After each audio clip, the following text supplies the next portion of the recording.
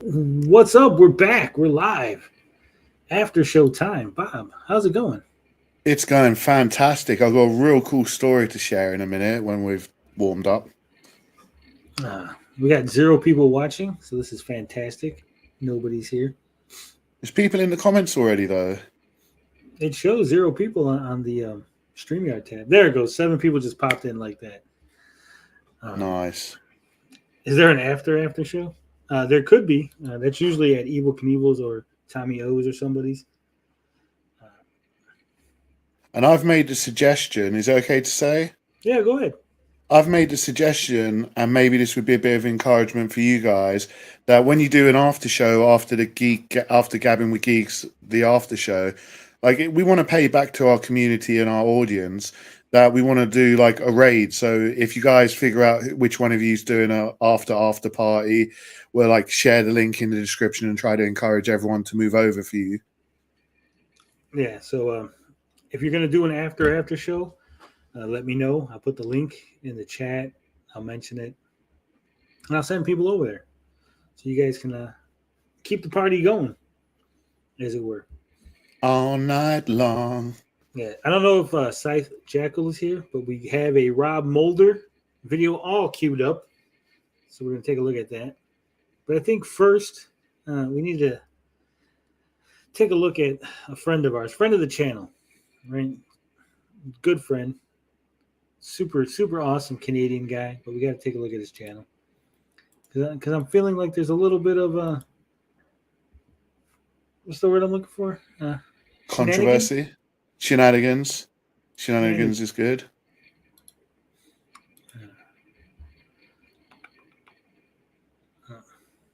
So wow, he's streaming right now. We could watch him stream right now. Oh, stream snipe. So this is the Canadian gamer YouTube channel. No, he's playing No Man's Chill. He's playing No Man's Sky chill stream. You'll notice that he has 3,000 subscribers. We have 12 people here watching, just bullshitting. But Mr. 3,000 sub channel has 3 people watching. 3. Streaming from his PlayStation 4. Hasn't even got a capture card or a PC. Hey, I stream from my PlayStation 5, Bob. Don't knock it. Peasant streamers, you're not committed. Let's see what he has. Oh, he did a rant on Lady Decade. We had to watch that too. So remind me, we got to watch the Lady Decade video. Yeah. Let's see what our buddy's up to. Fuck. Streaming at a glorious 4 FPS. He's got Gus Coop, Baltimore Retro CRT Gaming filter. I don't know if you can see that in the sky. Fucking riveting. So now I have access to this here. I don't know why I have to come all the way over here to do this. He doesn't know why he has to play the game the way the game wants to be played, guys. Oh my god. No. Scythe Jackal, this will not be uploaded. Maybe when we talk about the Bald Molder clip, Hey, I might how do I construct this? get our guy to clip it. Blinded. I might get blinded to clip it, or I might clip it myself. But most of the after show always goes unlisted. It's for us just to have fun, relax, party on. It's not meant to be serious. It's not meant to be anything other than guys being guys, just hanging out, having a good time. Having a good time. We're going to make Bob do karaoke eventually. Oh, Jesus Christ. What am I can't sing. now? You have a whole album, but you can't sing? Well, it's kind of like it's almost like Mumble rap? half rap, half singing, kind of somewhere in between. This is fucking riveting content, by the way. Canadian gamer talks through his giant honker. Give me a fucking hint. Nothing.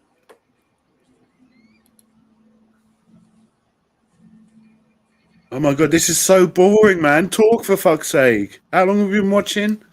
He's got 0 likes. He's been streaming for 50 minutes, almost an hour.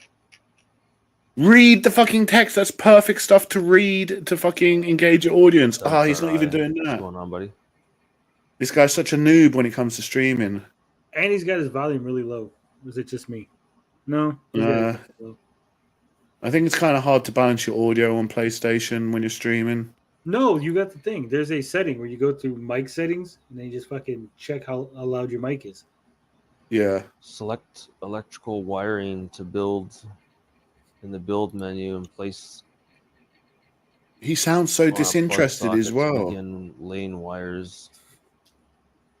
He's having trouble reading. Yeah, Is he drunk, high, tired? I don't think he understands the game. It's 3 people watching. Powering the base. Yeah, That's with this us. Is it.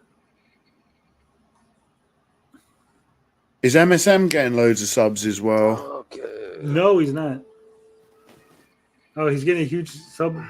No, he said MSM says he's getting the huge sub boost because his vids are going viral. Yeah, the vids are going viral because he is buying the views, right?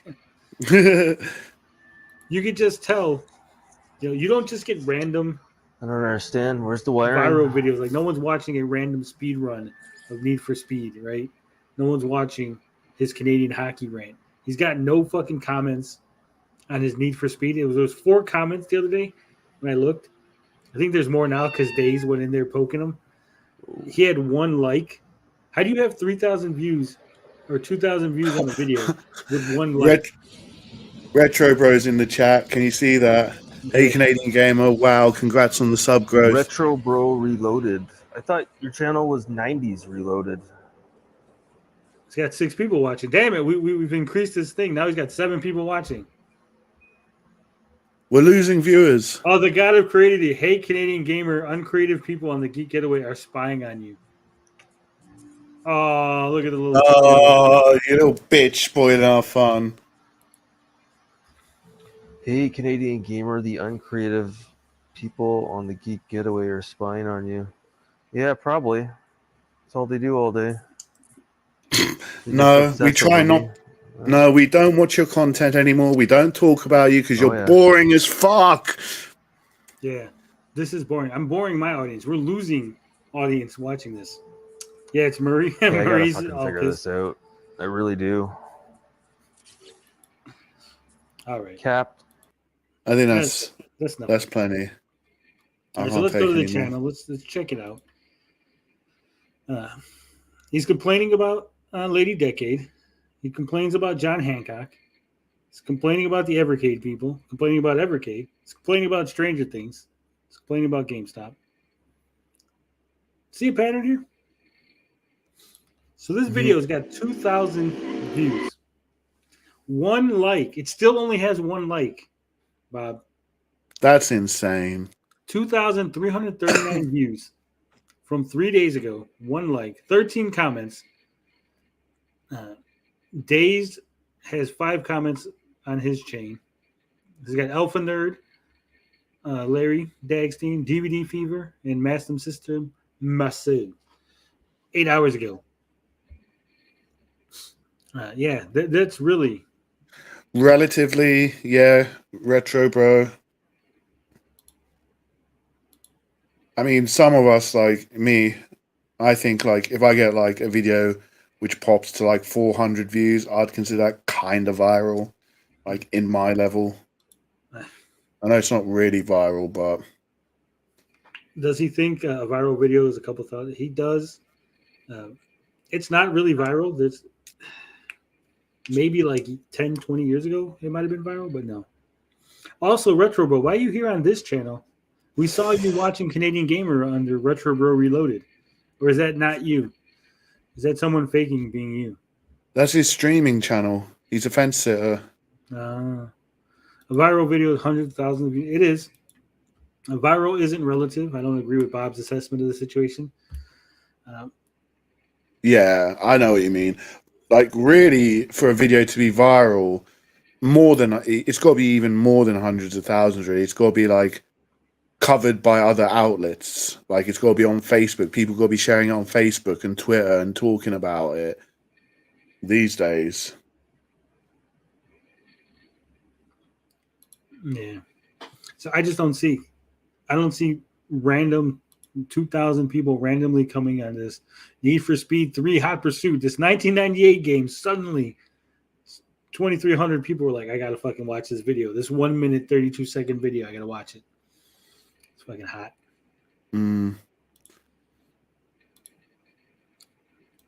What's up, Potion Soda Run? What's up, guys? Holy shit, it's a real potion. What's up, my dude?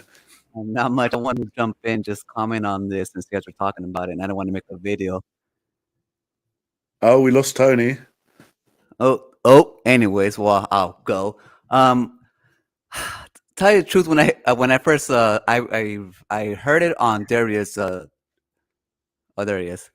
I boomered myself. I hit the back button on the wrong fucking screen. So I was saying, I watched this Darius Truxton video the other day. All right. All right. I didn't watch it, so you're gonna have to fill us in on what it was about. Hold on. Yeah. Hold on. I have my YouTube on. Hold on. Boomer stuff. Okay, there we go. So I was saying, and so that's when I noticed that his subscription thing jumped, and so did his view count. But thinking about it, do you really think he bought subs again, or he's buying subs? Because I think someone's probably setting him up, to tell you the truth. I mean, he don't seem like he's very enthusiastic about getting subs as it is. So, like, I don't know if it's really him or someone just messing with his channel and kind of just making fun of make him look bad.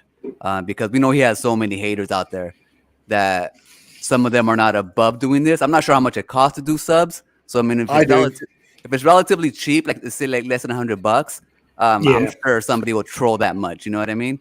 So, I mean, it just doesn't make sense for him because, I mean, he would already monetize it if that was his goal. I mean, how are you going to just jump in? Is he monetized now? Oh, well, that's good for him. I mean, he should. YouTube's going to fucking run ads on your channel either way. But either way, I don't know. Like, the thing is, we don't get paid for how many subscriptions we get. It's for watch time, you know, how many clicks and all that stuff you get. So if you don't get any interaction with all those 3,000 subs, it doesn't matter if he buys them or not. Same thing as 8-Bit Eric, you know, I'm sure he probably has maybe 20,000 subs, you know, for reals, and the rest are all fake. But I mean, what's the point? And I think he knows it too. He's not that dumb. And I know, like, you'd be like, you're giving him way too much credit, bro. No, he's fucking dumb. Dude, come on, dude, you chill for the Amico. Come on, let's be fair here. So I'm just saying, I don't think he's dumb, but he's not like stupid this way to just buy subs over and over, knowing that we're all gonna make fun of him. I think it's a setup. Honestly, no, I don't think anyone's spending their own money on fucking Canadian Gamer. Come on, you freaking spend money on the Amico event. So come on, it's like people are gonna spend money on. I actually didn't spend money on it. But your time is money, man. One other conversation. Hold on, real quick, because I want to talk about this Canadian Gamer thing. Yeah, but I'm not going out of my way and like buying subs for Tony. Like, I'm benefiting from that. But to mess with somebody, I think somebody would. I mean, I don't think there's enough coverage. I don't think it's that big of a deal. They have that website where you can send shit to people, and you think people aren't gonna spend money to send shit to people? Yeah. Potion Sword. Here's why I disagree with you. First off, he was on Twitter bragging about hitting the 1,000 and getting monetized, and haha, I beat all those guys. I beat Darius and Tony and all them. Right? He was bragging about that. Number one. Number two. If somebody did that to mess with him, they would have already been like, hey, YouTube, he's buying subs, and look at it, there's proof, right? Because if they're trying to mess with him, there has to be an end goal. Sending them subs. I don't know. What would be the point of sending someone subs unless you were going to like flag their channel? They're trying to make him a mark like they did like OBP. Like everybody knows, like OBP bought subs and like we couldn't take his video serious anymore. So I think that's just kind of the same way. I mean, if I was evil that way, did anyone take Canadian Gamer serious to begin with, though? I don't know. He has his little peeps, but I'm just saying. Like if I was petty like that, that's something I would do to fuck with somebody. You know what I mean? But I mean, so I'm thinking it's not beyond people who are not reasonable like myself. So I'm just putting it out there. You guys can think what you guys want to think.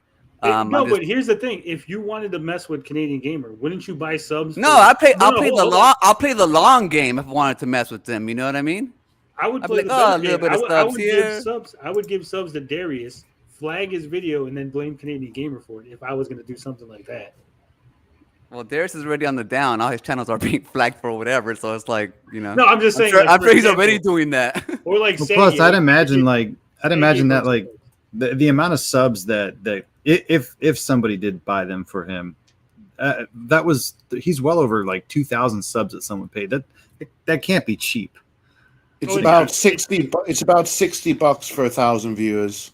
Oh, that's subs. cheap. Come on, I spent $60 on bullshit, fucking Skittles. You know what I mean? So, yeah. That's. I don't think here's why I don't think someone's doing it. Because I don't think it's gotten enough attention for somebody to feel like that's worth their time and money. Like I feel like there's more productive ways to fuck with Canadian Gamer than buying subs. The only one who's going to talk about it is Darius, maybe, and then for like 5 minutes on a live stream, and then Tony might bring it up here. Not somebody who believes that that YouTube is all Canadian Gamer has. If they really believe that YouTube is like his only, his reason for living, then they're going to mess with it. Yeah, but Canadian Gamer is dumb enough to believe that those. Tony, you got to put a poll up in the chat. I think this needs a poll. Well, of course, the poll is going to be opposite because everyone hates them. I mean, for good reason. I know what you're saying, Potion, and I kind of like I'm 60-40 on it. Like 60 on the side that he bought it, 40 that it could be like someone fucking with him. See, I'm more like that too. You gotta equate it like if someone's buying him subs, how much fucking with is that going to do to him? The worst thing which could happen is he doesn't get monetized because he's got fake subs, but he got monetized, so that didn't work. The worst thing that can happen is him looking at a poll and having like 80,000 subscribers and only 200 clicks and views, and people just constantly making fun of him over and over again with his big old sub count with his low viewership. What I think's happening is he wanted to get over that 1,000 line so badly. He bought a few subs, saw how it was going. He got addicted, and he bought another 1,000. I bought 1,000. Hey, maybe. I'm going to buy another 1,000 on that, Bob. Yeah, and we're going to see in another couple of weeks he's going to get another 1,000, and then another 1,000. It's just going to keep going. Because there's an evil genius out there messing with him, and like, I think he has a really weak ego, and he needs these subs because like you said, YouTube is like the only thing this guy's got going for him, man. I know, but I think it's like he's been on the platform for 11 years, like doing I don't know how long it's been. Exactly, and he's got fucking nothing to show for it, and it's probably hurts his fucking feelings. So why wait till the 10th year to start buying subs now after all this shit? Because like Bob said, he wanted to get monetized, man. He was desperate to get monetized. He was making fun of us because I said I wanted to get monetized. And remember, he was making fun of all those other channels. Oh, look at them trying to be desperate to be monetized. Now he's going to show us. Look how easy it was for me to do it, guys. I didn't even have to do any effort, and all these subs just came. When he says stuff like that, he does it to troll you guys or to troll us. It's like, come on, he don't. But it doesn't. But I'm saying we don't even care. That's the thing. Yeah, we don't care. That's the thing. It's funny, but it's just he's a terrible troll. I'm just playing, devil's advocate because I'm not. At first, I thought maybe, but then I was like, I don't know. Remember, there's a lot of weird people out there. He knows you could buy subs because he made a video. I remember that video. He bought subs. Remember for it was Alpha Nerd, I think he was trolling at the time. Yeah, I remember that video. So, but here's the thing, and then when he was accused of buying subs, he tried to backtrack and was like, instead of being like, man, I don't know, maybe someone did buy me subs. He was like, no, didn't he say he ran advertisements, which is just a fucking cop out in my opinion, because the thing with advertisements is it will give you views, but it rarely translates to subs, and that's why I didn't believe OEBP either, because I'm like, okay, but people aren't subbing. A lot of people, when they see your ads, they fucking click through it, like, or they're hitting skip because oh fuck, this is a 8-minute advertisement that I don't feel like watching in between my how to fry egg videos. Like, no one gives a fuck. So you'll get a lot of views, but you won't get subs. You'll get a lot. Yeah, you get a lot of views for the crack. And the thing with like this whole viral thing that he keeps saying, and that was another thing. Oh, I had a video go viral. So in my opinion, he probably bought views and was like, well, if I just buy subs, it's too obvious. So I'm going to buy views, and then I'll get a video that has 3,000 views. And then I'll get all these subscribers, and people thought, oh, I just had a video go viral. So I'll look at all these subscribers. And that's kind of like how he was portraying it. But the thing is, like, okay, I'll give you an example. I had a video one time do 20,000 views in about 3 days, right? I maybe got like 30 new subscribers off that one video. Years ago, I had Pat, when they were doing the CU podcast, when Ian was sick, ironically, Pat gave me a shout out in one of the videos that he did. And it was like a whole segment on my channel that he shouted me out, and I got like maybe 350, 400 subscribers in a day from that. And it never went over like maybe 500 from that entire like shout out. So even with all those things, like you're not going to jump 1,000 subs in a couple days. It's completely unrealistic. And the fact that he went and tried to almost like kind of backtrack and cover it up, it was super suspicious. I was like, dude, you should have just been like, I don't know, maybe someone bought me subs. I don't know what the fuck happened. Don't try and be like, oh, I did that later. Yeah, He did say that though. He did say that. okay, though. but before that, he was like, "Oh, I ran advertisements and made up some fuck. Oh, I had a video go viral," which is total fucking bullshit. I think the best way would have been just to own it. Just be like, yeah, I bought fucking subs. Fuck you guys. I got 3,000 subs, and I'm What if he Fuck didn't you. though? What if he didn't though? That's the thing. Like, why would you own something stupid?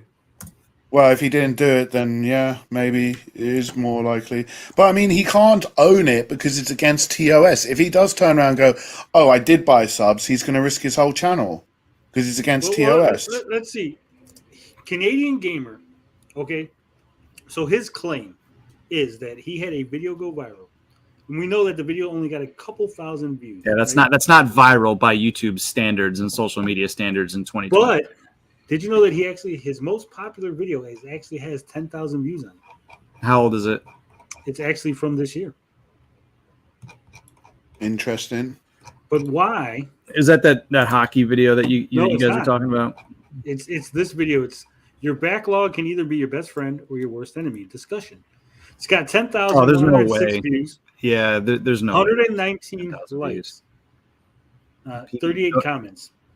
He bought those. How many comments are there? He bought 30 those views. 38 comments. That's such a fucking generic ass topic in the retro gaming community. There's no way that warrants 10,000 views in a month. There's no way. Especially coming from Canadian Gamer, who no one really respects his opinion. He's like not like, oh shit, I got to see what Canadian Gamer has to say about this subject. But here's the thing: how come he's never mentioned this video? You would think this is his most popular video, and it's recent. He would say, "Hey guys, didn't you see my backlog video hit 10,000? That's why I got all these subs." No, but instead he's going, "Yeah, my Need for Speed video with 3,000 that went viral." Come on, something's not adding up there. I've never seen somebody buy subs to fuck with somebody on the 7 years I've been on YouTube. I don't think that happened. I think if they wanted to fuck with them, they try and dox them or do some shit like that. I don't know. Not help the guy by making him monetized. Well, I have I seen think that's people. on the next level trolling. I think so. Someone I would don't have come know. out by now and said, "Look, guys, here's the thing. Here's my receipt for buying subs for Canadian Gamer. Haha, he's a loser who can't get any." Right? How long are you gonna wait before you? Till he hits 10K. Then you would have just bought him 10K right away. Be like, haha, look at that. Maybe Hey, maybe it's a this long person- haul troll. Maybe this person is saving money, has to wait till his And paycheck every 2 weeks. just So another every 2 viewer. weeks will see an increase. Just another viewer made a really good point. He never celebrated the fact that he got these subs. Like any Because he YouTube was content- ashamed. No, because Yeah, we were because making fun of him. He fucking bought him. That's why. Because exactly why he's gonna celebrate when everyone's over there making fun of him. He's probably like, Exactly. fuck, That's why I know. don't. That's why I don't think somebody bought him for him. I think he bought him, and he. No, I think if he he's not bought him, celebrating. I think if he bought him, he would have celebrated because it would have been But like, he did oh. celebrate when he hit the 1,000. He celebrated. He went on Twitter and was like, "Haha, look at I made it. I'm monetized. You guys are losers." I don't know. I don't follow him, so I guess maybe. I can bring it up if you want. I don't care. I'm just saying. Nah, I believe you. I believe you guys. So I'm saying, I think he bought him. I think he bought him himself. He thought he could slip by.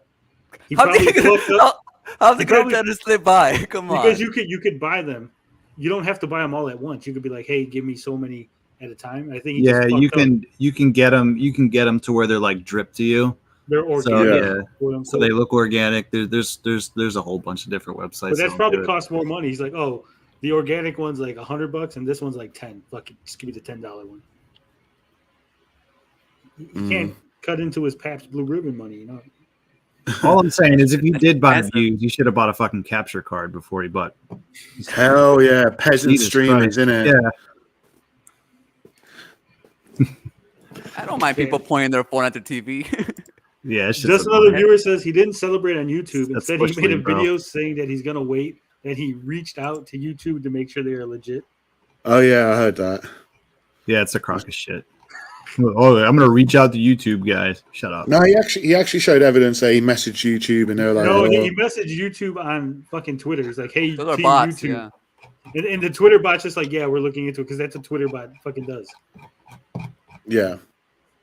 So I don't think he actually legitimately reached out via email or something. What is he gonna do? Report his own channel? Hey guys, let me report my channel. I think he fucking bought views. He bought subs. He doesn't have comments. The comments are the reason why, I think, and the likes. How do you have 2,000 views and one fucking like on your video? Yeah, that's suspect. That was Alpha Nerd who liked it. And it's on a Need for Speed. Yeah, people No, are it's- looking no, up it's Need 'cause for Speed runs. No, it's because they're doing a Need for Speed like challenge, I think, or a lot of them are. I keep on seeing them pop up in my little. I follow Alpha Nerd, so I see his little Need for Speed stuff pop up. Alpha Nerd's still making videos. I believe, yeah, I believe so, but they're mostly just like speed runs. I will hate. I mean, I respect Hood Gaming with no capture card, but I will hate on it, man. It's 2022, man. Get a capture card, get a laptop, or fucking stream from your PlayStation.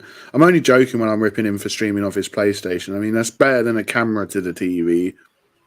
But like the bitrate is so awful on PlayStation. Darius went out and got a fucking capture card in a PC. Like, Yeah. it makes your streaming so much better. No one wants to watch. No one wants to see the fucking background of your ceiling fan coming through the glare on your TV.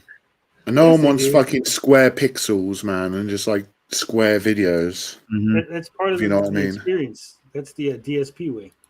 Nah. I'd rather stream at 30 megabits per second upload, 4K, all fancy. Well, here's the thing. I think we should get off of the Canadian gamer subject because I got something more Please. important to share with you guys. You're all gamers. You all play video games, right? We don't know about you. But I I'm saying play. the three of you guys play video games. I dabble. But did you know that video games don't actually make you happy?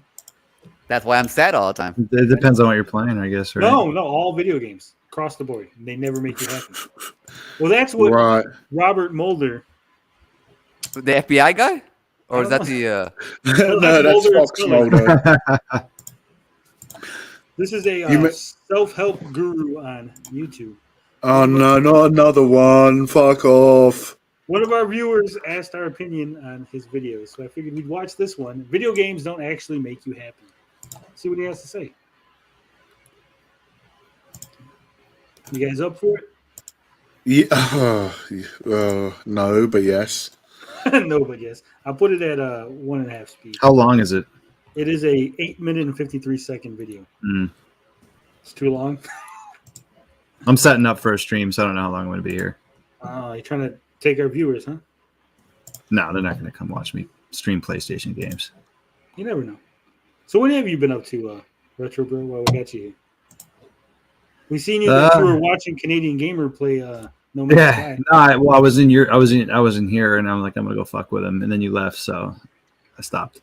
But no, I've been uploading more edited content on my channel, and then and that's taken a lot of fucking time. That last episode literally took me 2 weeks to make.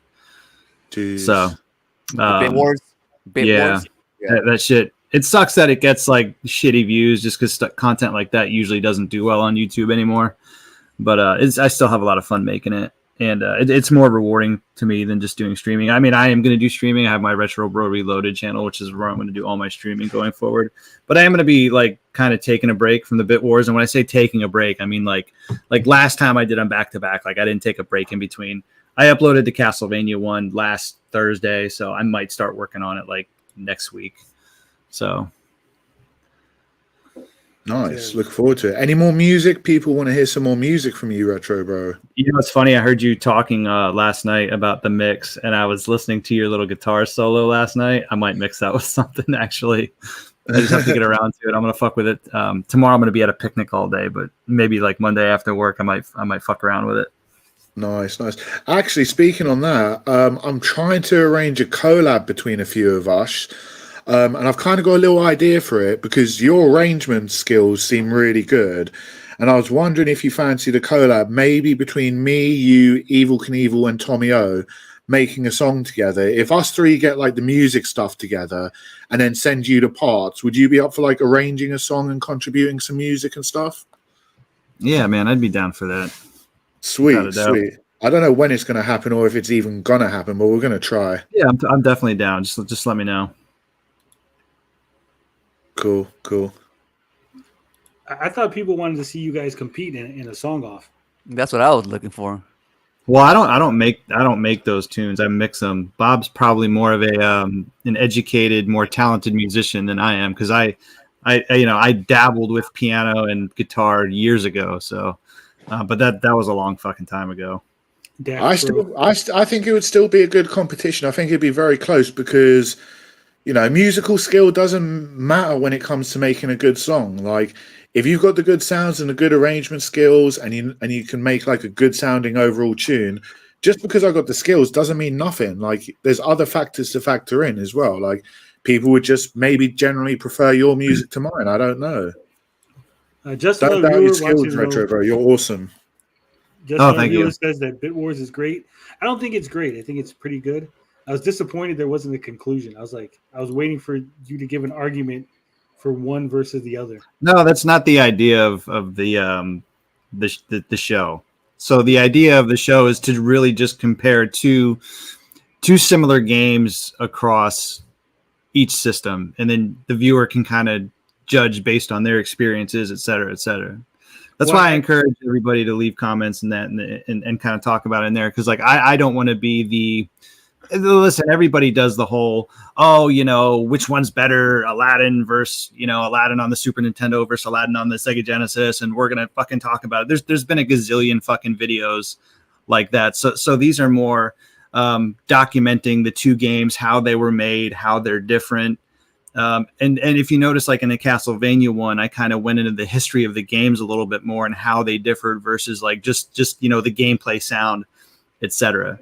So it's more about how the similar games are different. So like the next one I'm going to do is NBA Jam. I'm going to talk about the arcade version, the Genesis version, the Super Nintendo version, and kind of go through the history of how they're made, how the arcade, one came out and then was put on, the consoles.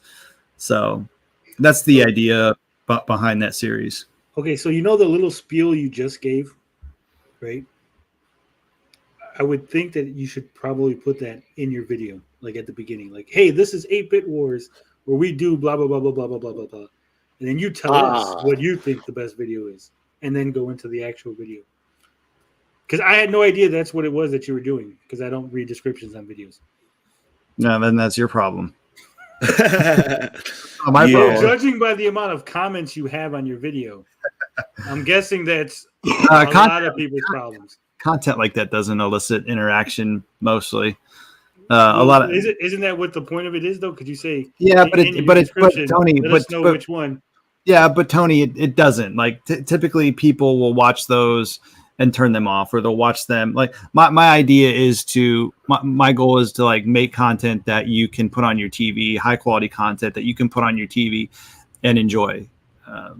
That's because that's how I like to watch YouTube. Really, like I'll watch like space documentaries and video game documentaries. Like I want to put out content that I enjoy, and I understand that stuff's not always going to be pushed with the YouTube algorithms. It's not going to be, there's not going to be a lot of interaction unless you are like a 200,000 subscriber channel.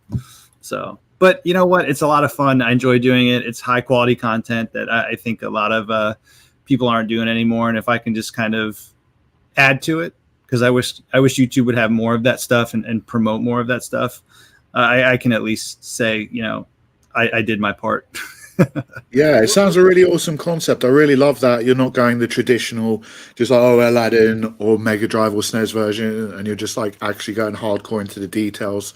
That's really interesting, man. I'm hyped for it for you. Again, I think it's good content, but I think, in my non-professional YouTube opinion, that would get more people engaged, and more engagement means more promotion and more people enjoying your content. Yeah, we'll see what I do, man. I mean, it's only episode 2, so there's obviously like anything on YouTube. When you start one thing, a year from now, it'll be 100 times better.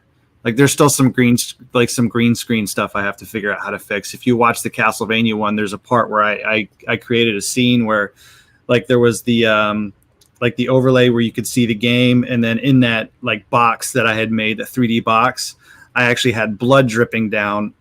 And then when I inserted the video file with the chroma key, the blood, when it went over the video file, actually went from red to brown. Not everybody notices that. I noticed it because I spent, 12 hours editing the video. So for me, I couldn't figure out how to fucking fix that. And I was like, you know what? This is fine for now. I'll fix it. I'll figure out how to fix it, maybe down the road. So. I thought you were just trying to say the game was poopy, and that was Also that. We'll go with that. All right, so let's get into this video here. One of the viewers requested it. I said, hey, you make us a request and we'll take it. We're like Burger King. We can give our show and have it your way, right?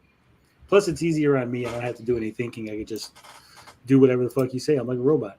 So, whenever I make a video where I tell people that playing video games might not be that good for you, that it could limit your success and on your dopamine system, etc., there's always a couple of guys in the comments, not just in my videos, but in any of these videos, always a couple of guys in the comments saying, no, you don't understand. I can't quit playing video games. No, I need video games because they make me happy. And video games saved my life because I was depressed. And because I played video games, that saved me because they finally make me feel good. Guys, think about it. This is the harsh truth, okay? 99% of these people. First off, it's cringe as fuck when people bleep out their swear words. Yeah. The YouTube. It's amazing what you will, if you don't swear in your videos, how much it affects your videos. Nah, fuck that. Don't swear then, right? You can not swear. Just don't swear. I'm with you, Tony. I'm totally right there with you. And if you followed the YouTube terms and updates, I don't know if it's changed since the last time I saw it, YouTube considers beeping swear words just as bad as having the swear word. Yeah. I remember that too. So people that say that video games make them happy aren't actually happy. That's the very problem. They are. Wow, that was deep. They said people who play video games and said that video games have made them happy, they're not actually happy, guys. They're lying. Wow, mind blown. This video doesn't make me happy. It doesn't make me happy either. Unhappy, and they are using video games as an escape from reality. No shit.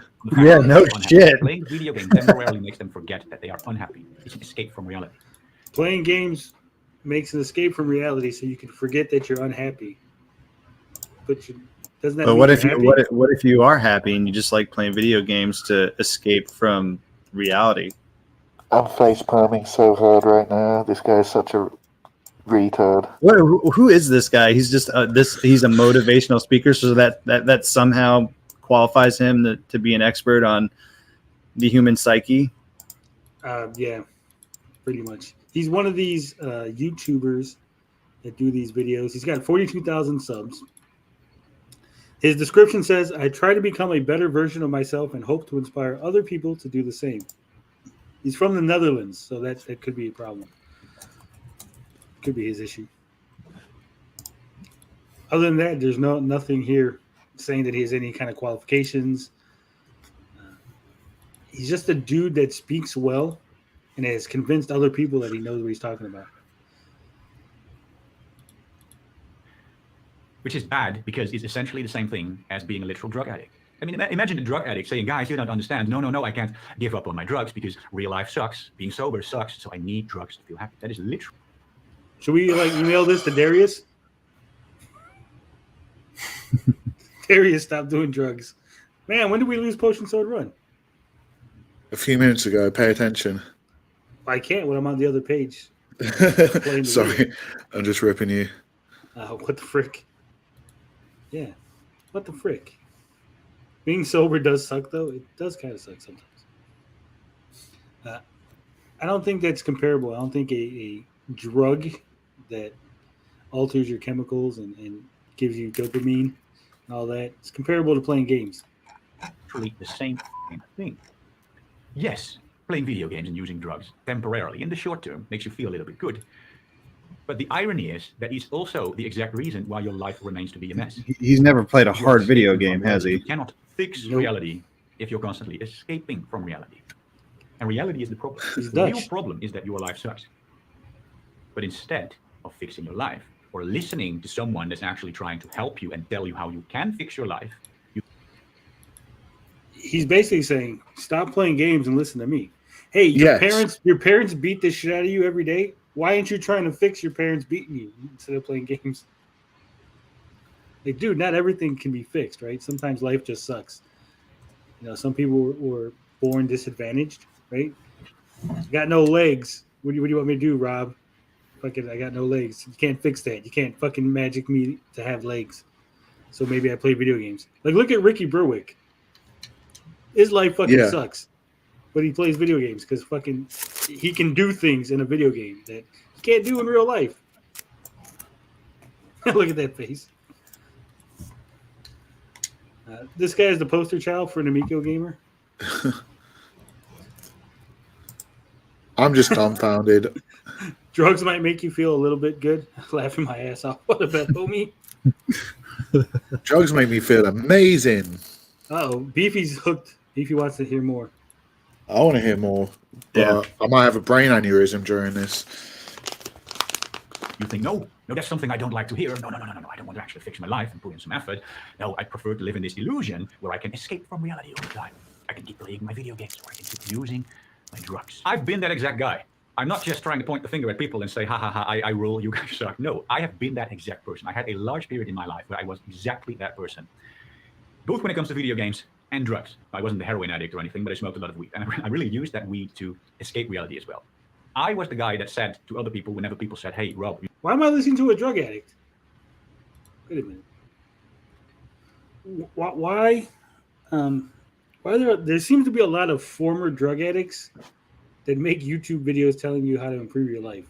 I've seen this so much, man. Like, they quit the drugs. They think they're all high and mighty. They preach to other people. And then, like, really? They're like, no, didn't quit the drugs. They get back on them, and then they keep doing it, and they make money. Like, it's fucking... Looks like annoying. A mess. Yeah, he's a quitter. Yeah, exactly. Why am I going to listen to a quitter? He's taking he's taking a very easy... It's such an easy argument to make, like this is the thing against games, just because there's a very small amount of people that probably are addicted to video games. Like, you hear about those people that are addicted to those online MMOs, and that's like their life, and they get seriously there was a guy who fucking died in his house. They found him and shit. He didn't move for days or whatever. So he's playing. It's always that one guy. But like that somehow becomes the poster child for every kid from one of these ass shats who think like, oh, they have an argument against games and games are terrible and this is why. It's such a fucking easy argument. I mean, I don't know like I don't know who this guy's channel is. If this is like just maybe he was like bored and looking for content. I know some very successful people that still play video games. I mean, not according to him. Yeah, and not just that. I also want to add, like, who is this video targeting? Like, if it's targeting younger gamers, they're probably too young to be relevant. The average gamer is like 35 years old and only plays about 2 hours a day anyway. So I wish I had time for 2 hours a day. I know. You tell me about it. Like, that's the average. Well, I'll tell you who he's targeting, Bob. He's targeting impressionable 14 to 17-year-olds, people who are confused about their life, are looking for somebody to look up to. And he, like I said, he is well-spoken. He comes across like he has authority on things, right? He's like, this guy has achieved. Look, he'll be like, hey, look what I've achieved in my life. I fucking climbed a mountain and I'm out there riding my bike. And they're like, you know how easy it is to fake that shit on fucking YouTube, man. I do. The majority of these people making these motivation videos are just as fucked up as everybody else in the world. But they just, like you said, they're well-spoken. They know how to, they have the gift of gab. They can make stuff sound good. And they're fucking, they have no accomplishments of their own. That's the thing, like these self-help and these life coaches, they've never done shit. The majority of them have never done shit. Of course, there's a few out there that have reached success in the pinnacle of their career and want to actually help other people, but Like these fucking people that come out of nowhere and they're on YouTube all of a sudden, they're full of shit, you know? Yeah. Yeah, this guy's only been, his oldest video is 1 year. Yeah. He talks a lot about nofap. So That sounds horrible. If it is what I think it is, it's the worst. Like, why? Why? We'll get to it. But Mr. Beefy says former addicts usually make the best substance abuse counselors. This is true because somebody who's on drugs can probably learn a lot from somebody who used to be on drugs who's now off of drugs, right? They know what you're going through. They can relate to your struggle to get off the drugs. Video games are not drugs. Yeah, no one's saying that he like maybe in the drug space, if he is a recovering addict, then and he has managed to, you know, break free from that, you know, then yes, he's probably a person to talk to, but like that doesn't somehow automatically qualify him as a life coach to someone who's never done drugs, or a life coach to people who play too many video games. Like, no, stay in your lane, bro. But like, surely, like, there's a limit of how much information a former druggie could give to someone who's on drugs. Because, like, wouldn't you like need some, like, I don't know, like, wouldn't it be better to get information from a trained professional to like help you? Like, I don't know. Here's the thing. First off, Dorkside says he's a former druggie who wants to shit on others to make himself feel better. It's probably true. But here's the thing, right? A former druggie makes a great counselor for one-on-one interaction in which the former druggie can hear what your specific issue is and then respond to it. Making a YouTube video with blanket statements and very vague platitudes, that's not the same thing, right? I can make a video going, hey, everybody be nice to each other. And if you just think good, happy thoughts, your life will be better. And stop doing the bad things that make you feel bad and do the good things that make you feel good. Here's my Patreon. Give me money. Right? That's basically what he's doing. You know, general statements. Yeah. And there'll be some people like, oh, that applies to me, right? Because if you make a vague enough statement, it's going to apply to somebody. And that's what he's aiming to do. He's just casting a really wide net and hoping to catch a few people in there. Yeah, totally. Drugs can change chemistry, yeah. Video For games sure. can't be addicting. I'm going to disagree with you, Beefy. We've discussed this before. It's not the video game that's addicting, right? You don't have somebody shaking like, I need to play a platformer. Fucking give me a platformer. Because they're not addicted to video games. They're usually addicted to like the gambling mechanics in the video game. It's not an actual addiction, but they're just escaping reality. So video games is the place where they don't have to hear their parents fighting every night, right? So they can put their headphones on and play something. Actually being addicted to video games, it's not real. It's not a real thing. Because again, you're not addicted to like a specific game, right? And you have to play that game or a specific genre of game. It's just like, I just play video games generally. So that makes me addicted to video games now. People are not shaking. The kids are not at school shaking because they got 8 hours of no video games. They're like fucking foaming at the mouth. They're fucking in the nurse's office. I think they can become an addiction, but I don't think they are I would agree with you, Tony. I don't think they are themselves addictive, because if they were truly addictive, like a drug, then anyone's susceptible. That means like 90% of people who would sit down and play video games would suddenly be addicted to video games. Yeah. It's like fucking heroin. Heroin's like highly addictive. People who start using heroin generally get addicted to it because there's it's like 100% chance that you're gonna get addicted to it. Yeah, like video games are not addictive. I would agree with that statement, Tony. Beefy says he disagrees. I've worked with people who have not done their normal life activities. Then that became correct. They became an addiction, but they are themselves not addictive. They became an addiction for that person because that person more than likely has an addictive personality. They can become addicted to pretty much anything. I know people who are addicted to steroids. I know people who are addicted to going to the gym for fucking 4 hours a day.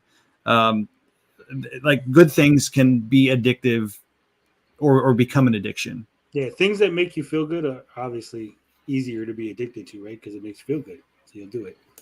But I think the issue is there's more to it, right? It's a combination of things. Like the video games make you feel good, plus there's something about that specific person that makes them addicted to video games. It's, like you said, it's not the video games in and of itself that's the addiction.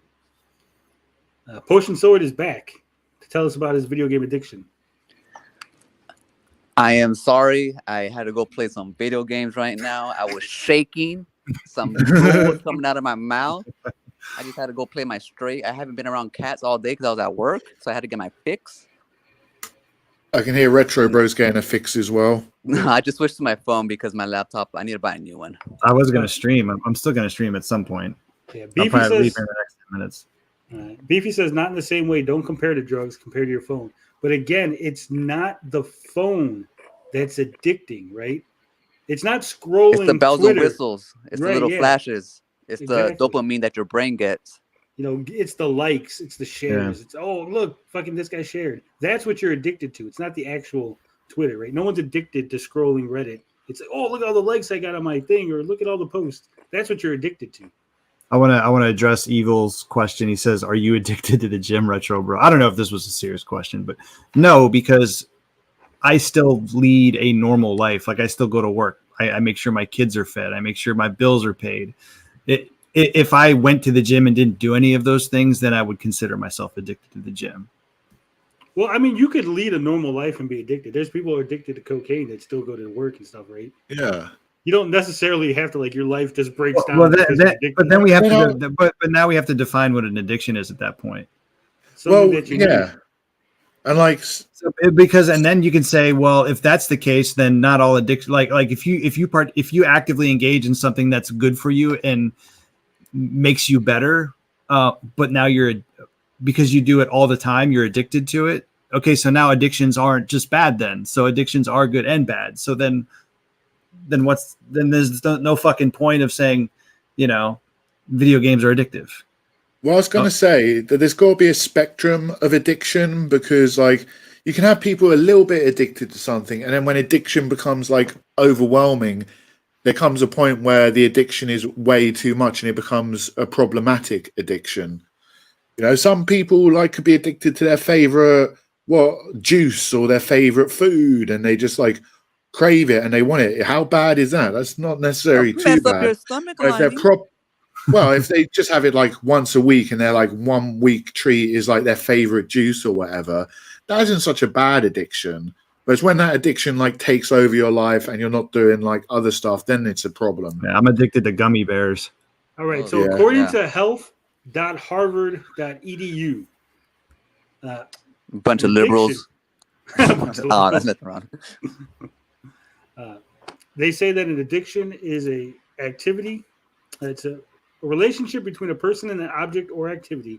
With the addiction, the object or activity becomes increasingly more important, while previously important things become less important. So that's how they define it. So then if you but what about, Tony, you brought up a good point. What about like you've heard the term working alcoholic, right?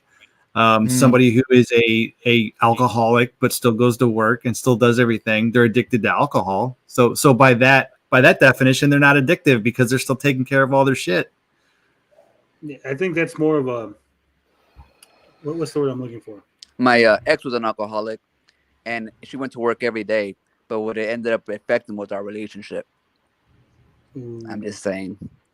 Did she have whiskey dick? Whiskey dick? Never heard that phrase. You never heard the phrase whiskey dick? No. Really? That's when that's supposedly when you get drunk and then you can't get it up. Can't get it up. No.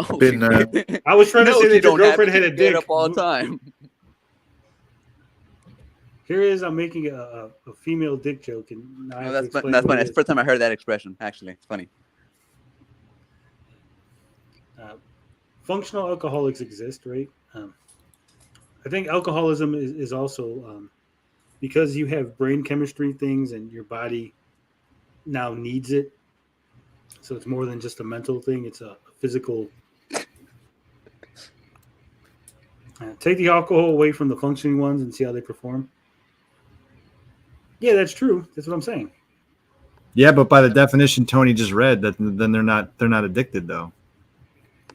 Maybe they're addicted, but the timeline is so small that in 20 years the alcohol will overtake the other things, in importance. That's true. Yeah. Body gets used to it. Yeah. Again, when it comes to video games, I just don't see anybody really being truly addicted to video games. If they're like, I need to play it, I can't do anything else in my life. Kids are lazy, right? By definition, most people are lazy. Most kids are like, they don't want to clean their room, they don't want to do their chores, right? Even before video games, you know, no one was like, oh, they're addicted to books. Take books away because they're reading instead of fucking doing chores. That damn Treasure Island, fucking no. Right, so all of a sudden it's like rock and roll is evil. Comic books were evil. Movies, TV shows, cartoons. Right now it's video games.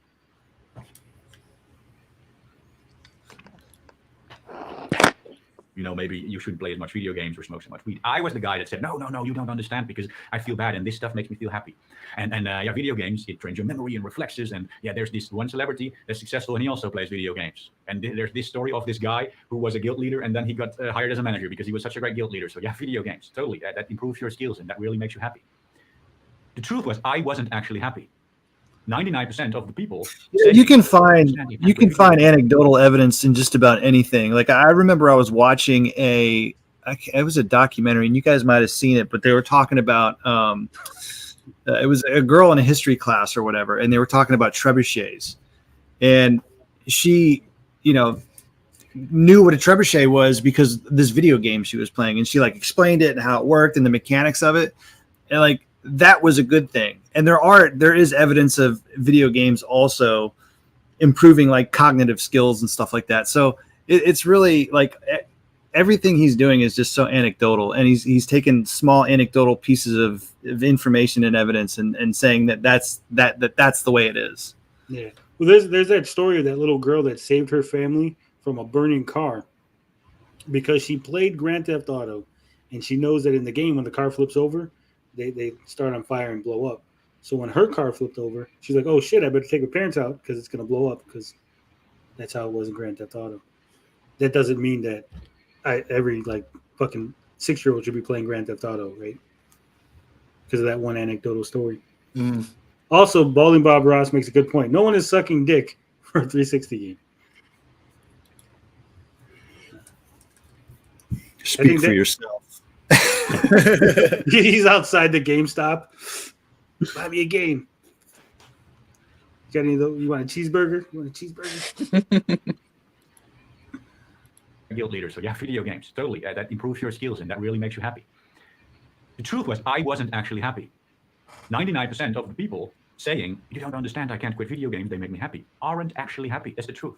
They aren't actually happy. I wasn't actually happy. And I was using video games as an escape from reality. But that's the problem, because you can't fix reality if you escape from reality. And when I actually... So because you had a problem, that's everybody else's problem. That's what you said. Yeah, that's what it sounds like. 99% of people, that statistic was pulled out your arse, mate. Yeah. You know what I do? You know, when I play video games after I've done everything for the day and I feel accomplished, and it's like, oh, good time for me to sit down. I can enjoy myself.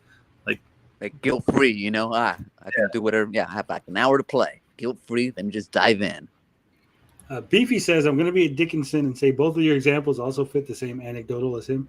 Lol. That was actually the point. That was the point of what we were saying. That was literally the point. We were showing that you could show anecdotal evidence for anything. That was the point. Also, you know, you can't just, all statistics on the internet are made up. You know, you can't just, hey, 99% of this, and like, where did you get that number? You just pulled it out your ass? Like, look, I'm sure that there's a small percentage of people who are truly unhappy and they play video games and it makes them happy for a little bit and they get the little dopamine hit from their World of Warcraft guild or whatever. And they probably would be better off, you know, improving their life. But he's making it sound like it's everybody, like it's across the board, like the majority of people playing games. We need to talk. We need to talk about Sweet and Tender Hooligans comment. I like that. Who's the most addicted to Amico? The haters or the cult? That's an interesting conversation right there, Tony. I think you and I were talking about this on Discord the other day. Oh, that's an easy answer. That's an easy answer. Tommy Amico. It's got to be the cult because of DJC. Like DJC just tips the scales.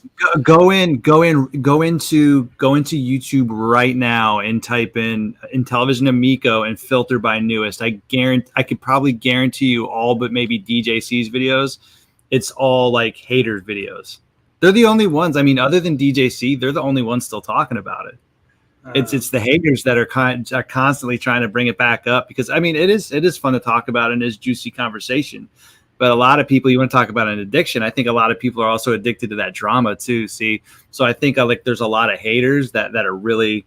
I'm not saying Chuck and some of the other guys aren't addicted to it too, but I would say right now, and you know, I'm biased, but I would say the haters are probably right now are more addicted to it. I would have said a year ago, definitely, you know, me and the rest of the cult at the time, for sure. But I think right now, I would say. Like people are still making songs about Tommy and shit. Like after like months of hearing nothing really and nothing going on, like people are still trying to make, you know, videos and re-upload my old shit and make fucking weird songs about it. You know, I would definitely say the haters at this point. That was a nice song though. You gotta admit. Yeah. Which one? Splish Splash? Yeah. Splish Oh, that Splash. one was good. Yeah. I mean, like I expect that from Tommy, but like there's other videos out there. I don't know. I did just do what you said. I did filter by recent uploads. Same. And we got Mickey Phantom is up there, Price of Gaming, Mike Videos. I got 2. Mark Will Classified, Sweet and Tender Hooligan, Evil Knievel. Leo DS, I didn't even know he still made videos on the Intellivision Amico. Leo's in the game. Made one a day ago. I think if you're going to ask who's more addicted to the Amico, I think it's going to be the cult, because they're actually addicted to the Amico, where most of the haters are addicted to making fun of the cult. Yes. That's my cop out. Or they have a weird obsession with Tommy still. What's up with that Like- dude who's obsessed with you? Which one? The one who leaves comments everywhere? Yeah, everywhere he's like, Retro Bros never apologize. I'm like, dude, he literally was on this show apologizing. You're leaving comments. I did an hour and a half stream apologizing to people. They're Like literally it's still on my channel. It's the only Amico video I didn't unlist or make private. It's the last Amico video I said I would ever do on the channll. But yeah, I don't know. That guy, I think that might be like a Turbo Joe alt account or Relic alt account, or I don't know. It's weird. It is. It'll be like unrelated to you at all. It'll be like like a Slot Ham. He's talking about like Street Fighter 6, and I'll see a comment.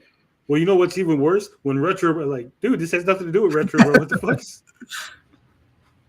It's funny because you're like the third person to ask me about that guy. I'm like, yeah, I don't know. What's his name? Like Demetrius, Devtro, something like weird. I don't know. Some weird foreign name.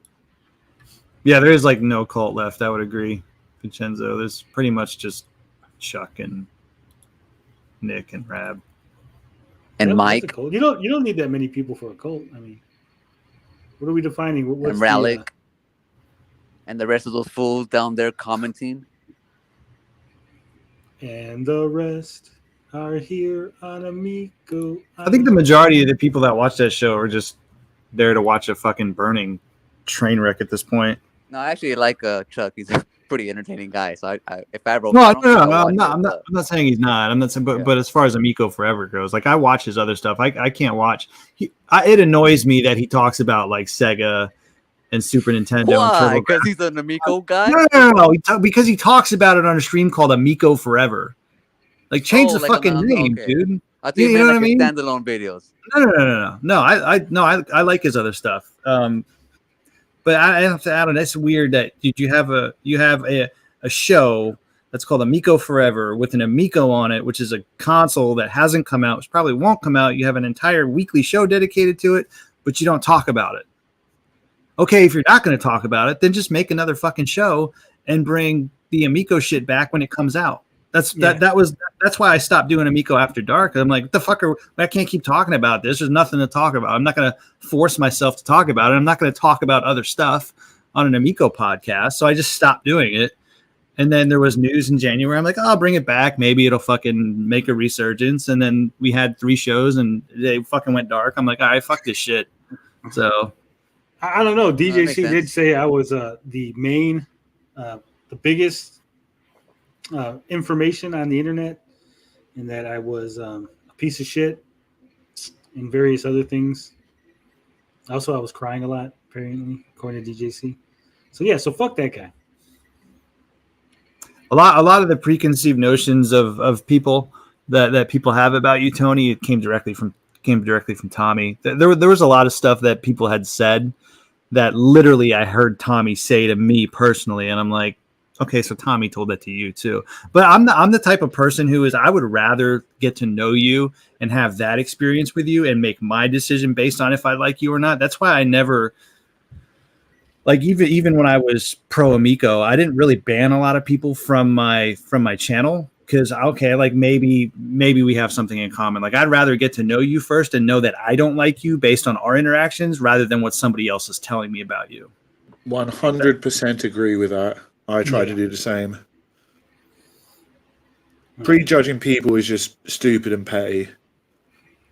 Yeah. So Also, it's not fair to make like a judgment off of like one interaction with somebody too. You know, Yeah, they or might hearsay. be having a fucking bad day, and you don't know, and maybe their fucking dog died. You know what I mean? Like 8 Yeah. hours ago, and they're in a fucking shitty mood. So This is true. The Amico is like Bruno. We don't talk about it. We don't talk about Bruno. All right, so let's get back to the video. Because Yup, that's Jones what, in for this video. That's what we're supposed to be talking about, not the Amico. We got sidetracked. We're so Thank you, addicted to Tender the Amico. Hooligan. Smoking weed. I became, this is no exaggeration, I didn't became like 2 times happier, 10 times happier. I became literally 100 fucking times happier. It was uncomparable. I went from like being in complete denial, not being happy before, to actually being happy. I used to be the person that would wake up in the morning and the first thing I did, and a lot of guys probably recognize this, but the first thing you do is that you start seeking for some form of instant gratification. I take a piss. I don't know about the rest of y'all, but the first thing I do is I piss in the morning. Like Coffee, cigarette. I even That's before me. all that, I fucking I take a piss. You know, you brush your teeth, you do those kind of things. I'm not looking for gratification when I just wake up, unless I got a chick in my bed. Then maybe, but I still piss first.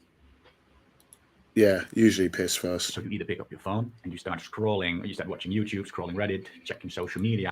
Who the fuck? He's definitely talking to kids because nobody with a job is getting up and fucking scrolling their phone. They're getting up, taking piss, eating breakfast, getting dressed, going to work, right? I look at my phone when I get up. Yeah. Oh, so this Turn the video's Well, for you you. guys are popular. You guys are No, popular. no. That's why. I look at my phone You have because friends.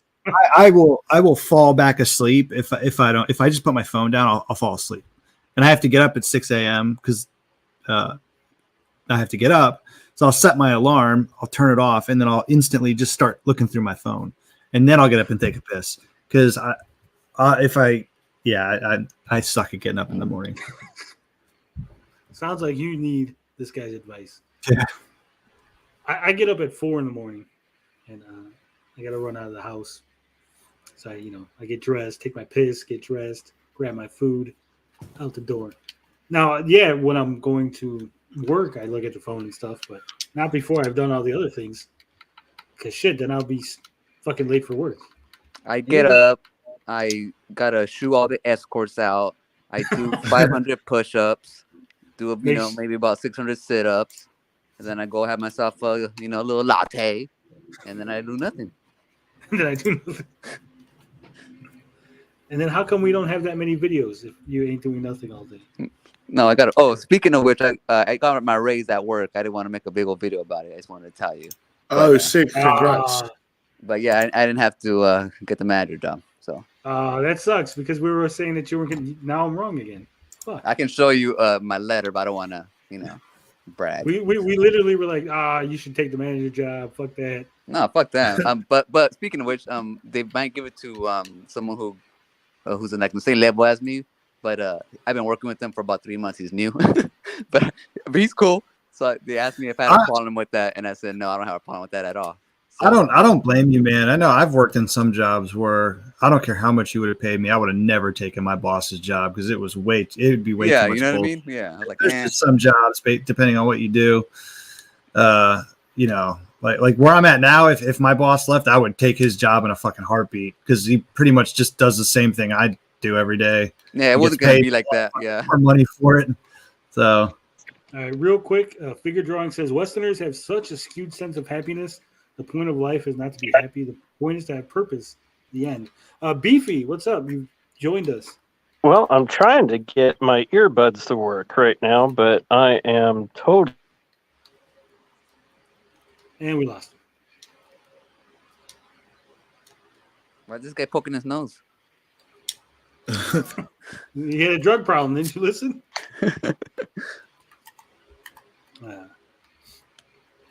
Let's watch more of this riveting content. Whatever. Maybe the first thing you do is open up your computer. You start up your computer, you start watching YouTube, playing a game, whatever it is, you find some form of instant gratification. Seriously, Your like, brain is so who the fuck gets, like, even kids, like, get up, probably get dressed, eat breakfast, and then they gotta go to school, right? There's like a real small window of people who are getting up and playing games and fucking watching videos. What's up, Beefy? What's up, Maggie? Oh, trying to get this damn thing to work. My earbuds did not want to work through StreamYard. I'm a boomer. Yeah, I gotta, for my headphones, I gotta like list a different audio thing on my computer. Yeah, well, Yeah, I I'm think- using my phone, unfortunately.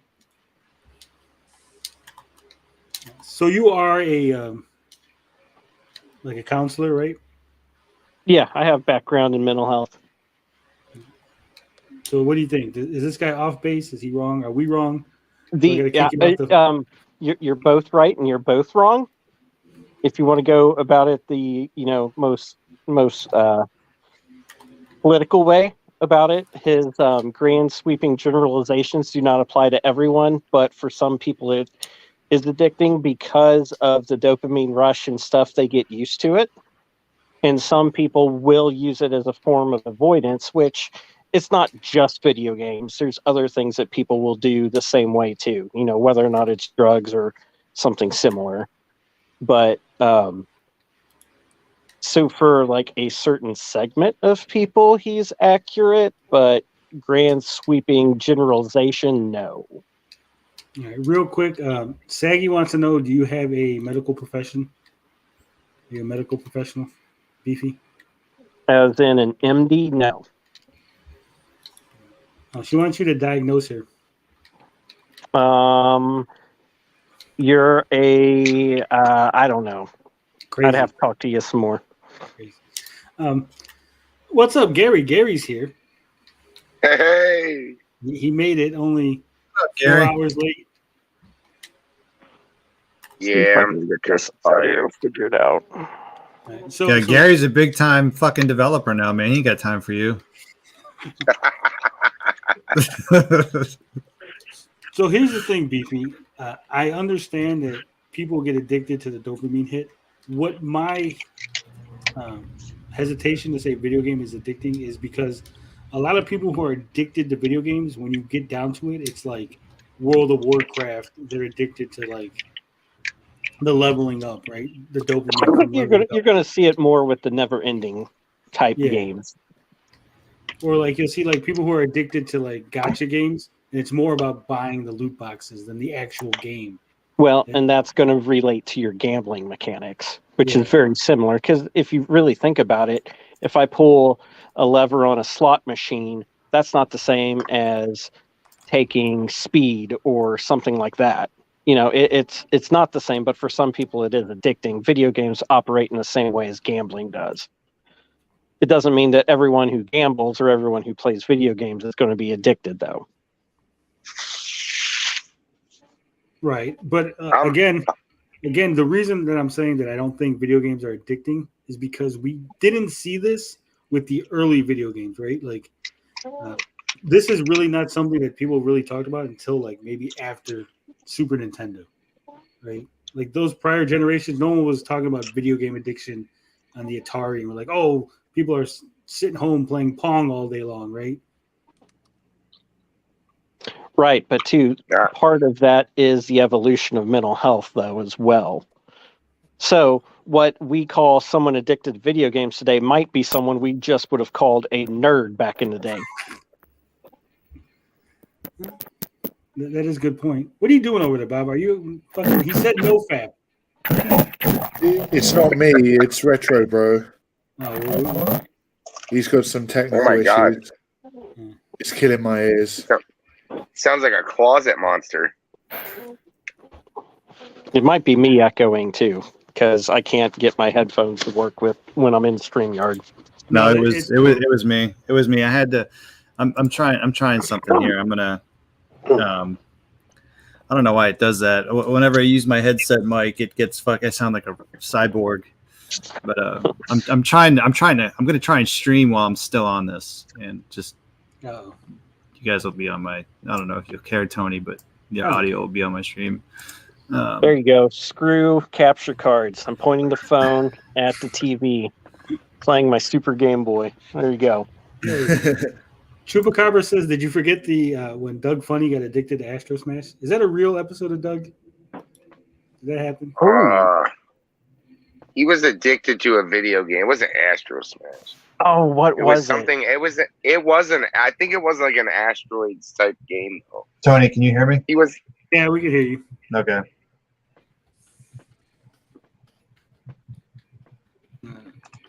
Let's see. Says Doug's Lost Weekend. Yeah, it's actually a thing that happened. What is he addicted to? He was addicted to Super Pretendo. Space Monks. Oh yeah, see, Super Pretendo. That's where Tommy back got to his that. talking points, I guess. Yeah, they said Space Monks may be a loose reference to the video game series Wing Commander, which was growing in popularity at the time of the episode. Hmm. All right, let's get back to Mr. Rob Mulder. Addicted to these dopamine hits and just escaping from reality, right? You don't want to go to work or to school or the thing that you really need to do. No, you want to escape. You want to distract. I don't think most people want to go to work or school anyway, right? Even without video games. Nah. It's an instant gratification. When you're actually at Depends where you work, Tony. You're not really enjoying that. That's why I said most people, Gary. Most people. Yes. I'm Even sure people. I'm sure the janitor is not like, damn, I'm looking forward to fucking mopping kids' throw up and cleaning toilets, right? Like, I'm sure like even the smell people. of sawdust. Yeah, but I'm sure there's even people. I've met people who, like, in the music world, who work as musicians or producers and stuff. And sometimes when they get home, the last thing they want to do is have anything to do with music. They want a bit of escapism. They want to watch some TV or play a video game. They just want to get away from whatever their day job is, no matter how good it is. Right. Some people can separate work and home life, but some people can't. Figure Drawing says video game addiction, also known as gaming disorder or internet gaming disorder, is generally defined as the problematic compulsive use of video games that results in significant impairment to an individual's ability to function in various life domains over a prolonged period of time. Well, I don't have that. Also, Saggy likes you, Gary. Oh, thank you. She said her temperature has gone up and she has a fever, Gary. Ooh. A jungle fever. Reverse jungle fever, isn't Yeah, I it? was gonna say. I think that's the reverse jungle fever there, Tommy. Yeah, city fever. Or are you a country boy? Country fever, whatever. There you go. Both Gary It goes uh, and beyond not really Saggy enjoying have that. bad taste in games. Oh. Well, Saggy ain't a real gamer, is she? She just plays Yeah, both- Apex Legends. Yeah. On mobile, I hear. That's what I hear. You're like kind of miserable. You're like, oh, damn it. I know people still play Apex. Get home and be like, distract myself with video games again. That was exactly who I was. I felt miserable. I couldn't wait to get home and play video games again. And then whenever someone told me, Rob, maybe you're playing too many video games, I was like, no, you don't understand, because this stuff actually makes me feel good. I was too fucking naive to see that the stuff that I thought made me feel good is actually the thing that made the rest of my life feel bad. I was too naive to see that it was a distraction from reality and not Well, something that actually uplifted. I don't feel that way. You don't feel that way, Gary? You don't compare your life to video games? Like, man, why don't I have a fucking castle like Bowser? No, I do that with regular people.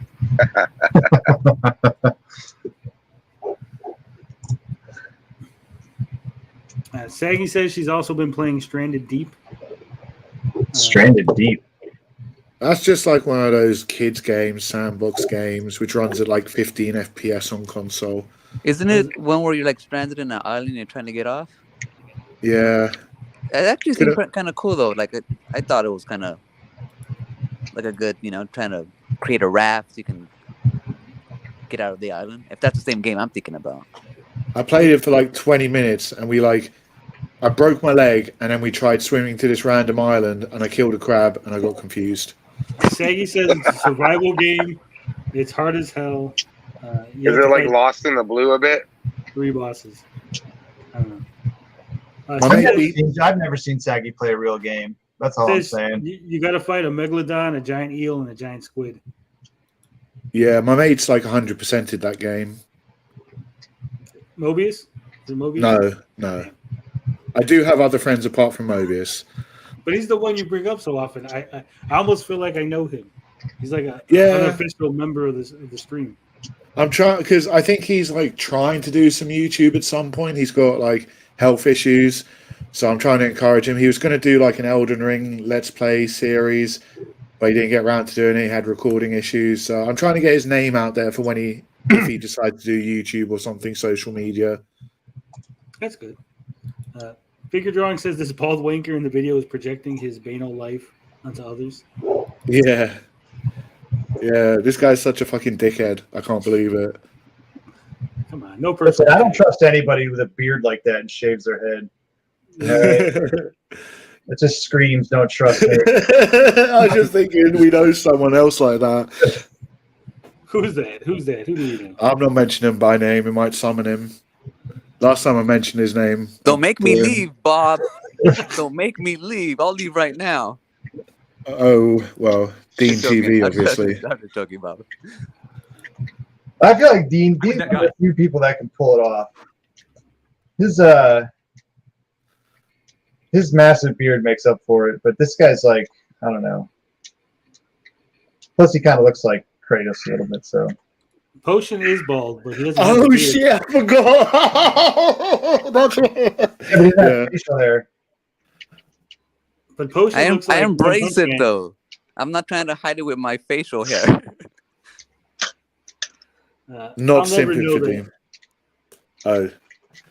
I have a full head of hair, a nice, glorious beard. There's nothing wrong with being bald as long as you don't hide it with a beanie. I can't stand it. It gets cold out there sometimes, though. No, but no. Yeah, but he's on camera all like. Oh no, you're on camera without it, not like a Kevin Kenson or Tim Pool. Who's the other political dude? Tim Pool.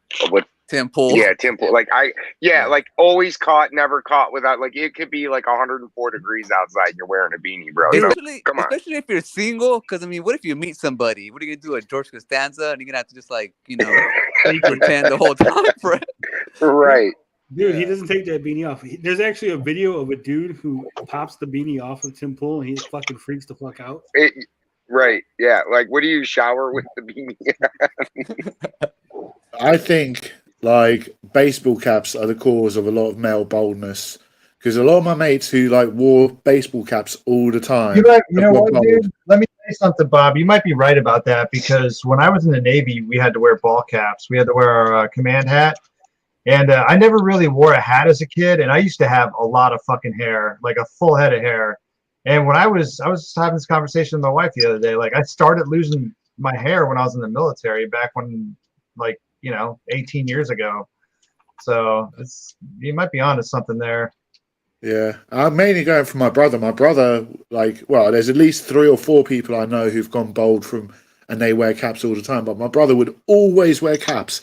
And he went bald, and I've got long hair. I've got hair. Well, there's a couple things to it, and me being that I have long hair, I pull my hair back, and I don't wear it down all that often, but I'm getting the receding hairline, and I pull my hair back tight, so I think that has something to do with it. You got the Hogan Yeah. head? Yeah. Figure drawing says baldness comes from genetics. Don't front. Also, Haunted Wisp has joined us. What up, Haunted? Hey guys, how's it going? Totally passed out earlier in the evening. I was getting real hyped up for the show, you know, and I took maybe one too many GABA pills, and I fell asleep. It happens to the best of us. Yeah. Gary took one too many Flintstones vitamins the other day, and he missed the whole show. I actually want to hear you answer that. I'm a Flintstones kid. All right, let's see what's going on here. It's actually the thing that made the rest of my life feel bad. I was too naive to see that it was a distraction from reality, not something that actually lifted reality. I was that guy. But when I actually quit doing all of that stuff, I became the guy that actually enjoys life. This is no exaggeration. I wake up in the morning now and I actually feel hyped towards the day. I don't feel like instantly distracting myself anymore, but I actually feel kind of hyped to actually do the things I need to do, to actually go to the gym, go to work, working on my goals, whatever it is you need to do. When you're at work, when you're doing Damn, I can go to the like gym. I can go to the gym and play video games. Sucks to be him. Yeah. Well, I mean, this is kind of like the gym at all. Yeah, this is kind of the same line of like if you've ever been to like Alcoholics Anonymous, they'll be like, you know, there's functioning drunks and then there's like people who can't, like, you know what I mean? Like there's people who can do all this stuff and not affect their life because they understand a healthy balance to it, right? And there's got to be a healthy balance to everything in your life. And some people never figured that out, and obviously this is something that when he played video games, he never found a healthy balance to it. Right, so he automatically assumes everybody's like him. Like Also, I said, right. That's Don't my forget biggest that. problem with this guy. Who wants to bet he's playing a terrible game like League of Legends that he's addicted to? Like the other guy. Like the West. Yeah. Hey, Cool League of back. Legends ain't that bad. But It's horrid. you know what's the it's not that bad. the common theme about these two people, the guy that we talked about last time and this guy? They both claim to be addicted to video games, but they also were drug addicts. I'm pretty sure it was the drugs, not the video games, that was the issue. We have addictive personality too. Like, Yeah. I mean, I'm addicted to like my games. There's no doubt about it. Like, and I think it's become more of a collecting addiction than it has been a playing as of like probably the last few years. But I still put a good amount of time into my stuff. But like, I've been big into the hobby since I was a kid, and I'm not big into other hobbies like, you know, people are into sports, people are into collecting sport cards, people are into collecting cars.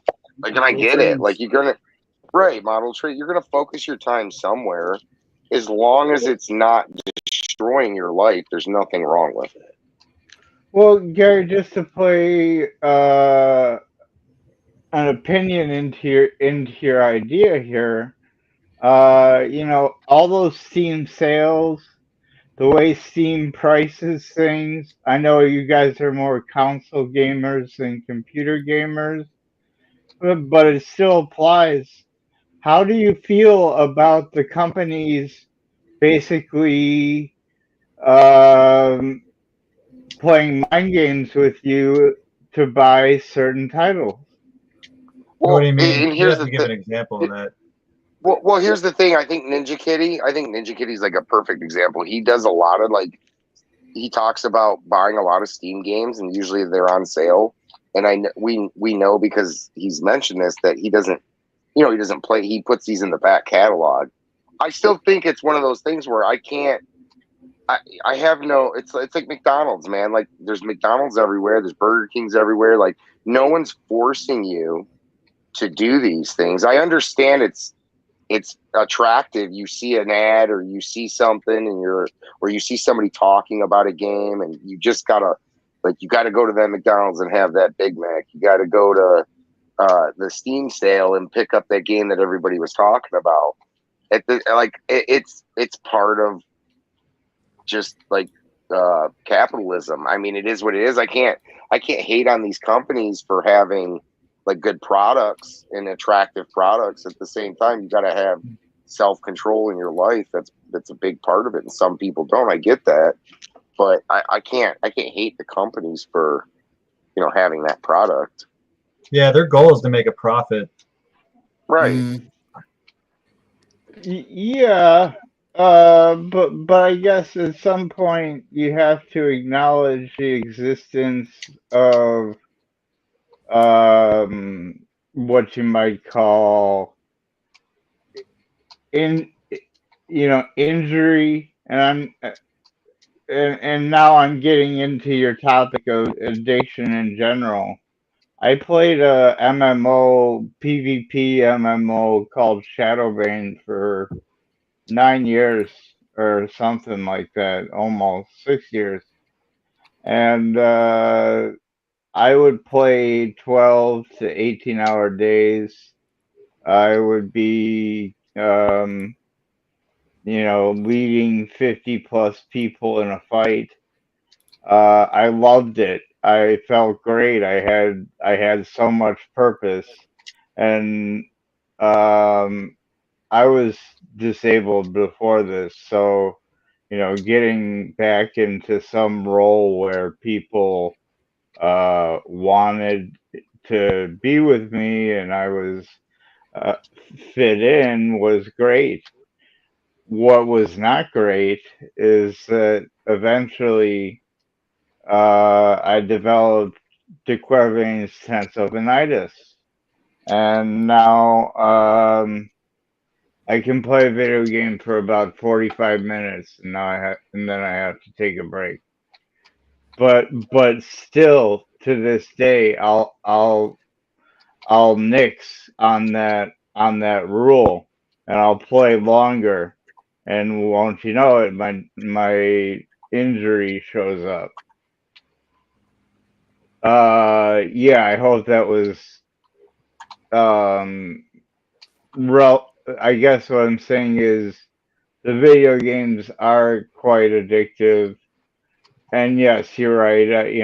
I do have an addictive personality. I'm not dual diagnosis, as they say in the psychiatric community, for people who have serious drug problems. But I smoke a little, or I don't smoke weed anymore. I switched to something legal, but yeah.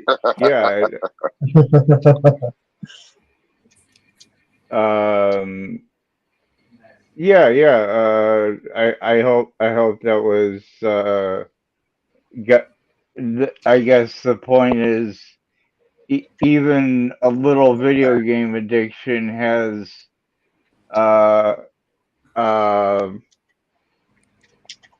side effects, and some of them don't go away. That strain on my hand that I put on won't magically heal itself. I just have to work with it. Yeah. So really quick. I just wanted to say I wasn't laughing at you. I was laughing at the comment from 1 Inch Bicep saying that I wanted a Big Mac. I knew that. I knew that, bud. I do want to say though, like, I always feel like at the end of the day that, like, nobody should be like, because I may have an addiction to video games, I don't think that should spoil. You know what I mean? Same thing with like drinking or anything that, like, if it's done responsibly, it shouldn't affect nobody else. Like, if I'm a bonehead and can't handle my booze, the rest of the world shouldn't suffer because of my lack of control, I guess. I mean, it's hard to say it that way because I don't want to offend nobody, but no, you don't offend me at all, dude. I'm in a we're trading headspaces here. Yeah, certainly I didn't hurt anyone with my usage of the MMOs. I hurt myself a little bit, more than a little bit. But I mean, I was right there with you. I I spent a lot of time playing. I think like the year I graduated, that was like 2003 or 2004 was when Final Fantasy Online came out. I spent a lot of time playing Final Fantasy Online, and we, in my neighborhood, I had a group of guys that we would go down to where the elementary school was, and there was a basketball court. We would play basketball every day. So I kind of like traded that time for playing Final Fantasy Online at the time, and then Final Fantasy Online kind of went to the wayside, and then I got addicted to WoW for like probably like 3 years, where I was playing WoW. A lot of people got addicted to that game, man. 8 to 10 hours a day, like just doing random stupid shit. So like I get it, like I get that addiction part, but I also think it had to do with stuff like that was new. Like I get addicted to like a new concept. Like, I mean, it wasn't a super fresh new concept, but it was, it was undiscovered. Kind of like online gaming when 360 came out, like playing stuff like Gears of War, and no, it wasn't like groundbreaking. Online had been there for a while, but I think it was the first time that it had been done right, and you just couldn't get enough of it. I don't think there's anything wrong with it. Gary, did you use the patch or the gum to get over your video game addiction? I just kept smoking cigarettes and eating Big Macs. That's what I'm saying. Like, again, video game addiction, like they have drugs. Like if you have certain drug addictions, they give you other drugs to wean you off of the bad drug, right? Well, they're not like, hey, Gary, you're addicted to WoW. Here, play some EverQuest, and then that'll slowly that's get you not off how of it works, WoW. Tony. If you're addicted to WoW, they just give you an Amico, and that's how they.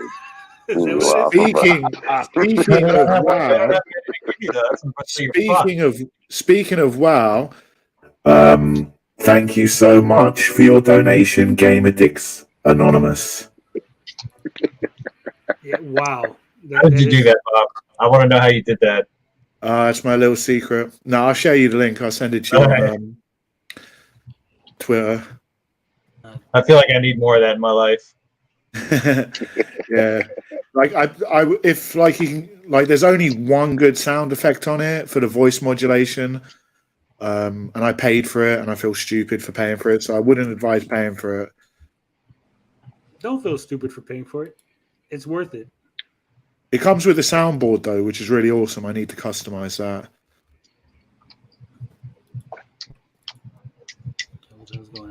So we got a $20 donation from Video Games Anonymous. I'm looking to see if there's a message attached to it. But for some reason, the damn website is going real slow. I get my new secret weapon and everyone wants the fucking access to it. Game Addicts Anonymous tipped $20, said keep doing God's work. Thank you. We appreciate the tip, the support. Also, is there a game addiction? Is there a game addiction serenity prayer, Tony? There is.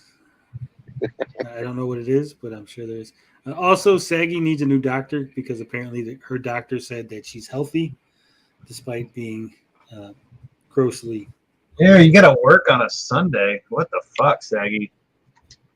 Stop e-begging. I'm not e-begging. I got to work tomorrow too. That's rich coming from the queen of e-begging.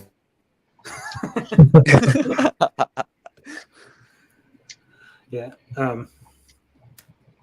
I don't work on Sundays. I also don't work on Saturdays. Yeah, me neither. I stopped working on weekends completely. So I don't have to do that anymore. Potion wants the video to continue, but Gary won't shut up. I mean, how much more dumb shit can he say? I know. That's a lot. He's got 2 minutes, so there's quite a bit of breathing room. Let's see. In your job, you feel like it's actually satisfying. You actually get some sense of satisfaction out of the job instead of just being miserable all day long. You no longer spend your whole day at work being miserable, waiting until you can finally escape from reality again in the evening. You actually get to enjoy living your real life. Oh, fuck I off. walk on the street with a smirk on my face, because I am genuinely happy when I'm walking on the street, just existing, just being. Can you pause it a This, sec? this sounds. Like, what I want to know is, he had a drug addiction, he had a gaming addiction. Was he working at that time? He wasn't very clear at it. Like, was he functioning while he was working? And then he's going on like, I got a job and that makes me happy. It's escapism. It's like, this guy basically was like, I needed to get off drugs and video games to enjoy my job. Like, I think that speaks more about this guy having problems than general people. Yeah. My guess is he was suffering in his job, and basically what he's talking about with a job is giving you something that makes you feel good about yourself, an accomplishment type thing. Yeah, but I'm wondering, like, he hasn't talked about what job he had when he was on drugs, and he hasn't talked about what job he has now. I don't know if there was a change of job or if he's at the same job. But, like, if you're in a job which you're really unhappy with, like, I was in that situation, go back to college, get some training, and get a new job. Yeah, but you can't do that if you play video games, Bob. That's what he's saying. That's why you have to quit video games. What's up, Adam Wilson and James Geek? Thank you all for tuning in. Let's see what else this guy says. It's got a minute. Incomprehensible to people who have never experienced this, but that is possible when you finally give yourself the opportunity to actually enter real life again. And you can't enter real life. You can't fix your real life if you continuously live in this delusion that escaping from reality by playing video games or using drugs is the thing that is making you happy. It's a delusion. It's not true. You need to quit doing these things. He keeps saying escaping from reality. He didn't address the fact that people just play games. I don't escape reality. I'm not like, man, my life sucks. I need to play a game. Yeah, or I'm fucking bored. Like, yeah. That's usually a good excuse, right? Yeah. I mean, I just feel like it's really like AA, where like AA is for a group of people that are stuck in that look at it this way. He's like, it's not really talking to everybody. It's talking to this very set, specific group of people who use games to escape. And but he hasn't one time made that statement like, hey, this doesn't apply to everybody. You know, there are some people who can play video games and be happy. Like he has yet to make that statement. So I don't believe that is his. But that doesn't get his money. From what I can tell, I think he's talking about himself to himself in the past. Yeah. That's who his target. That's what I've been thinking throughout this. Who's his target audience? Who's he trying to reach? And he's trying to reach back into the past and give the talk he wanted to give himself back in the day. I think his target is parents who have kids that aren't doing anything and just staying at home. That's, to me, the kids that come home and don't leave, don't have a job, but are wasting their time on stuff like that. That's who he's talking to, in my opinion, because those are going to be the ones frustrated, not knowing what to do for their kid because they're not motivated to get out and do it. Mm. That's a good point. Very good point. He's trying to trick boomers into telling their kids to stop playing the video. Yeah. Because only when you stop distracting yourself from reality can you fix your reality. Now, guys, I am not trying to make a statement against entertainment in general. I am not trying to say that video games are the devil and that no one should ever play video games again. But here's my point. If you are the He just waited till the end of the video, the last 30 seconds. guy, and you recognize the things I just said, where you're constantly just looking for that instant gratification. You're constantly looking to distract yourself. You're the guy that gets defensive and says something like, no, you don't understand because real life sucks and I need video games to make me happy. If that is you, then you probably need to quit more than anyone else. And again, guys, I promise you, you can get to that point where I am right now, where you are actually happy, where you can actually start to enjoy your real life. Yeah, I don't think I've ever met a single person that's like, no, I need to play video games because my life sucks. I'm escaping reality. No one's ever that honest. Like, yeah, I'm escaping reality, right? Oh, I definitely feel like I'm escaping reality playing video games, but not because my life sucks, but because I enjoy being immersed in another world. And I kind of see it as a bit of a better form of entertainment than watching TV. Right. Sorry, I agree with Bob. Right. I enjoy it more than reading books and all those other forms of media. Speaking of books, I just want to say all those colorful books back there are sus. Like, why are there so many colors? I think it's a green screen. All right. So what happened to Rabbit Dude? Did he get No, banned? I was because I was saying goodnight to the dork side, and when I typed in the Rabbit Dude shows up, so I said, "Hey, Rabbit Dude," but he hasn't been in the chat all day, so I'm not sure if that even works. But he's there. He was here earlier. I don't know what happened. I always assume that you have to comment on the thread for your name to be able to show up if you're going to mention them. If not, they can be incognito. But I haven't seen him, but he's there. He was here earlier. Oh, that's maybe he left his phone on and fell asleep. Yeah, we're that boring. He probably did. That's probably a good point. Gary was probably talking. I will say that the stream, the earlier stream, got content blocked. We can't. If you're trying to watch the Gabbing with Geeks episode 5, season 3, it has been blocked worldwide. Oh no! I missed out. Marvel? Some copyright content on it. Yeah. Bob was waiting to play that, wasn't he?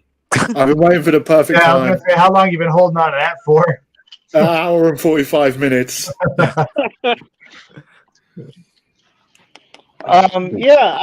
My personal feelings is that Retro Bro is right, that he's talking to the hardcore MMO players and people like me who were, hard to admit, but I was a burden on my parents until I started getting my disability payments, and even then I was a burden on my parents. The video games helped me. Yeah, Dork, I'm streaming too. Gain a new identity, and be the top end. I wasn't disabled anymore in this particular community. In this particular community, now I was like, a god or a demigod or whatever you want to say,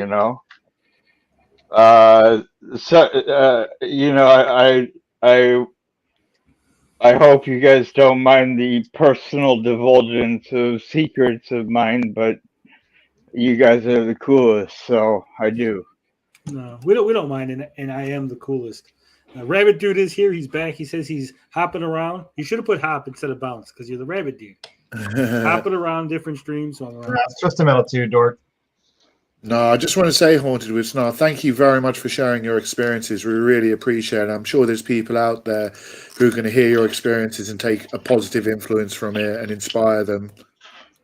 So thank you for being brave and sharing your stuff. Oh, thanks, Bomani. Well, he did bring up one interesting point that I wanted to touch on is like a lot of those MMOs and even some of like the mobile games that do take advantage of certain people who may have like an addicting like some of the way the mobile games are worked, like they're made to pretty much hit the same points of the brain that like a slot machine would get a person addicted to gambling. So I think in some degree like developers and gaming companies do need to be a little bit more mindful of shit like that. Well, they are. They're very mindful. Took the words out of my mouth. They've even gotten in trouble for doing it too in some games, especially some games that are like loot boxes and stuff like that. Even there was all that shit going around with loot boxes a couple years ago, being in like kids games and whatnot. Yeah. So I do think there does need to be some sort of accountability to a degree on some of these developers. Yeah. Well, you got anything, Beefy? You are the expert on this. No, I mean, just be mindful. Like I said, I don't like grand sweeping generalizations like he was doing, but he's not incorrect either because I've worked with people that have had addictions, and I know people right now who are heading down the path he was talking about that aren't going to get a job, that are just going to play their Xbox and PlayStation or Switch and don't have any goals for themselves at all. Yeah, I didn't think video game addiction was real, but then I witnessed it firsthand as somebody on this panel just couldn't stop playing games. That in the middle of the stream, they're actually now playing games on another live stream. You caught me, Tony, red-handed. Yeah. I told you I was Hey, going I'm to stream suffering all from day. it too because I'm still playing my Link's Awakening on Super Game Boy here, so I'm right there with you. Where's my controller? I got to start my addiction. There isn't too many times where you have been streaming and I wasn't playing video games, Tony. I know. I just thought it was funny if I brought it up. You know, Tony, one of these days we need to actually get the Jackbox stream up and running. Yes. We do. But like I said, I'm lazy. I always want to do so much. There's so many things I got planned in my head. But because of my crippling video game addiction, I never do any of it. Well, that would go with your addiction because it's a video game, Tony. You would think, right? But it's the planning part that throws it off. YouTube Streets is a motherfucker? Yeah, it is. Albert Menendez reminds you to get a car, get a job, get a girl. What if you have all those things though? Yeah, what do I have left? Gotta get something. So I'll buy more video games. Then you're okay. So, like I said, the other stream was blocked. I'm trimming it out right now. It was the Avril Lavigne video. Oh, yeah. That'll do it. The other one just got claimed. The other one's like, we're not going to block you. But Avril Lavigne's like, fuck that. You can't play the video anywhere. We're blocking it all over the world.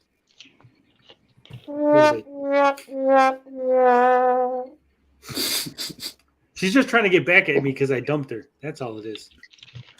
Hey Bob, do you have a laugh track? I'm trying to find one. Let me see if I've got one. You don't got Canadian Gamers laugh track? That would be classic. I got to sample that. There's samples I got to get for this voice soundboard. Keep talking. Don't wait for me. I wasn't. I was looking for what we were going to cover next because. Well, I'll fill you in. I did get one great thing from playing MMOs. I have a buddy who moved here. I knew him from the MMOs. He moved here to Chicago, and now I get to meet him as a real person and a friend. Yeah, there's been people outside like of the game. significant others on MMOs and shit like that.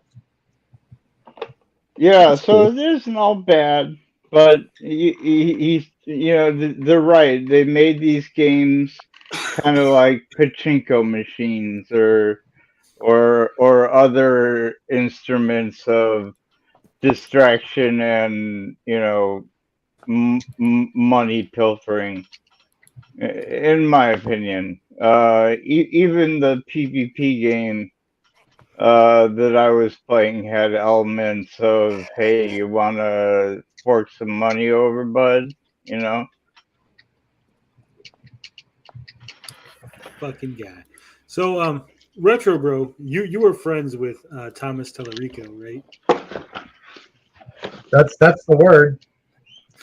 I was just wondering, did he give you any of his Hall of Fame baseball tips? Do you have like a Hall of Fame collection or something? No, he's in the Hall of Fame. You didn't know he's in the Yankees Hall of Fame? For what? How's that even possible? Are you calling Tommy a liar? No, I don't know what you're talking about. Like, how is somebody that doesn't play Major League Baseball in the MLB Yankees Hall of Fame? I can't believe he wouldn't tell Retro Bro about that. I know he threw a pitch out for them or something at one point, but that was the only thing I knew about that. Yeah, according to the someone leaked a bunch of files from the Intellivision's their pitch to investors, And one of the things had Yeah, we don't Tommy's. know if those are legit though. I mean, let's be honest. Like we don't know if those are real. I mean, we could pull the whole like someone made those type thing. Besides, there's like nobody left at the company anymore. So who the hell would have leaked them? Someone who's Could've been mad an at the investor. company because they don't work there anymore. Or Well, it could've been- how would an investor leak stuff that's in the companies? Unless because work- they sent them the PDF documents. Like, here's the thing that we're going over. It's real strange that they only leaked the part about YouTubers though. No, they leaked the whole thing. They have all of it. I haven't seen this. But anyways, about the MLB thing, I'd love to see that, by the way. But what's with the MLB thing? He listed that he was a Hall of Fame Yankee.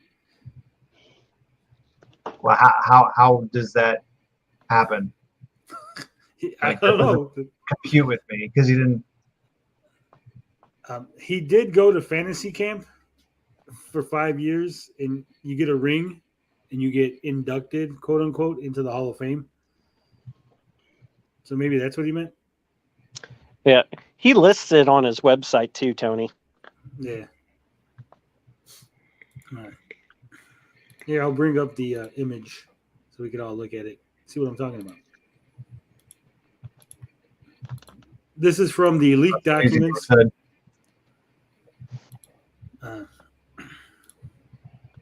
It says, if you can't read it, it says Hall of Fame Yankees minor league baseball player. I've never even heard of that. Also, it says confidential on it, so I probably shouldn't be sharing that.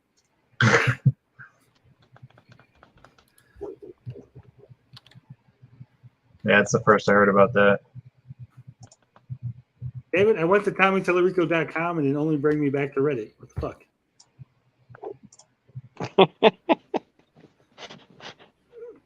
What the hell is his website? Tellerico.com. Those damn pranksters on Reddit. Now I gotta wait 40 years for all this shit to load because he's got all that shit. What's it under? Awards? Maybe.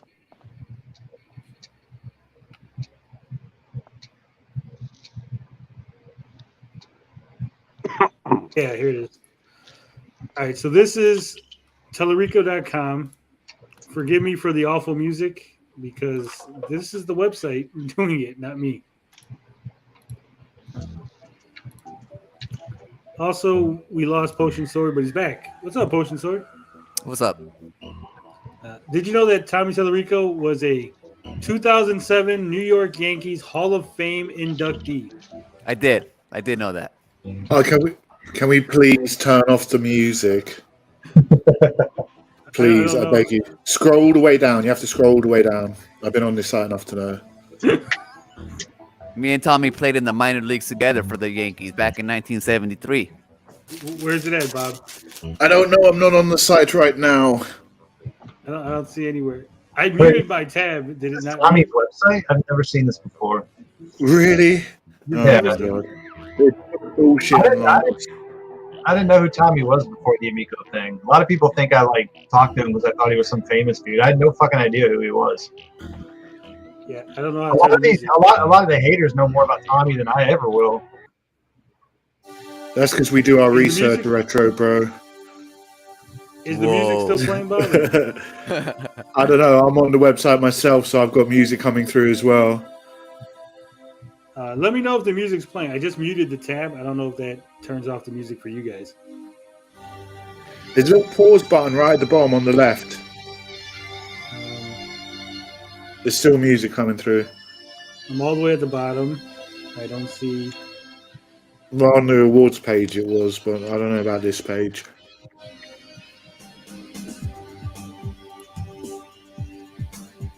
Yeah, I don't see no pause button. Who puts fucking who embeds music on their website these days? It's so MySpace. fucking 2000. Yeah, so it's MySpace.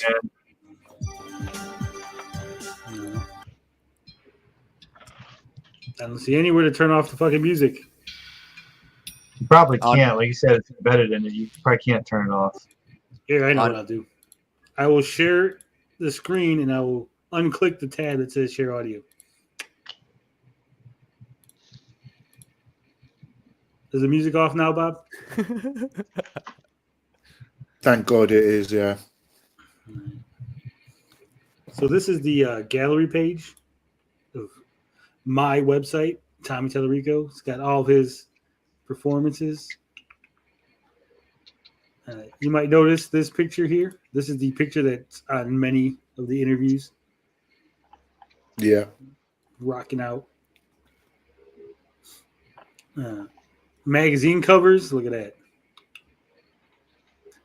Ads and headshots. Have you seen Tommy Tallarico play guitar retro, bro? I mean, I've seen him on like the videos and stuff for his thing. All right. I mean, he plays a live performance, so I mean, I've seen that's like recorded. that. That's recorded. We've dissected that. There's Tommy hugging a panda. If you are friends with Tommy on Discord, this is his Discord icon. Panda hug. Maybe that's why he likes Panda Sub so much. Figured it out. I cracked the code. Is Panda Sub done making videos? Did he smoke a thing about he's going to pause his channel or something? Yeah. He made a video saying he's got personal things going on and he's pausing his channel. And eventually he will come back. Look at that. Look at all these famous people. Sylvester Stallone, the Dalai Lama. How come they ain't investing? Stan Lee, Mark Hamill, Jamie Lee Curtis. Yeah, but like, where did he meet these they're not people? investing. Were these like? Go ahead, Bob. I wonder how many of these pictures are like at actual like meet and greets and stuff. Like, I don't think the Dalai Lama was actually interested in meeting Tommy Tallarico. I think the Sylvester Stallone was from when he worked on the Judge Dredd game. Oh, right. Yeah, that would make sense. You could see that the Stan Lee pictures at a Comic-Con. Yeah, and Stanley went to millions of Comic-Cons. Mark Hamill, he literally took the picture off of the fucking Electric Playground video.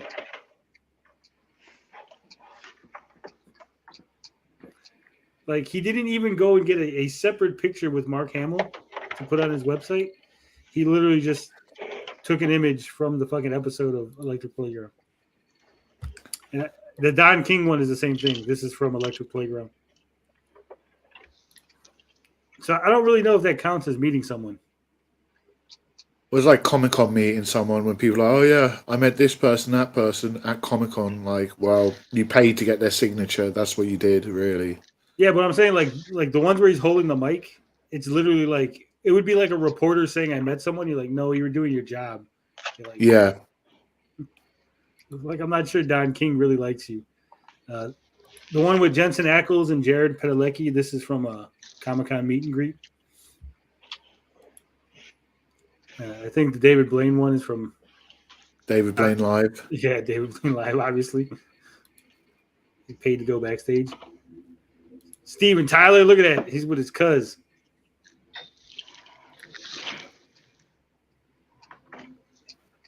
Dude looks like a lady. Some of these are double. Oh my God, he's with Spider-Man. I'm so jealous. Awesome. He's with Spider-Man. It looks more like Spooderman in closer. He's with Spider-Man and Black Cat. He actually listed that Spider-Man and Black Cat. Like, I know I give him shit over things, right? But this is like, just it's not even like Tom Holland or somebody, right? It's just some like random cosplayer he's taking pictures with and putting it on his website. Like, that's an accomplishment.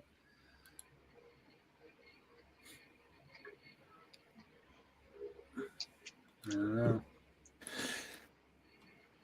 Hey, you met Jabba the Hutt. Look at that.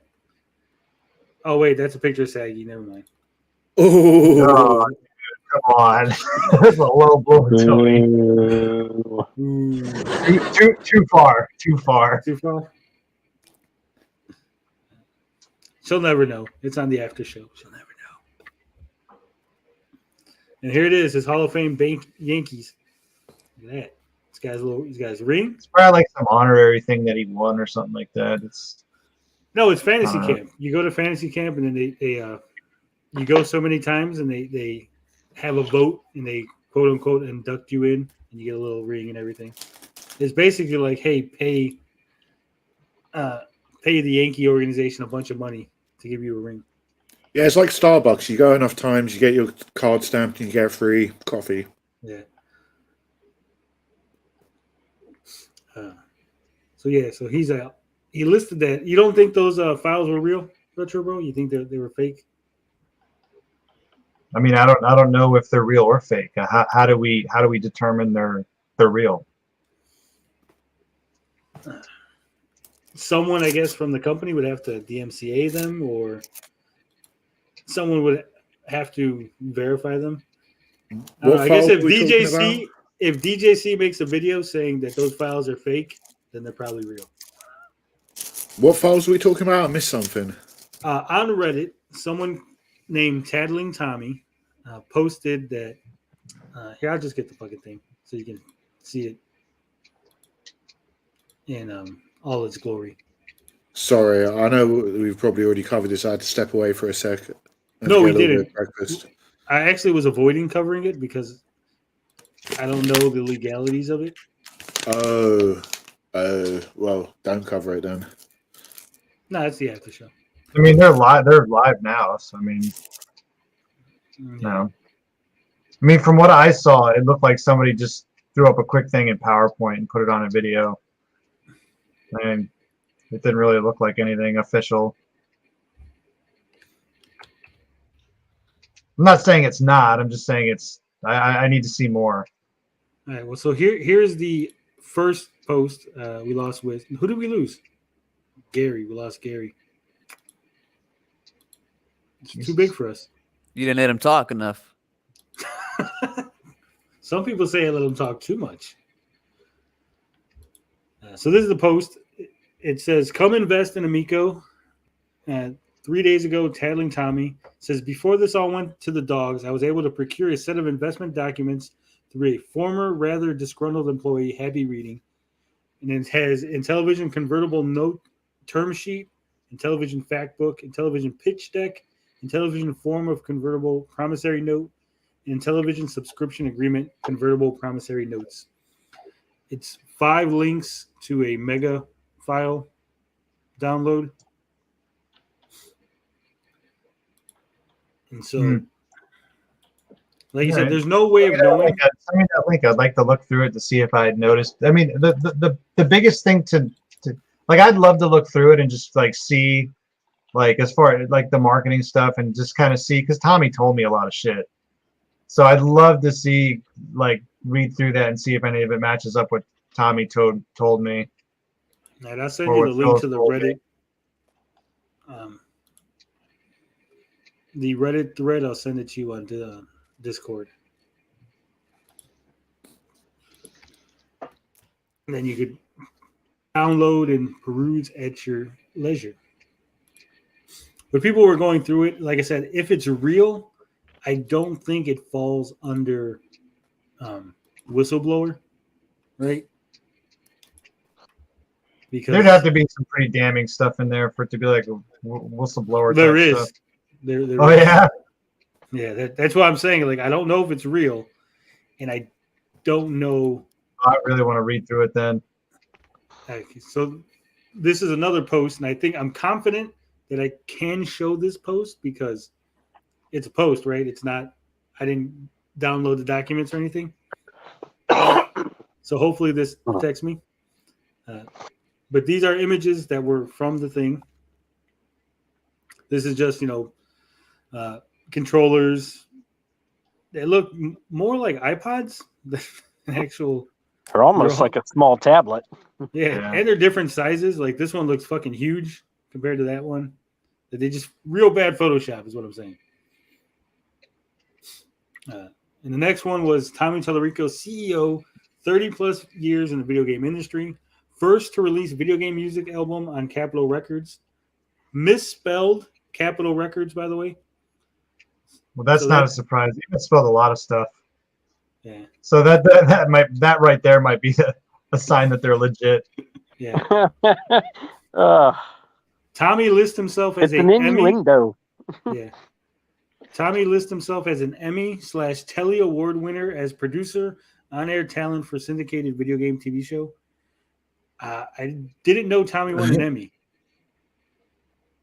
Did you ever hear about that? I don't know about that. I think someone found that Electric Playground might have won an Emmy. Right. And maybe he's a producer on the show, and maybe that's. And I know they said that the show won a Telly. I guess it's like a Canadian Emmy, so it's not as good, but makes sense. Yeah. And neither as good as the BAFTAs. I knew Bob was going to throw that shit in. It says creator/performer, video games live concert series, longest running orchestral concert show of all time. Guinness World Record holder for most video games worked on, and largest orchestral concert of all time, 700,000 plus, and a Lifetime Achievement Award recipient. This last one is funny because he got a Lifetime Achievement Award from Walter Day's company. Walter Day is the guy behind Twin Galaxies.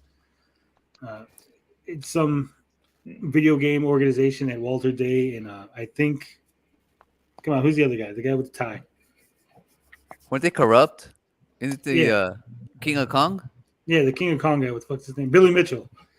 Billy Mitchell and Walter Day were behind the organization that gave him that. But he just listed it as a Lifetime Achievement Award, or at least this image listed it. But without saying like where he got it from, right? Like it's useless information. Also, it has no bearing on whether or not he would be a good CEO or like I'm going to invest in this company. Why do I care that he had a Lifetime Achievement Award or a Guinness World Record for largest concert? Like because he's a genius. He's a genius in many areas. He's a Renaissance man, and he's gonna take the Miko to the top. All right, so now it's got this Nintendo Wii, a case study. See, they even included, if this is fake, right? They went ahead and included like things about the Nintendo Wii and stuff like that. So they really went the extra mile, is what I'm saying. Sweet and Tender says, careful or you'll end up like Apollo Legend. Yeah, allegedly, Billy Mitchell's a bad person, allegedly. Yeah, what's up, Max? Max likes me better. I was just about to say, Max is watching your live stream, huh? He wants to watch me. He wants to watch me play PlayStation. He's like, who the hell's Retro Bro talking to? What the fuck's going on? No, they can hear you. Oh, so now they're probably like, why the fuck's Tony's voice coming through? It explains why I have like 2 viewers right now because I put in the title streaming with the Tony TGD crew. Well, that's one way to kill your stream. Yeah. Probably, everyone's it's confused. my streaming channel, dude. I don't give a fuck. I'm gonna laugh when people watch it on the replay and they're like, "What the fuck's he talking about? None of this shit's on the screen. And who are these people that are coming through? Why does it sound like he's talking to Kermit?" All right, so it lists Nintendo Wii, 102 million units sold, 50 billion plus in revenue. Top 10 video games: Wii Sports number 4. Mario Kart and Wii Sports Resort. I don't know why they would list just those 3 for top 10 video. I don't understand what that is. And a quote from Tommy: "We're picking up where the Wii left off 14 years ago." Next slide. Video game market problems. They're isolating, complex,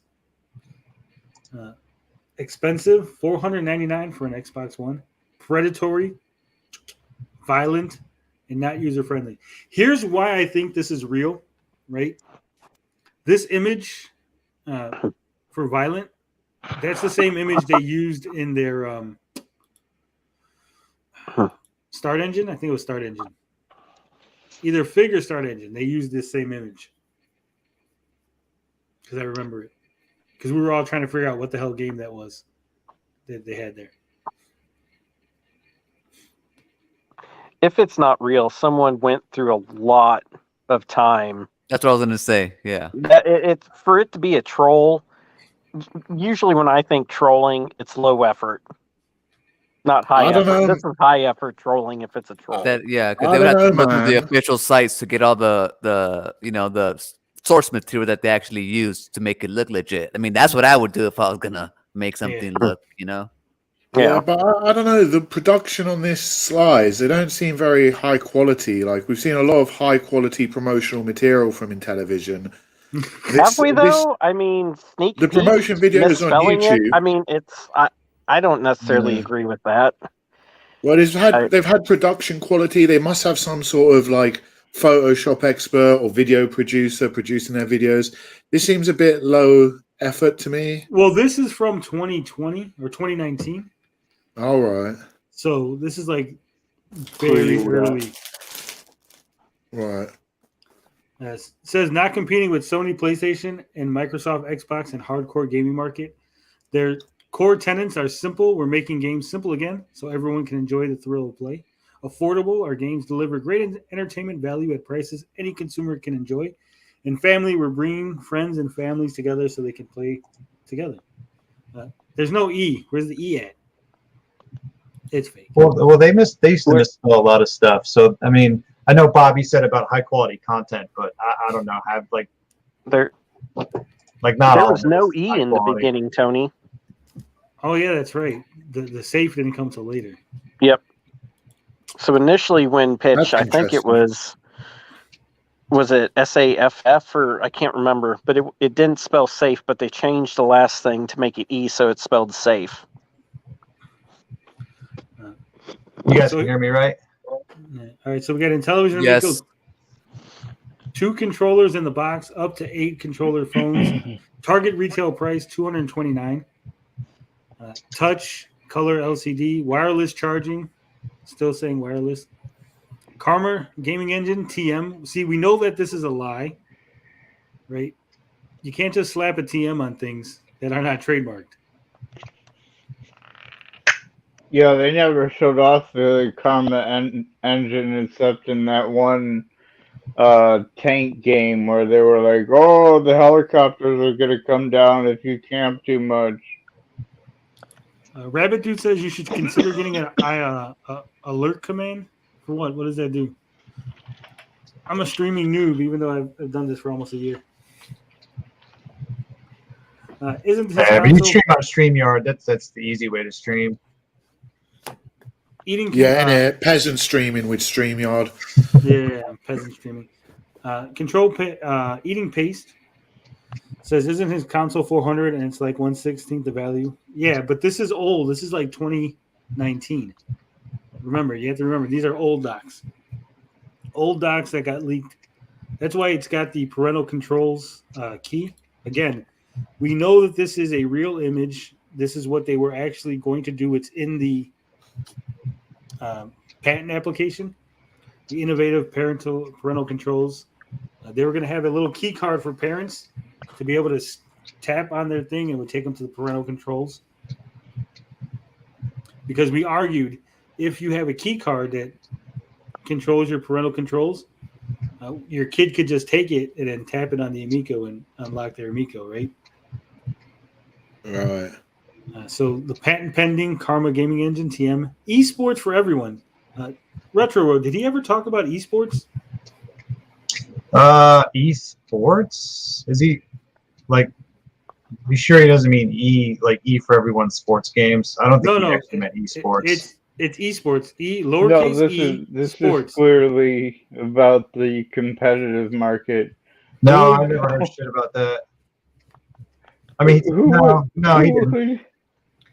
Who would use this controller on a competitive platform? You know? Well, I do remember for a small window they were talking about like being competitive. Remember, because they were talking about the high scores and stuff, And sending out an email if you got a high score. So I think for like a very short time they were talking about, well, see, esports you have to be really good at hardcore gaming. We're going to make games that you can compete on that same sort of level, but it's going to be easy enough that anybody can do it, right? Okay. I mean, that sounds like the first 2 hours of any esports game. You know, I think it could be done. You're not good enough. Yeah, There's but like a- getting in. Go ahead, Go on, Bob. Spotion. I was just going to say, like, I've been looking into a little bit of esports over the last while, and like to go in, like, this is like before they've even got a console. To say they're going into esports for everyone, they have no idea what they're talking about because it's massively expensive for the companies.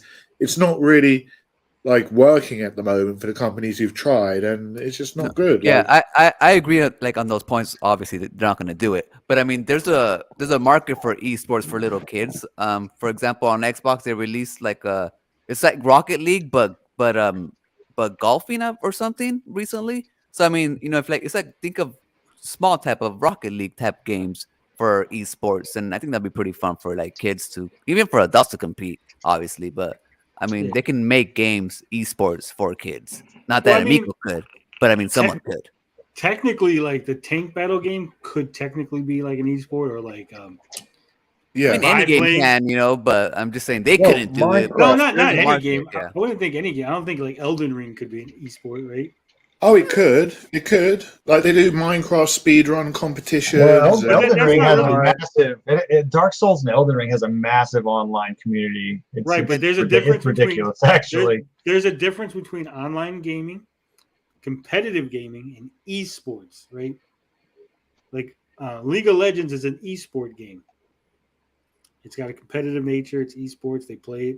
You know, Street Fighter. They have big competitions where people compete head to head, but no one's watching like Dark Souls. Only because they're not in the esports arena. But if you have like a big old multiplayer esports Dark Souls, who's the baddest, whatever they call them, I don't know what they call them. We're not talking about if. We're talking about the current Dark Souls are not esports, right? We're talking about creating new stuff here, man. We're talking about creating a new league. We're talking about creating stuff for little kids. So why can't we, you know? Biplane, Shark Esports. That's what I'm saying. I don't know. It just, yeah. What's up? Mad Max says he's playing Mario Kart and he's leaving us a like. Thanks, Mad Max. Okay, Mario Kart esports. Yeah, it is. The best part here on this image is it's got the E for everybody, E10 plus, the Peggy 3. For some reason, he got the European US one, the European one, but he doesn't have the German one, which is weird. Right. And then it says not teen or mature rating games on the console. It should be no teen or mature rated, and it should be rated games, not rating games. So again, bad grammar could be legit. Intellivision Amico hardware debut at E3 June 2019. This is where I think where it could be fake, right? Because as far as I know, the hardware was not ready at E3 2019. They took John Hancock and them behind closed doors, and from my understanding, it was like not even put together. When did you get your shell, Tony? 2021. Okay. But I was pretty sure that wasn't there like no shells made yet. No, I think they had shells because early on he was carrying a shell around. Yeah, I think they had them He pretty used the early. Arduino It's not hard to make board to use the LEDs. I just could have swore that John Hancock, or maybe it was Riggs. Someone said something about it not being like a full Amico or something. Well, yeah. Retro Bro just confirmed it. It had an Arduino unit controlling the LEDs, and probably nothing else.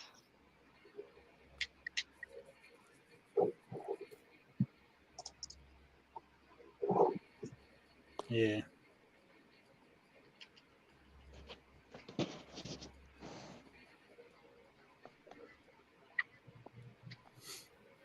All right. Let's see what else we got going on in this top secret document.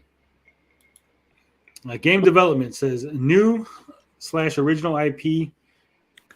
He's got a pie chart, which again, this is very Tommy to do, a pie chart without any numbers on it. So I don't know what they represent in percentages. Right? We'll round it out, right? Yeah. We're good at math. So the blue one, which is TV shows, board / puzzle, looks to be the biggest. So I'm gonna say that's like 30. A third. Yeah. Retro looks like a quarter. It looks like we've got That's about that a circle third. doesn't even look right, does it? Like the retro looks like a quarter. Then we've got a third, and then another third, and then a little bit. Well, because this right you're here, trying to make it 3D. yeah, this is like cut really weird because it's not cut like at the ends. It like has this weird the gray area. So the gray is sports activities.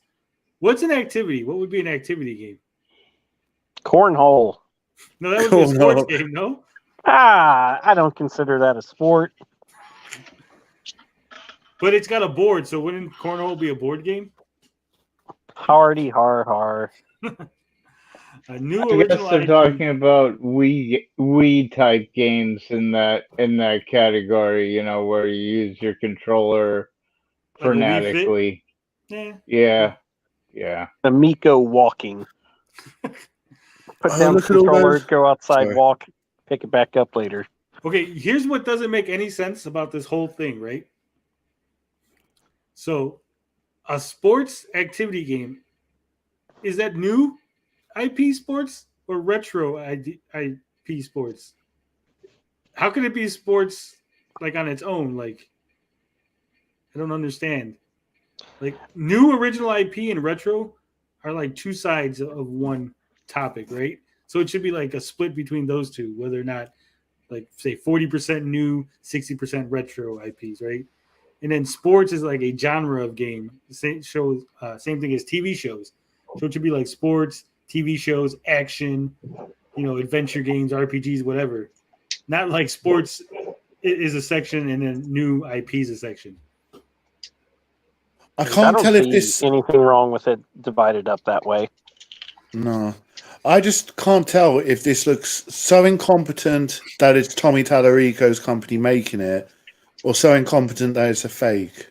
I have to go through, honestly, the Bob, what I'm going to do is just go through it and see if I can recognize anything from like what Tommy had told me when, we were close and I was talking to him.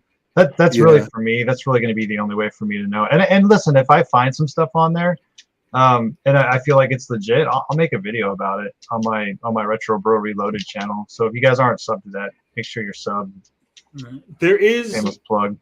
I know that there's a name attached to these documents, like it says at the end, the person who created it. If you go through the files, it'll be like, document created by, and that name is an actual person that works at the company that supposedly made these documents. So it's not like he just made up a bullshit name. So again, it would be like extra effort to find some, company that actually does this kind of thing, and then find someone who works there and put their name on Yep. it. Yeah, like I said, I haven't looked at everything in it, but what I've looked at would be a high-level troll. A lot of work went into trolling. And again, I want someone to explain how this works out. How is new original IP a section of the pie, and then sports is another section? Maybe he means something. I don't like see why you have a hang up on that. So if they have a baseball game, that falls under sports. But is that a new IP or is that a retro IP? Well, when I think IP, I'm thinking like Finnegan Fox, Earthworm Jim. Yeah, that's what I'm thinking. Running Man. I think that's what they're going for. So Yeah, I'm while throwing my it's lot a in new here. Intellivision baseball game, it falls more under the sport as opposed Okay, to specifically an IP, because anyone can make a baseball game. I guess, but activity, like a new activity game, wouldn't that still be a new IP? It is, but I agree with McLaggy here. It would be like a Rayman or a Mario or a Sonic or a Kirby. Cat Fighter. That's what I'm thinking here. I will concede and move on. Digital download games, $2.99 to $9.99. Subscription bundles. Did you ever hear about a subscription bundle? No, not that I can remember. Console comes with 5 games. I That know was there bumped up to was 6. 5. No, but there was 5 at the beginning. Then it turned to 6. Yep. Right. Hand-picked world-class game development partners. Whoever would work with them, right? Yeah, curated digital game online store. 40 games at launch. That sounds like what he was aiming for, because initially he wanted to beat the record of the PlayStation 2. Yeah. And then it says 22 playable games at E3, June 2019. This, again, either is an outright lie or is, this is just part of the fakeness. Because John Riggs and them, again, when they talked about playing the Amico at E3, they definitely didn't talk about 22 games. They talked about like 3 games. I think they talked about seeing other games, because that's where John Riggs, I think, mentioned seeing Echo. He didn't play it. Yeah, but this saw is the playable. video of it. I know that's the stickler for me. But you know how they are with words. It's like, oh, hey, we got a video of it. Therefore, it's playable because someone else was able to play it and record it. So then on the bottom of this page, they got a bunch of logos. They got Mattel, Lego, Warner Brothers, Hasbro, Disney, Marvel, Sesame Street, Universal, Nick, Atari, Paw Patrol, Wheel of Fortune, Earthworm Jim, Frogger, Telestrations, and Teenage Mutant Ninja Turtles. Could they put any more on there? They could. I think there's some room here. Just some white area in a couple spots. But well, I mean, they've covered like some of the biggest franchises in the world at the moment. Yeah, Disney, Warner Bros. That doesn't surprise me, Bob. You remember when I think it was Rich asked him about Konami and Castlevania, and Tommy was like, "Well, you never know." Like, dude, come on. He said they were going to have a 4-player contract. Fucking, He's like, we got 4-player contract. Well, I mean, he said a lot of things. I think, unfortunately, that what he thought was wishful thinking, he tried to make. He wanted to believe that they could be a real thing. But that goes back to that documentary thing that I remember he told me to watch that. This is a funny story. You guys will get a kick out of this. The Secret? The Secret. He's like, yeah, you got to watch The Secret. And I'm like, so I watched it, right? I'm like, Tommy, this is insane. I was like, you're telling me that because I'm like, so somebody in Africa who's stricken with a virus and can't leave their fucking island, they can just believe that they're going to be a fucking millionaire? Like, that's what these people believe. They could believe like they're going to be rich, and them thinking that like that's going to become a reality. I'm like, well, what about people who get diseases and shit like that? They just think it can go away. And I'm like, Tommy, that's a little too far fetched for me, man. I'm like, and he was like, well, it's obviously there's extremes of it, but I'm like, no, I can't get on board with that, dude. Don't you know, Retro Bro? You don't have to go to the gym. Just believe that your muscles will get bigger. Well, and it sounds so absurd. Like, and people like, I don't know how many people are in here are familiar with The Secret, but that's how absurd it is. Yeah. Like, Tony's not really joking. It's that fucking weird. Retro Art just froze. I don't know if you heard it, Retro Bro, but Tommy did an interview with SNES-tastic Pete, right? I think my second screen just froze on me. What the fuck? You mean the Amico kid? Yeah, the Amico kid. Sorry. No, he was SNES-tastic Pete when they did the interview. I'm going to use his dead name, damn it. So he did the interview with Pete, right? And in the interview, they started talking about The Secret. And Tommy's example of how The Secret works was that if you're stuck in traffic at a red light and you think about green light, the light will turn green. Jesus Christ. And the cars will start moving. I can imagine Tommy sitting at a red light going, turn green, turn green, turn green, turn green. And it turns green. He goes, yes, I made it happen. Yeah. Brian O'Brien says, I bet the pie chart was stolen from something else online. They just added their own labels. Just like, fuck it. This don't even match up with what we're doing. Just use it anyway. Don't worry about it. None of these games, as far as I know, they didn't. Mattel, maybe. Hot Wheels. So they got that. There's nothing from Lego, nothing from Warner Brothers, nothing from Hasbro, nothing from Disney, nothing from Marvel. Sesame Street, yes. Maybe, allegedly. Well, yeah. Well, they showed off. They at least showed footage of it. Yeah. Ninja Turtles, no. Universal, nothing. Telestrations, yes. Nick, no. Atari, yes. Frogger, no. Earthworm Jim, maybe. No, man, they just had that stupid video for the weak of mind to keep believing. Paw Patrol, nothing. And Wheel of Fortune, which is probably the only game that really would have like, look, this is an actual thing that like families would play or like to get older people involved. Also, never shown anything off about that. How many of their employees have connections to those companies? Ooh, a lot. Acker and Rosenthal, I think, was Mattel. Did Micah make a Lego game? Work with Warner Brothers? I think so. Well, you got what's his name? And did a Disney game. Chuck LaBella at one point was. He probably had connections to Universal and maybe Disney. Whatever happened to him, man? He kind of came on Amico After Dark, and we never heard from him again. Well, Chuck, what the hell is his name? The guy, Kevin Strom. Is it Kevin Strom? Yeah, there's a Kevin on their team, yes. Kevin Strom was the in television customer support VP or some shit. They had some goofy name to his title. Did Saturn have any kart racers? I don't think so. Well, Strom was their customer support guy, but he also is a former actor, and he also has his own company. Chuck LaBella now works for the Strom company. Make that for what you will. Because he has like his own startup that's doing some other like thing. It had Power Drift Eating Paste, but that was an arcade port. Yeah, I don't know. I mean, he just I don't know. I'm curious if he even actually worked for Intellivision.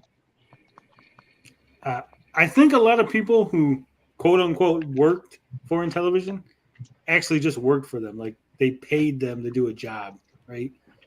It's like independent contractors almost, or consultants. Yep. I mean, that makes sense. That's what a lot of startups do. I mean, that's the smart way to do things. The fact that they even had 50 employees was at one point was crazy. But I don't think they did. That's what I'm saying. Payroll. Did you see the payroll? No, I haven't seen it. Well, that's what I'm saying. Like, I think a lot of it was independent contractors because you're right. Yeah. Perrin Kaplan works for Zebra. She has her own company, Then, Zebra Partners. then it's worse. Then I mean, that makes it even worse. The fact that they still couldn't get a console out. Wasn't there even like a couple of people who were paid contractors who never actually like got told to do any work and didn't actually do anything? Fuck. I'm sure there was one or two. Someone was contracted to do something and they never did the job. Well, ARC Manufacturing, technically, I guess, they got that 1.3 million off of them and never actually did anything yet. Then you got the guy who's supposed to be in charge of marketing. I guess he didn't do nothing, but he was getting paid. Yeah, I did all his work. Yeah. At least you can admit it now. Oh, that's the guy. Yeah, that's what I was thinking of. The marketing guy. He did his job. He called Retro Bro on the phone and was told him, "Hey, set up the tables." That guy had a cushy job. Yeah. But like I said, like he would say that like Perrin Kaplan, we got Perrin Kaplan, but no, you hired her to do a press release. She was probably nice enough to talk to you. Like I'm sure they were like, "Hey, remember when you worked for Nintendo? What did you guys do when you launched the console?" And she was probably like, "Oh, she told them a few things, and they considered that making her part of the team. Now she's on the team, guys. We had a consultation about marketing, Jay Allard, yeah. I truly believe he hired people thinking that he okay, you worked for Microsoft. Now that you work for us, you can go call your friends at Microsoft to buy out our company, right? Mm. And Jay Allard's like, well, fuck it. You're going to give me $50,000 to make a phone call? Fuck it. I'll do it. Really, whatever. Like, I know they're going to tell you no, Tommy, but fuck it. You're giving me a check for $50,000. Fuck it. I'm going to do that shit. I'm out of here, fellas. It's been fun. All right. It's getting too hot for him.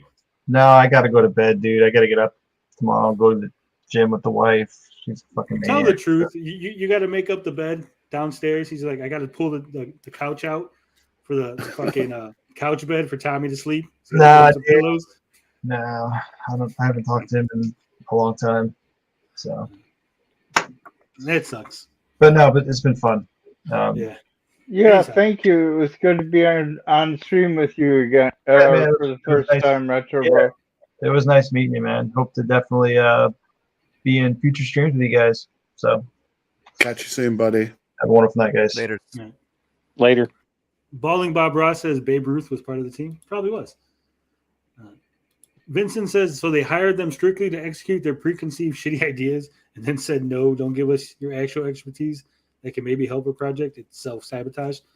I think, and I'm convinced, and I think I've seen somebody on Atari Age echo this sentiment, but I think the idea always was to create the perception of a winning idea in company that couldn't afford to make the product. So another company could buy you out. So you'd be like, hey, Disney, look at all these pre-orders and all this excitement.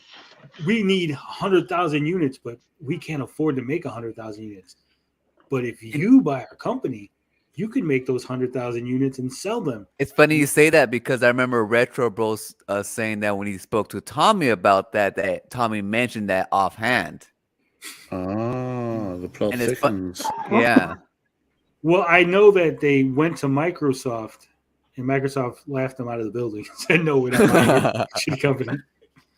So why would we buy you? We could just make that product ourselves, right? If your product is so good, we could just make a knockoff. And that's what I told Tommy before, and he got really mad. I'm like, Tommy, if you're doing this right, and it's so great, I was like, why can't Xbox just make an Xbox Lite, right? He's like, no, they couldn't. I'm like, what do you mean they couldn't? I'm like, literally, PlayStation could just say, hey, this is the Sony Junior, and like this, we put a chip in there that doesn't allow any games to be played over, teen or whatever, right?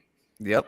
He's like, that's not possible. I'm like, that's not an answer. That's like a fucking 3-year-old answer. What do you mean it's not possible? Like Amazon does that to every product on their website. When Yeah. someone comes out with a nice product that sells, they mimic it and sell it for cheaper. I'm like, do I you can know do what a that beef to is? my son's $28 tablet. That's what I'm saying. I'm like, you could just install a V chip in a PlayStation and be like, PlayStation Junior, here you go. Boom. Give us $200. I'm like, I didn't understand why he was like so adamant, but now this makes sense because he's like, no, this is unique because he wanted someone to buy it. I'm really convinced of that. Let's see what else we got going. Talk about the market size. They got the 2018. See, this is how you know it's old again because it's got the 2018 global gaming market, 137.9 billion. This is 2012 to 2021 compound annual growth rates. Okay, this doesn't make any sense. Someone explain this to me. How is this the 2018 global gaming market, but it has figures for 2012 through 2021? I thought this document's from 2019 as well. How can it be from 2019 if it's got information from 2021? Unless these are projections, right? Right. I guess we need the guy standing there with the Ooh, slides. that might be one of your red herrings as to whether or not this is real or not. Yeah. It looks, looking at the chart, it looks more like a projection, possibly. I love That this. says growth rates. It says family gaming, Wii gamers. So only Wii gamers are family gaming, represented in console, mobile, and may not change or may not engaged, and many not engaged. Damn, I can't read. Many not engaged since Nintendo Wii launched in 2016. That's like a really weird fucking sentence. Family gaming, Wii gamers, represented in console, mobile, and many not engaged since Nintendo Wii launched in 2006. Damn it. So 71 billion in 2012, projected to be 180 billion in 2021. Look at all the money we're going to make, guys. Buy our console, invest in us, and you get all the monies. PCs only had a 1.6% growth. That doesn't sound right. Mobile, I can see growing a lot, but I would think that PC would have grown more too. No, people are starting to ditch their PCs for like, this is good enough for my daily life, and saying fuck it to the advanced features and all the things you can do with a full powered PC. Tommy Miko says this is fake. He says the document is bogus. Yeah, I agree with Tommy Oyamiko. I was just responding to your specific comment. Yeah. Figure Drawing says, is a future lawsuit possible, assuming the Yumiko is never released? That's the funny thing about lawsuits, right? I've talked about this before. Pretty much anybody in the U.S. can sue anybody for anything, right? Now, then it has to go to a judge, and the judge has to say this case has merit or it doesn't have merit, right? So technically, yeah, people can sue. Will a judge find that there's merit? Depends on what they're suing for, right? Like if they're suing over refunds, the judge might be like, no, there's no merit. You're obviously an idiot for not getting a refund 2 years ago, right? If they're suing because they were misled because they thought they had a deal with Disney to make video games, there's probably merit if they showed this and say, hey, here's the fucking documents they gave us and see how they have Disney and they got the logos and we were led to believe that this was a bigger thing than it was, then you might have merit. And again, it's also going to depend on how many people and how much money you put into it. Is it going to be worth it? If you invested $1,000 and the judge is like, why you can't sue for like 100 million, right? They're gonna be like, oh, okay, you're suing for like 10,000 for damages. The judge be like, no, maybe we'll give you 1,000 back if you can prove it. Then you got to prove fraud, and then if they claim that, well, we didn't put together the slide, that was the company that we hired and they fucked up, so then you're gonna have to go through that. And then at the end of it, if you win and they're like, well, we got no money anyway, so congratulations on winning, but we don't have any money to pay you. So odds are no lawsuits. People are going to be like, I'm not going to be able to get money anyway. It's going to be a waste of my time. What do you guys think? Yeah, I don't think there's going to be lawsuits. I don't think there will be. I think they scammed enough people that a class action of some sort, and they'll get like $10. I just think they've done their due diligence in saying this like company up doing the things that they had to do. So it's going to be so difficult for people to, like, as you say, like follow through with all the shit they got to do for the lawsuit to like actually get there. It's going to be too hard. I mean, for all we know, and again, this is just me speculating, but maybe at some point they realize, shit, we can't make a console. We are going to get sued. We have some money left over from the money we made in investment. What are we going to do? And they're like, oh, just keep the company open and keep paying employees until we run out of funds, right? Once you run out of funds, because as long as you're technically making the system, like, well, see, we were doing what we said. We tried. You have to prove that they didn't try very hard, right? And I don't think a bunch of employees are going to be like, yeah, we just got paid to sit around. No one's going to admit that. They're like, no, fuck you. I was working. Yeah. Yeah, no one's going to complain about that either. Yeah. Plus, they're probably scared. Probably, when it comes down to it, they're like, wait a minute. If they're suing and I admit that I didn't do anything, they might try to rope me into the lawsuit because I should have said something to somebody, right? And it's also, you got to look at those people's like future prospects. They're not going to really want to badmouth their previous employer. They want a good resume and a good reference. They did get 17 million, but not all of that wasn't all up front. There's like different things and fees that they paid out. So Justin the viewer says, Tony says that a lawsuit is too difficult, but in civil court, things are more loose. For sure, there'll be a class action. I don't think there will. Again, how many people have you seen besides us who actually are not invested, and probably none of us have pre-orders anymore? Maybe Beefy does. Nope. So no, right? We're the only people mad. We're like the people that are upset, quote unquote, are people that are not invested or not have any skin in the game, right? I haven't seen anywhere like on Twitter where there's a bunch of angry people like, Tommy, where's my money? Or in television, where's my money? There's no Facebook group. Even the people on Reddit, most of them are not in, have no pre-orders or nothing. There's like no outrage from anybody anywhere. For all we know, the 6,000 pre-orders might not even be real, right? Might only be a couple hundred. Yeah, we're assuming that we're taking their information as fact. But we've seen no outrage, just like we never see any sort of positive buzz. Like there's no like, hey, everyone's all excited about Amico, right? On Twitter, it's always the fucking YouTuber people, right? There's no random people talking about Amico unless it's like, oh shit, what's that train wreck again? I read that Kotaku article. What's going on? Those are the only people that talk about it. There was no pictures posted that I could find anywhere on Twitter from like any of the events, right? You don't find that strange? Yeah, no moms from Crayola took pictures and posted them anywhere and tagged it. Tommy would have been like, hey, if you're taking pictures, make sure you tag Amico in it. Make sure you put Intellivision Amico having fun at Crayola or something, right? Or did he tell him, hey, don't post any pictures, the haters will come for you? Like scared everybody? Like,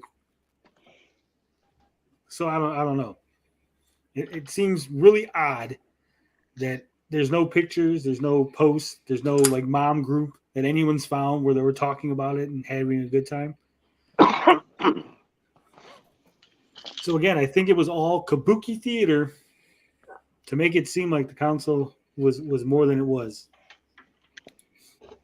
This is like a reverse Nigerian prince. Instead of targeting like people for their money, they were targeting a company trying to convince them like, hey, you give us some money and you're going to make all this in return, right?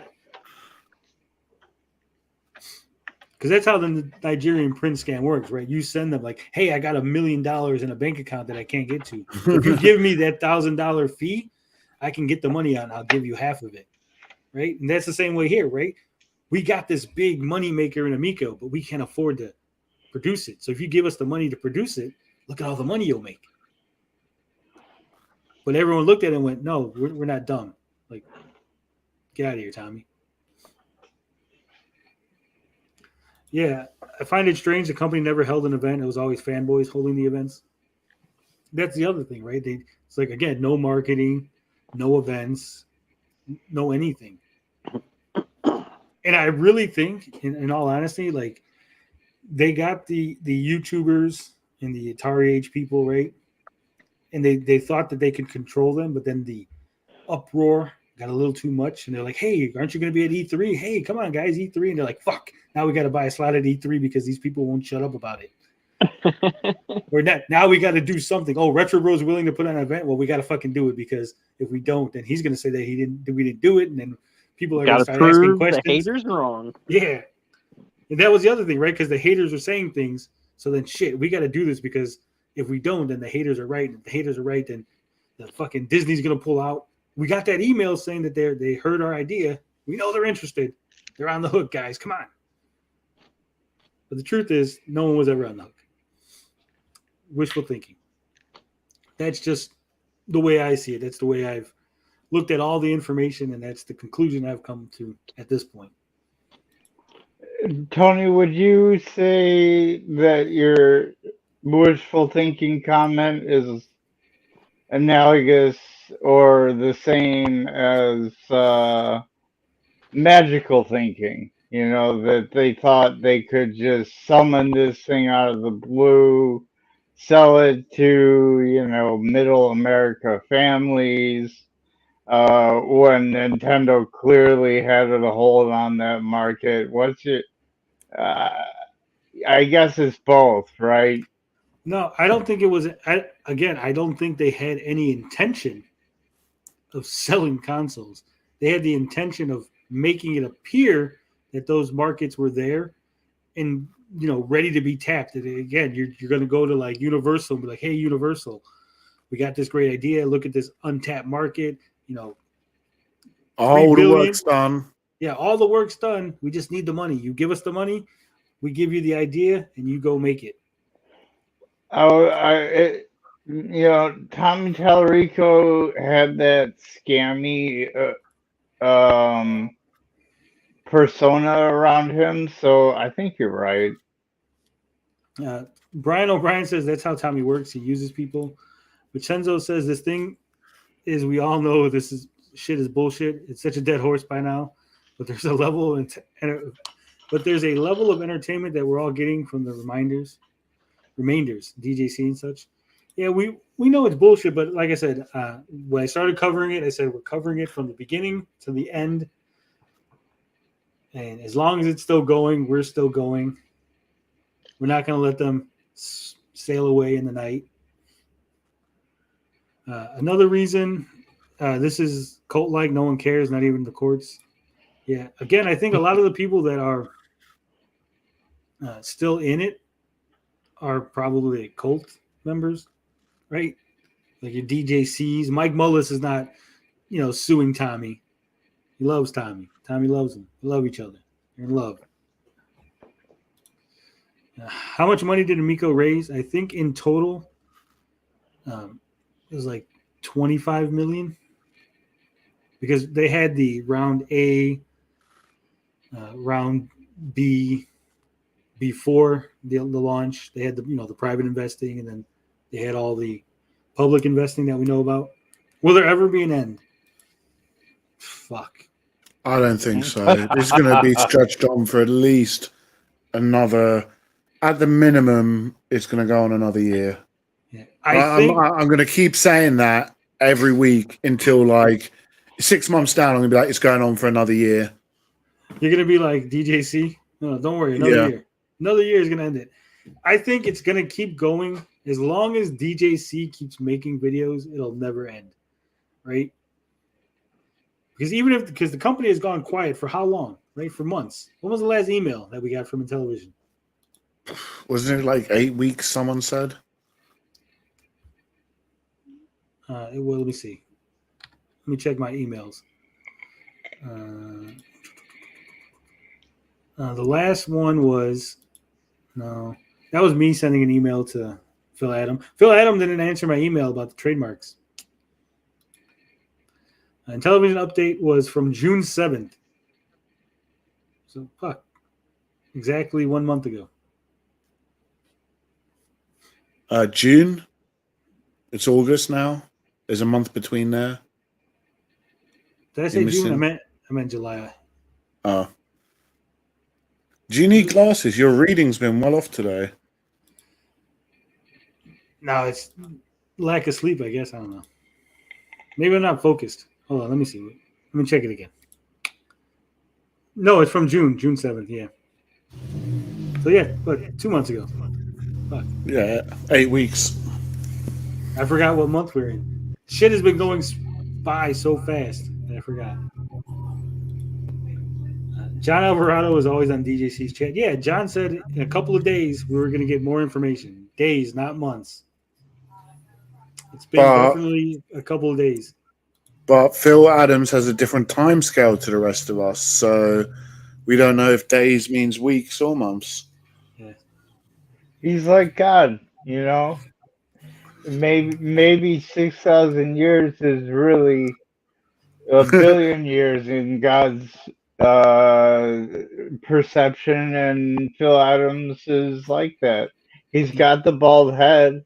He looks kind of like, a serious dude who could create an earth in a bottle and just seal it off.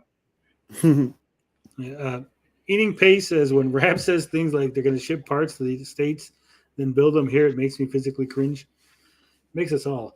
You can't, again, for something like this, right? This isn't a table where you could just screw in some legs and you've made the table, right? There's precision work that you need either machines or highly trained individuals. You can't just, put a box of parts in front of some Yahoo and say, all right, build me a fucking Amico. Yeah, how are they going to package it, man? Are they just going to slap a load of motherboards in a cardboard box and just send them over? What? It's going to take more packaging to Yeah, ship it than like finishing the product to ship it. It's just adding cost. And then you would have to build the machinery, get the line set up here for a small run, and then make a line over there when you go into full production. Makes no sense. No. But then again, everything about Amico makes no sense.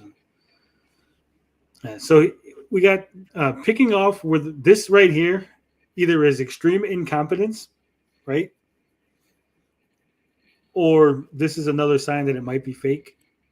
Because it says picking up where the Wii left off 14 years ago, right? But then it has a picture of a family with old people, and they're clearly using not Wii controllers. These appear to be Xbox or PlayStation. I'm not sure. It's hard to tell. Mm. And also, if this is from 2019, they're getting their numbers wrong, at least in the documents, because earlier they said 2006 for the Wii. And then 14 years minus 2019 is 2005. So, yeah. My problem with this picture is that two of them, one is wired. And What? What the fuck is up with that? Two of the controllers are wireless and one is wired, and it really affects my OCD. That one needs to be charged, so it's plugged in. My problem is who games like this. This lady must be really bored. Her and the dude, they're just sitting back there. Like, yeah, she's doing poses, trying to get in the camera. Like, what the fuck am I doing? What do I do with my life? Old ladies back there, like, let me get into the fucking picture. It's just a weird picture all around. But it says family friends. Oh, look, there's the creepy uncle. I didn't see the creepy uncle before. He's hiding behind the couch like, I'm going to get you. This is the best. Again, family friends gaming market. Hardcore gamers are only 200 million. Casual gamers, 3 billion. A great thing about this circle is it goes into the heading. This is the the little header that they got for the page, but they couldn't even move the bubble so it doesn't overlap with their own header.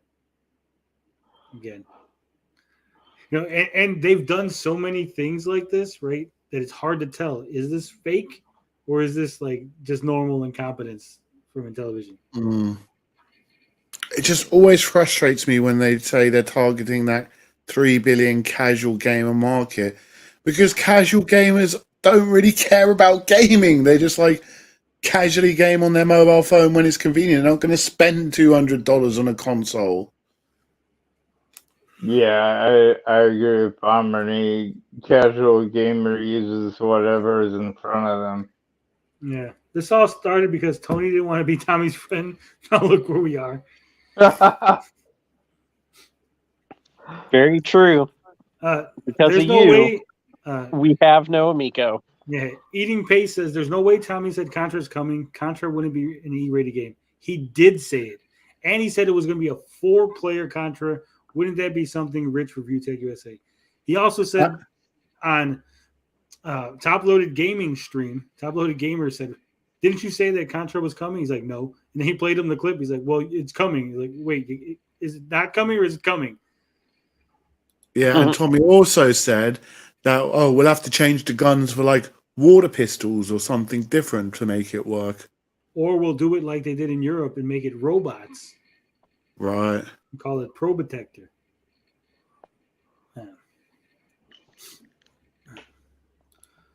Joshua Perez says DJC is just doing the stream because it gets shared to the Facebook group where he can get views and subs. That's a perfect way to build a channel that's going to be dead after the subject is over. DJC is my friend, and I'm not going to take it. I am leaving. Okay. Okay. No, I'm leaving because my my laptop's gonna die either way. So it's been swell. But yeah, I gotta go. Later, dude. Later, All right, see you guys. Have a good night. Have a good night. Potion Sword runs. I'm gonna go report back to the chief, Tommy. That's where he's going. Yeah. Clip and canceled, all of you. Right. So, target buyer is a mom, 30 to 50, with younger children in the home. That's the asterisk. Family-friendly social media targets, morning TV show promotion, mall tours with GameStop, leverage in television brand and restaurant resurgent retro market, celebrity endorsements, Ellen and Jessica Alba. Okay, I think this part is interesting. Ellen, we saw the picture of on Atari Age. This makes me think it's almost a troll because Jessica Alba did a Switch commercial. Yeah, but that was just recently. I know, mean, this but is if this was made verifiable. recently, I really like your take on this, McLaggy, but this is totally verifiable by us if we would be able to call up Jessica Alba and ask a question. All right, I guess we're calling Jessica Alba live on air to ask her. Right now at 2 o'clock in the morning. Yeah. But that almost seems too good. Like, too well placed that, hey, the celebrity is on this list who ended up doing a Nintendo Switch commercial. And I think they list celebrities somewhere again later, and Sean Astin is mentioned. And he did a Nintendo documentary for Crackle. He was an executive producer of it based on Nintendo, and Tommy Tallarico was in that. And in the 2-minute mark of the trailer for it, Tommy says, when you think video games, the first thing that comes to your mind is Nintendo. Not Amico? No. He was probably trying to scream Amico. They're like, Tommy, if you don't say fucking Nintendo, we're going to cut you out of the documentary. Take the shirt off. The executive producer of that was Sean Astin, I believe. So that's another... That was the thing that kind of threw up a possible troll to me. Crescenzo says water guns, if they mashed up Contra with Super Bubble Brothers, would not be mad at all. Alien Pro Protector, that's right. Let's say it's coming. It's coming, or it would be cool to have. Well, Tommy always says, wouldn't that be something? Wouldn't that be something? So, Tommy Tallarico's ruined so much for me. Yeah. GameStop was purple. And you got Walmart. Was Costco going to be the red one? I was looking. I remember I never saw the red one, and I didn't look on Costco. So you're probably right. GameStop had purple, that Galaxy purple, and then there was the wood grain. But what is it? What color is your shell, Tony? It's black. Black, or just a regular old shell. Okay. Yeah. So here is the team. Over 600 years of industry experience. And as you said, Kara Acker, Mattel. Look at that. Connected to Mattel. Obviously, Phil Adam. This picture looks weird. Does Phil have yellow hair? Did he used to have yellow hair? Nick Richards, COO, CFO. 25 years in software. Serial entrepreneur. We got Jason Enos, Bill Fisher, Scott Samura, Michael Gallagher, David Perry. We got Hans, Mike Dietz, Abby Konowich, and Perrin Kaplan, advisor. No, it's not. I mean, if all these people knew about it, it's a conspiracy, right? So here is the timeline, and they say today. It's hard to tell because you got October 2019 here, And then the next date is April 20, which I guess would be 2020. So I don't know where today falls. There could be an argument that today is early 2020 or real late 2019, right? This is 20. This is 2020 because look, the man with the in television running says 10/10/2020. Well, that's the launch date. That would be here, October 2020. Oh, I see what you're saying, and that might be that's a holiday. That's like yeah, okay. No, what I'm saying is they got a mark for today. It says today, right? But there's Yeah, no, but we there's don't no know. date. And because this is April 2020, right? How long? Because this is October. So is this still December? Is this November? Is this January? What month is this? I'm gonna go with December, but yeah, I see how it's purposefully vague. 1-inch biceps says, I think Target was going to be the red one. Well, I don't think it's purposely vague. I mean, obviously, if you're at a meeting, you know what month you're in, right? It's just That's vague. true. Yeah, today it's like, hey. So it's vague for us because we're not there at the day. So, but I'm going to speculate that this is based on the distance from October. I'm going to say this is December, January. Yeah, that's what I was thinking. All right, but here it says hardware design complete. Cloud. Why does it say cloud platform development? I thought they weren't using any cloud gaming. They mean server side or network or? Who's the guy that's always talking about cloud gaming on the Amico? The hell's his name? It's really weird. Was it like a Leland or something? Lelanders. Maybe he made this. Maybe he's the troll.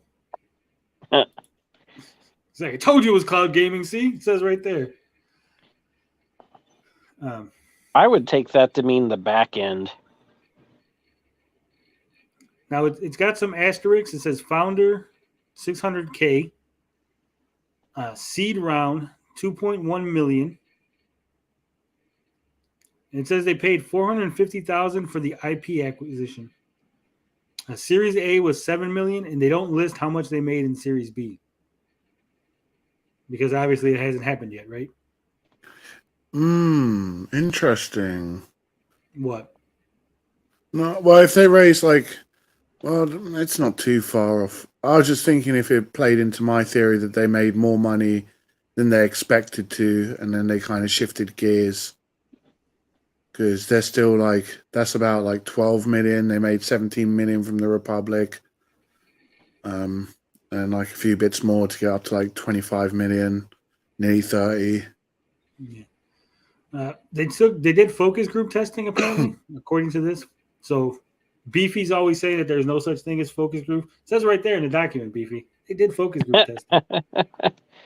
Focus group with Atari Age. Hardware design was complete. Prototype hardware and 22 playable games at E3. That was way back then. Game development, start 22 games.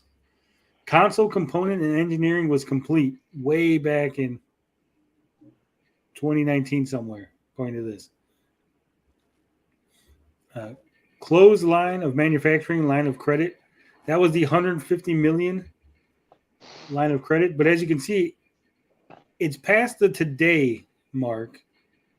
So that was what they were projecting. They were projecting retail holiday orders and channel partner showcase. We didn't get that. Definitely didn't get that.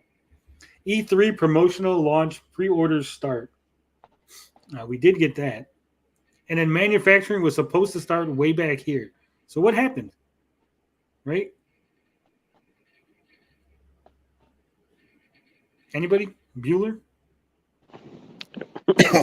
They didn't want to make it. But this seems kind of late, right? Because launch is in October. Manufacturing starting looks to be around May, if I'm being generous. Because it's past April, so it would be May. Oh, that would be cutting it close. Yeah, that'd be real close. And what is this? They have multiple models, internal models of the Amico Series A, Series B. No, that's Series A and B are investment rounds. Investment rounds. Okay, I saw it under the hardware design and I misunderstood. Yeah, this is all kind of. There's just a weird, wonky, fucking milestone roadmap thing. Yeah, I've seen milestone roadmaps before. I don't know if this is incompetently bad or just troll bad or just Intellivision bad again. Because it says like the green ones are completed, right? But I don't know what the purple ones or the dark blue ones or the Amico blue ones mean. So right, I'm so confused by this document. Again, this could be real, could be fake. I choose to believe. I want to believe. I want to believe that they were that naive about what it was going to take to launch their console. Sorry, excuse that. Was that a sneeze? What was that? It was half a cough, half of me choking on my own spittle. Eating Pace says Series B didn't happen. No, it happened. As far as I know, it happened. But it hadn't happened yet when they made this roadmap, so there's no number on it, right? But I think it happened. Tommy doesn't know what a launch pad is? Yeah. I believe that. I'm still amazed that I'm still amazed that we us and Pat and Ian kind of like ended the whole thing and found out their bullshit. It's kind of funny how four key people took down the Intellivision empire. Don't you remember? It was all me. DJC said all me. George says DJC must feel so embarrassed after last night's stream. I wouldn't be surprised if he kills Amico forever. No, that man knows no shame. No shame. Sorry, I didn't mean to sidetrack you so much. No, that's fine. We sidetrack ourselves. So these are the projections, the financial projections, guys. And again, I seen this document before on the Start Engine page, I believe it was, because we made fun out of it then. But in 2019, 0 units sold, $0 in hardware sales, $0 in software sales, $0 in total sales, profit, EBITDA. I don't know what that stands for, but they made $4.4 million in that. Great chart, very explanatory. $0.000 $4 million. Yeah, genius. The 2023 global market share, they said they were going to get 1.25% of the global market share. Oh, fuck off! By 2023, by next year, they're going to have 1%. Remember, all they need is 1%, guys. Yeah. In 2020, they projected to sell 280,000 units. Sorry, I was just like equating that to what the Atari VCS did. What did the VCS sell? I think it sold less than 15K units. And I don't think it hit 20. No. And I was saying for a long while that the cap of the Amico is probably going to be about the same as the VCS, if not less, because there's less appeal for it. Yeah, all right. So here's where things get tricky, because they said in software sales they're going to get $12 million, right? And the higher upper end of software at that time was $10, right? So we're talking what?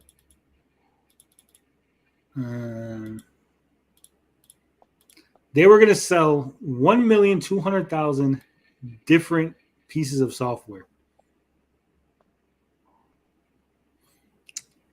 How many? Sorry, 1,200,000 games were going to be sold in year one. in year one. So wait, you're looking at an attach rate of about 4 per console at 280k units. Yeah.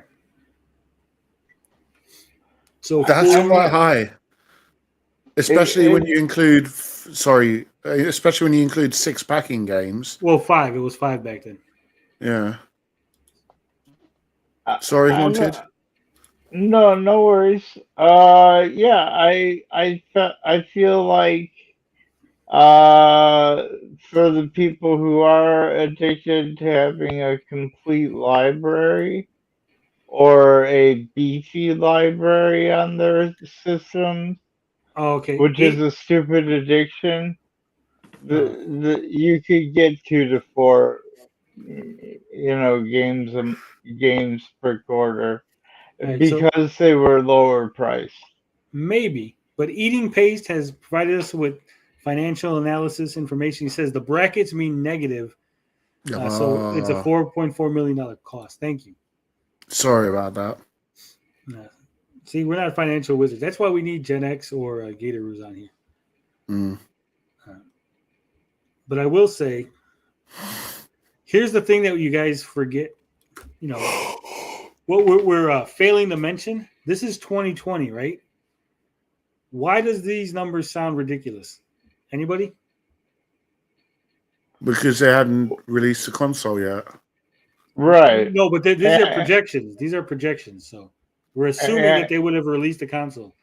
But that was October, remember? So October, November, December. In 3 months, they were going to sell 280,000 units and 1 million units of software in 3 months. Well, you could give it if the launch. Oh, I see what you're saying. Sorry, my bad. Because they're launching in 10/10/2020. Yeah. So they have like 2 months to make that much sales. Yeah. It's even worse than that. That is ridiculous. That's insane. Yeah. They're going to sell 280,000 units, 1.2 million games in 2 months. And when was the published date of these documents? Remember, we're talking late 2019, early 2020. So did they know about coronavirus and the fact that families couldn't actually do what they were saying they could do? Well, it just had started. Remember, Corona was like late 2019. Yeah. We hadn't got locked down or nothing yet, but still, this is a very ambitious launch. They thought within the first year, within the launch, they were going to make 280,000 units sold. That was what they're going to sell. You don't think they've like pushed ahead so hardcore? No, they couldn't have done. That's stupid. They couldn't have pushed. That's Amico. So go ahead with your train of thought. You don't think that like they got a whiff of like COVID coming around in 2019, like realized what was going to happen in the industry because, like, not to discredit, like to give some credit to the people there, they're like you got engineers and like John Alvarado and stuff who know the industry and know how the fucking production lines work and shit. You think they're just like, we're like, COVID's happening. This is going to fuck everything up. Let's push ahead. It buys us some time to like make some money. It's crazy though. Because again, I think that the idea was always to sell to get bought out, right? Yeah. So it was never about making units or trying to make units. It was about trying to get bought out. And the coronavirus helped them because now they had an excuse why they hadn't made any yet. Yep. How they could be like, see, guys, the chips got more expensive. Buy us out. Well, no, maybe it's the reverse. Maybe it kind of helped and hindered. Maybe that was their intention. But like They people played weren't it really. pretty well. Yeah, Sorry. the chips became too expensive, so it kind of backfired. It wasn't as cheap to produce anymore. But No, I don't because know. we know that in 2020 they actually were able to buy the chips. They had an offer from a company that was going to be a turnkey manufacturer for the Amico. They were going to buy all the parts for them. They were going to handle everything. They just needed a check. Just hand us a check. We'll take care of the rest. And because you would have a contract with this manufacturer, when the chip price had gone up in the following months, the manufacturer would have had to eat the cost of it because they already had agreed on the contract with Intellivision. Damn. But Intellivision turned that contract down because they didn't have money for manufacturing, which is why they needed to get ARC, which was willing to give them the $150 million manufacturing credit. That's so much bullshit. That sounds like that turnkey operation sounds perfect. You would have hashed something out if you were serious. They just wanted to do what you saying they wanted to do. They wanted to sell the concept and idea without actually producing nothing. Otherwise, why not hash out a deal with that first company? And I think that's why they haven't made it yet either, because by now they should have been able to work out a plan to make it. Yeah. You would think. And like having $150 million lines of credit sounds better than we've got a production deal. And John Alvarado had to know that that as this virus, carried on, basically what was happening is like the lower end of the chipsets were being affected the most. So, logically you should move on from a 2016 SoC, this system on chip, if the world is saying, oh, that's too hard for us and we can't do that. Yeah, I think what we learned from Atari VCS is that you can provide a better quality system with floating specs at a better price point and accessibility to components than by being very rigid in your components at the very start. Because it seems like they're always locked in with that 2016 chipset, whereas like we saw Atari VCS, they weren't solid on their chips. They're like, we're going to see what's available at the time, what's the most cost effective to get the most performance out of our system. I agree. If you can't tell, I'm a bit of an Atari VCS shill. You are too much. All right. So in the second year, they said that they were going to have 730,000 units sold. It's undetermined whether or not the 280, like they're adding, like this is an additive or this is additional. Right. So either one seems really crazy because 730,000 in the next year seems ridiculous, but so does 500,000, right? It still seems ridiculously high. Like they're going to double their sales. And then 1.2 million by 2022. That's where we're at right now. We're in 2022, gentlemen. They're a little short of the 1.2 million consoles. Just a little bit. Oh, also, I forgot. See, dumb me. The North American launch was the first year. Only the North American launch. Optional Germany launch. So this wasn't even worldwide. They were going to sell 280,000 just in the U.S. and Canada. And then Europe would have been launched, Middle East and Asia. That's where they get to the 730. And then the rest of the world in 2022. So the full launch wasn't even until 2022. That's when they would have been up to 1.2 million. And then, of course, next year, they're going to sell 2 million. They got time. Yeah. They can catch up. It's a little behind. I believe they can do it. So, just a little ambitious. And this is their exit strategy, right? There's no other words to go with this. I think in the documents there's stuff, but again, I haven't downloaded the documents, so I don't know. But an exit strategy is usually how you get out. And seeing how they got companies listed, their exit strategy obviously would be to get bought out. And the companies they list are Mattel, Disney, Hasbro, Microsoft, Nintendo, Amazon. What's Mixie? Anyone know what the hell that is? No. No. That's obviously Apple, Facebook, Viacom, Tencent, Comcast. Oh, this is exactly what you're talking about. Exit strategy. Yeah. So it sounds like you were right on that. Mixie is a online Japanese social networking service. Okay. So, they're going global. They're going to sell it to the Japanese. The Japanese, known for their anime titties, really want a family-friendly console. Tencent, who are known for being anti-microtransaction, are definitely going to get in on the ground floor. Yeah, ground floor. And Facebook. Fuck. And Amazon. Jeff Bezos and Mark Zuckerberg are probably right now in a bidding war for Amico. That's why it hasn't launched. The Meta Amico. No call, no show says this is just like in Napoleon Dynamite when Uncle Rico says, I bet I could throw a football over that mountain over there. Tommy Difference is Uncle is, Rico. Difference is what?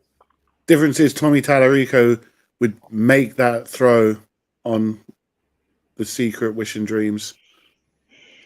Eating Pace says that's not selling consoles. Those numbers mean shipped to retail. It says units sold.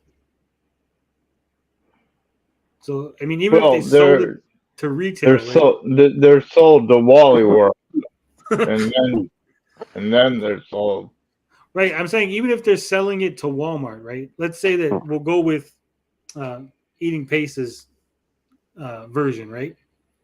If they're selling 280,000 to Walmart, and then in the next year they're selling 730,000, we could assume that the first 208,000 have been sold off, sold through, right?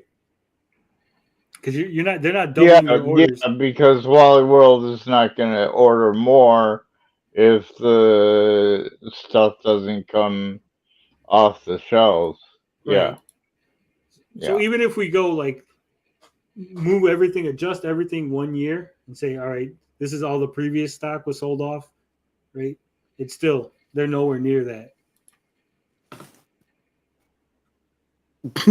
Balding Bob Ross, where's MySpace?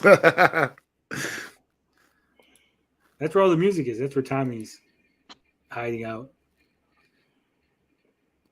Yeah, see, for 2021 numbers to be hit, 2020 has to do well. Exactly. More retail partners, more retail suckers. More like it. All right, we got another slide. In television, bringing family and friends together, tapping into 3 billion casual gamers, pile of gold coins. Look at that. You can get them gold coins, baby. Invest. Thanks. This is the cringiest slide of the whole thing. For more information, contact Nick Richards, yada, yada, yada. So there it is. Those are the slides from the document. Not all of them. Obviously, there's probably more. I do know that Gatoroo says that there was mathematical irregularities in their figures. They just didn't line up to what the actual numbers would be because of the amount of units sold versus the projected amount made versus the price. So there it is. We do know that we got one more video here, so we'll show this. Please not be Amico related. I'm so fucking done. We don't have any more videos to show you. No, go ahead, man. Go ahead. I'll cope. We got nothing. We got nothing left, folks. No. Come on, this is a good one. You'll love this one. This is from our friend Goose. Oh, if it's a Goose video, then definitely. It's Amico related. Tommy Tallarico's bizarre claim that he was the first American to work on the Sonic series. Says during the Intellivision Amico saga, Tommy Tallarico has made many, many claims. I'll lower the music. No, it's the best soundtrack. That's a good soundtrack, at least. That's the best song on Sonic 3. Oh, is that what that is? Yeah, it's the Ice Cap Zone. I didn't even love it. Let's have a quick reminder of one of those repeated claims. I was the first American to ever be hired to work on the Sonic the Hedgehog series. I was the first American ever hired to work on the Sonic franchise. I was the first American hired to be on the Sonic team, which was pretty cool. In fact, I was the very first American to ever be hired by the Sonic team back in the day. Are you serious? Very first American to be hired. Okay, Tommy, what's the Sonic game that you worked on? Yes, I did. I wrote music for Sonic and the Black Knight. Some of this, or one of the Sonic games, Black Knight. I might have been in the 2000s. What was the name of the game I worked on? Oh, Sonic and the Black Knight. Yeah. The last game I composed for was actually a Sonic game. Doesn't sound Sega proud. from Japan called me up and asked me to do some songs for Sonic and the Black Knight. Sonic and the Black Knight, release date 2009 for the Wii. Wii.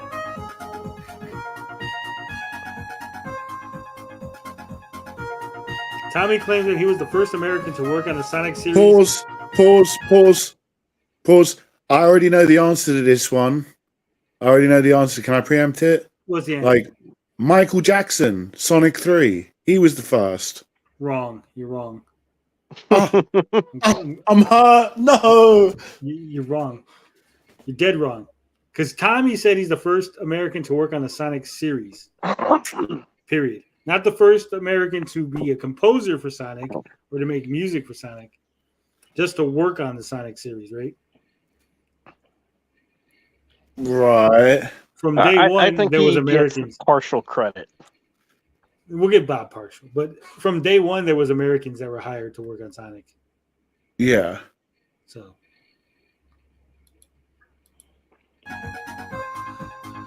It says, let's look at a few credits from some older Sonic games. Bill Willis, assistant programmer, Sonic the Hedgehog 2. Tom Payne, Sonic the Hedgehog Spinball, Sonic the Hedgehog 2. Brenda Ross, Sonic the Hedgehog 2. Craig Stitt, Sonic the Hedgehog 2.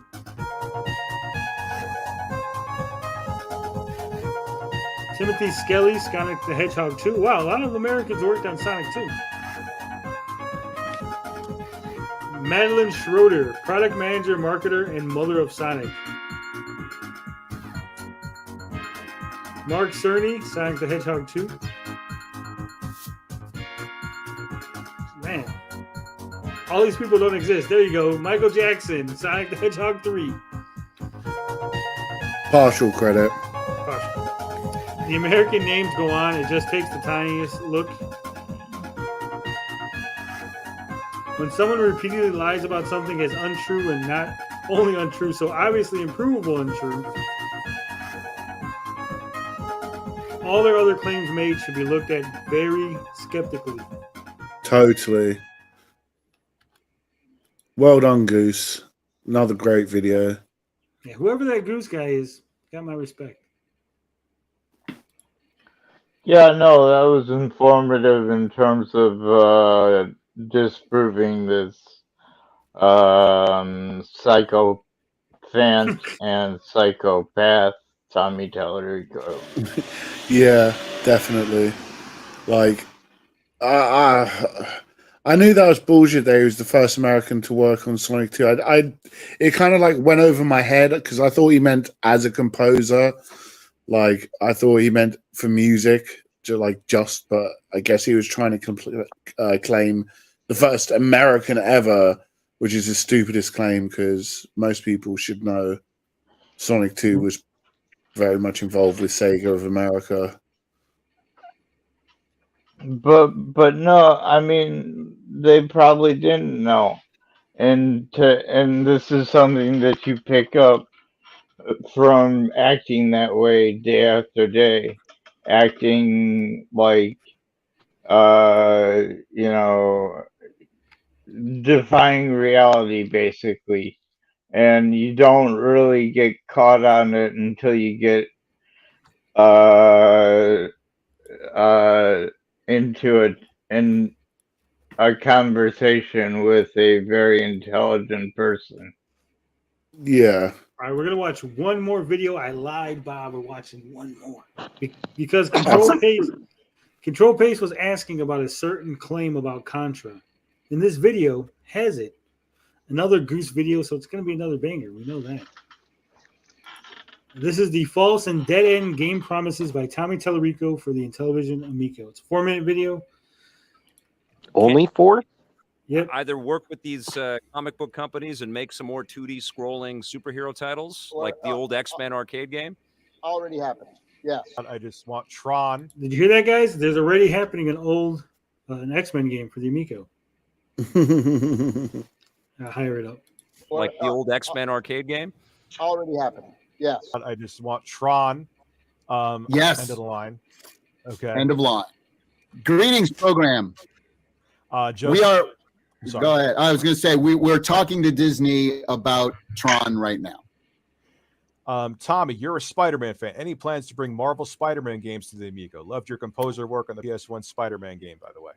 Oh, I appreciate it. Thanks. Yeah, I'm a big Spider-Man fan. I mean, I can tell you, the only thing I can tell you is that when we were at Toy Fair in New York City in February, I was at the Marvel offices, and the president of Marvel Publishing is a very dear friend of mine for many years. So I can say that. We have so many we have another major launch title. It's might work at a Sonic maybe even restaurant. bigger than Earthworm Jim that we haven't announced yet. It's Tron. It's Tron. No, it's Tron. Everyone, Tommy's announcing it's Tron. Tron. We're getting that. We're getting that too, but that's not okay. the one. All right. You're gonna see it at E3, and you're gonna crap yourself. I'll tell you that. Will we see all of the Data East games that were offered on the original Television? Like Bump and Jump, Burger Time, Lock Mission and X. Chase. I'll give you guys an exclusive. Yeah. Absolutely yes. Okay. Oh, okay. And they're being worked on now. Have we seen any Data East games for the Amico? No, I don't think so. We know that Burger Time hasn't shown up. Caveman Ninja, Bad Dudes. I don't know how Bad Dudes would fit into the whole no violence, family friendly thing. Caveman Ninjas. Maybe they'll change it to Good Dudes. Good Dudes. Instead of caveman ninjas, we're gonna have like caveman dinosaur helpers. We'll just you're beating up bad guys, so it's kind of like God's dungeon. Instead of walking up and punching them, you walk up and hand them a coffee and send them on their way. Walk up and hand them a Bible, and they go and they reform their ways. See, there you go. Like that one game on The Simpsons where they're like shooting the guys and they're turning them into Christians. Yeah. Bible blaster. Yeah. And so we're redoing a bunch of stuff exclusively for Intellivision. We're going to redo them all. 10-yard fight. R-Type, Kung Fu Master. Any fans of Load Runner, Spelunker? If you could get a 2D Castlevania. Wait, did we? Moon Patrol we saw, right? Spelunker, Load Runner, 10-yard fight, Kung Fu Master, R-Type. Did we see any of that? No R-Type, no. I've been keeping my eye out for R-Type. There will be a 2600 Load Runner here before long. Sad. Schoolmaster. Any fans of Load Runner, Spelunker? If you could get a 2D Castlevania on it, I don't care if you have a hamster inside of it. But that's there you go. I'm serious. No, I'm saying that I want a Castlevania. Konami's doing absolutely nothing with their IPs. Yep, That's well- still, it's family enough. It could be like, Well, see this interview right here. Rich is not wearing his Amico stuff, right? So this proves. Remember when Rich is like, "Oh, it was just that one interview, just the one." He's like, "Just the one interview where I was wearing the Amico stuff." No, Rich was all in. He did multiple interviews with Tommy. He was all in. This is where Tommy's going to tell him that they're working on Castlevania and Contra. PG. I can tell you this, Rich, is that Jason Enos, who worked at Konami for 12 years, personal friend of mine for over 25 years. He's our vice president of production. So you think he knows some people over at Konami that could help us with getting the Castlevania thing? For me, speaking of Castlevania, can you maybe light a fire under Konami's rump and maybe have them make some good Contra games on your system? Well, we're we're talking to him. How about 4-player Contra? How about that? Oh, that would be amazing. And so, yeah, I've always had a great relationship with Sega, and we got some fun announcements that we'll be making over the next, let's say the next year. Yeah. So, did he ever announce anything from Sega over the next year? Anybody? Don't know, but I'd like to say I've had a great relationship with Microsoft, Sony, and Nintendo. Like, I buy their games, I buy their consoles. It's a fantastic relationship. Yeah, but did you catch what he said about Jason Enos? Yeah. That again, I think that again leads back down to the same road, right? It wasn't we have a great relationship with Sega, or we've reached out to Sega, or not Sega, Konami. We've talked to Konami, we sent them emails, nothing like no. This guy knows Konami. Yeah, this guy used to work at Konami. I think Tommy just thought that by hiring people that used to work at companies, he would just get things, right? Well, you used to work for Konami, so I hire you, and then you're going to get us the Konami IPs, right? Because that's how it works. Jesus Christ. That's like the whole problem with 6 degrees of separation. Like, the people I'm connected to, if I could get, like, one of my mates to pass on one of my demos to his mate, like, things would probably be really good for me. But it's getting my mate to pass on my shit to his mate is, like, the impossible thing. Well, not really, because you could be like, hey, give this to your boss, and your mate will be like, yeah, okay. And then his boss is like, what the fuck? I don't want this shit. Why are you giving me this demo tape? Right? I'm sure Jason Enos called him up. Was like, yeah, I'll call up the guy at Konami. Hey, dude at Konami, you want to make games? Pachinko? No, games. Like physical. No. We make pachinko here at Konami.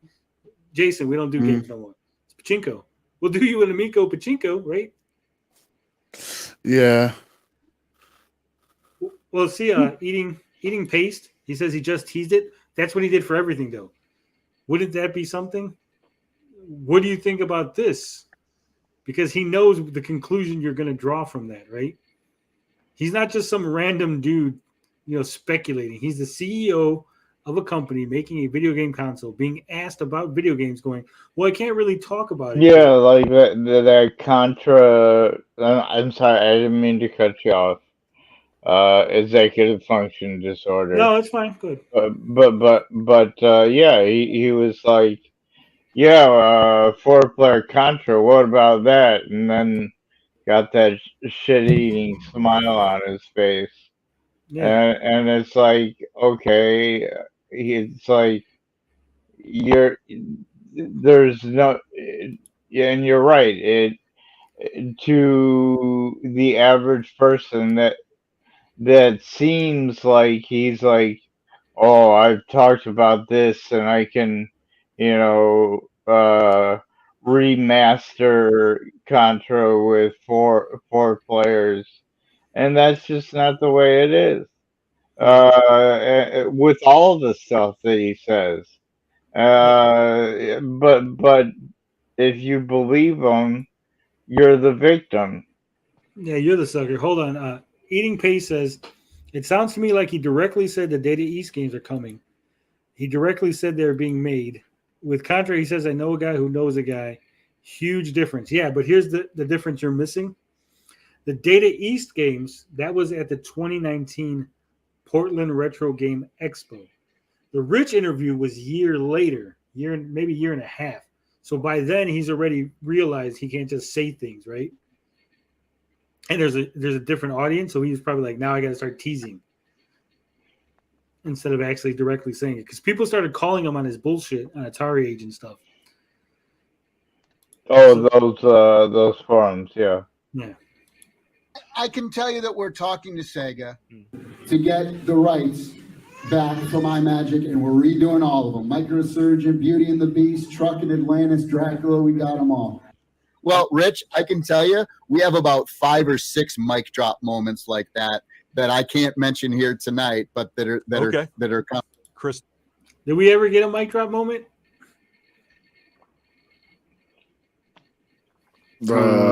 Disney actually had 5 Disney games. I don't remember a single, like, and I'm not trying to be an asshole, right? I'm legitimate. Like, there wasn't a single legitimate announcement or something that is like, all right, they fucking blew my socks off. They blew my balls off with that announcement, right? It was just like, oh, look, they're at E3. They showed off 30 seconds of Earthworm Jim. Like, there was never like, oh my God, Amico, let's get on the bandwagon, right? There was never a doubt in my mind. Earthworm Jim might have been the biggest thing. Maybe Allard? Yeah. Even Allard wasn't, because Allard was so out of the game by then, right? It wasn't like fucking Miyamoto would have been a fucking mic drop moment, right? That's why I said maybe. Reggie would be a mic drop moment. We got fucking Reggie. Oh God, this company would have been so much better off with Reggie in charge. Yeah, Reggie could have saved the Amico. Eating Pace says, I think that mic's still falling and it's never going to hit the floor. Yeah. I mean, even like the GameStop partnership, that's not like a mic drop moment, right? It's like, okay, you got a retailer. I guess I don't care about that shit. Yeah, it's like, so I don't know. Like, having like a big license, if he actually did announce Contra, like, boom, we signed the contract, we got Contra. Okay, that's interesting.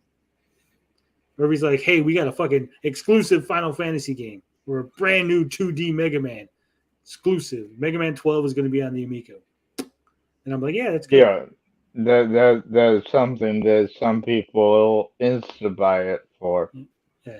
He's like, we fucking got Farkle. Oh, shit, fucking Farkle, yeah. Like, the fuck is he? He didn't announce shit.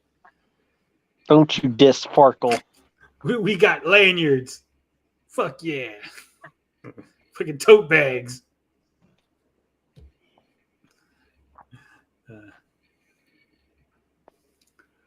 Oh, you got to play the video where he promised Atari Creep he was going to bring him to work on an ET. If it's on Goose's channel. I don't want to go searching up. Christopher here. Tell Tommy I'll buy the new Intellivision needs a new River Raid. I agree with that. River Raid was amazing. Oh, yeah. One of the Activision. We're talking to Activision about River Raid and Pitfall. Anyway, we're all good friends. I can't mention anything now, but just know that they're good friends of mine, and we have something, a really fun, different way to approach Tetris that we're excited about putting on the machine. How about? They're going to get Tetris, guys. Tetris. Ugh. As if there isn't already a million ports on mobile. But they got a new way to do it. Even though that there's a game that plays Tetris vertically, there's a game that's Tetris, was it 256 or something like that? What the hell is the Tetris one? It was like 99? Yeah, Tetris 99. You know, the competitive Tetris, the regular Tetris. Tetris Effect, Tetris VR. So what is it that, Amico could have done that was Tetris hasn't done before? You turn the controller and that makes the fucking Tetramino move, which would be so fucking terrible. They had $25 million. I think almost anyone could have made a console and got it out, other than Tommy. Yeah. Seriously, if they really truly wanted a console, they had $25 fucking million, right? We're gonna assume No advertising, right? Because advertising's expensive as fuck. But let's just say no, just getting the console out and made with 25 million. Spend fucking 12 million on your fucking console development, and fucking 5 million on manufacturing, and then the other 5 million on development of games. Boom, got it out. No problem. Because these games are not hard. These are not fucking, $5 million per game. This is like fucking like, here's $10,000, make me a fucking Astro Smash. I can go on Fiverr and hire some motherfucker to make me Astro Smash in a weekend. Yeah, totally. It would probably have more flair than the shit that they've shown too. Yeah. They didn't need the advertising. They had Walmart and GameStop without it. Yeah. Or if you ask a Gator who's nicely, he might make you one for free. Yeah. So what I'm saying, like, with the money they had, with the type of games they were going for, and the hardware and the, the power that they were looking for, these are going to be small games, right? And I don't have a problem with that. I've played it. I've bought a bunch for the PlayStation. They shouldn't be that expensive. There's a lot of hungry young developers out there that would have been more than happy to put their fucking games on the Amico for a check. Here's $10,000. Give me that fucking side-scrolling shooter that you've been working on that's languishing on Steam, or that failed fucking Kickstarter you did, or the Indiegogo that never went anywhere, right? Ton of fucking games. But somehow, with a dump truck full of fucking money, they couldn't get shit made. I don't understand that. H.io has PC game for free. Tommy had an entire game development base to get games from. That's what I'm saying. Like, how he could have just went and fucking itch.io and said, "Hey, I like that game. Let's make an Amico version. Here's fucking $5,000." Yeah. If people were giving it away for free, they would have been like $5,000. Fuck yeah. I mean, how cheap are you going to hire some fresh out of college kid who wants to get into development, who has the skills to like make the games? Like, even if they're like, if they've got some proof of work beforehand, cheap as chips, mate. You could probably get like 10 developers for like what, 15K each. Balling Bob Ross says Tetris with no blocks, nothing, just black screen. Wouldn't that be something? No, it's going to be Tetris, all line blocks. You can't lose. That's the Karma engine. It's all line blocks. Yeah, I don't understand. Again, maybe I'm dumb. Maybe I'm really super naive. But I don't see any reason why they couldn't have had a bunch of games. And supposedly they had 22 games ready, right? Why wouldn't they show them off? This is, again, baffles the fucking mind. It's like, we can't show them off because then Ellen won't want them. No, that's fucking bullshit. Ellen's not going to be like, hey, you showed off that game on a fucking YouTube video. I don't want you to show it off on the Ellen show. No, she wouldn't give a shit. So like, oh, you got 10,000 views on a YouTube video? Pat Tommy in the head. Who gives a shit? We're going to show our fucking 10 million audience on fucking TV, right? Baffles the mind. There should have been fucking previews and fucking deep dives, and he should have had his, he had a whole fucking team for free of YouTubers. He should be like, here you go, guys. Here's the fucking, pre-builds. Yeah, here's Breakout. Alphas. Yeah, here's the alpha for Breakout. Have a competition, guys. Whoever gets the highest on fucking Breakout, you get a fucking free mug or something, right? And all them fucking DJCs and them would have been fucking, and they would have been making videos left and right, and everyone would have been excited if the games exist and were playable and were able to fucking work, right? Yeah, a grassroots, like, organically grown advertising thing could have worked really well using the YouTubers he had on board. But this project has been completely and utterly mismanaged from day one in every way, shape, and form. I don't think they've done anything right. God damn you, Ellen. Tommy had a recurring dream where he's dancing with Ellen and she slowly morphs into Cyrus. Jesus Christ. Yeah, here's the demo. I don't understand any of this. Like, even when he did release a demo, right? The Moon Patrol one, yeah. He had the Moon Patrol one on the phone. Breakout demo on the fucking PC. Yep. And then he's like, we're going to have more. No other demos. he had a whole fucking team. It was like 10 YouTubers. I think it was like 15 or 20 strong at its highest, but he always had at least 10 fucking YouTubers. Why didn't he say, "Hey, Rab," right? I don't like Rab. I think he's fucking obnoxious, fucking pretentious, full of himself.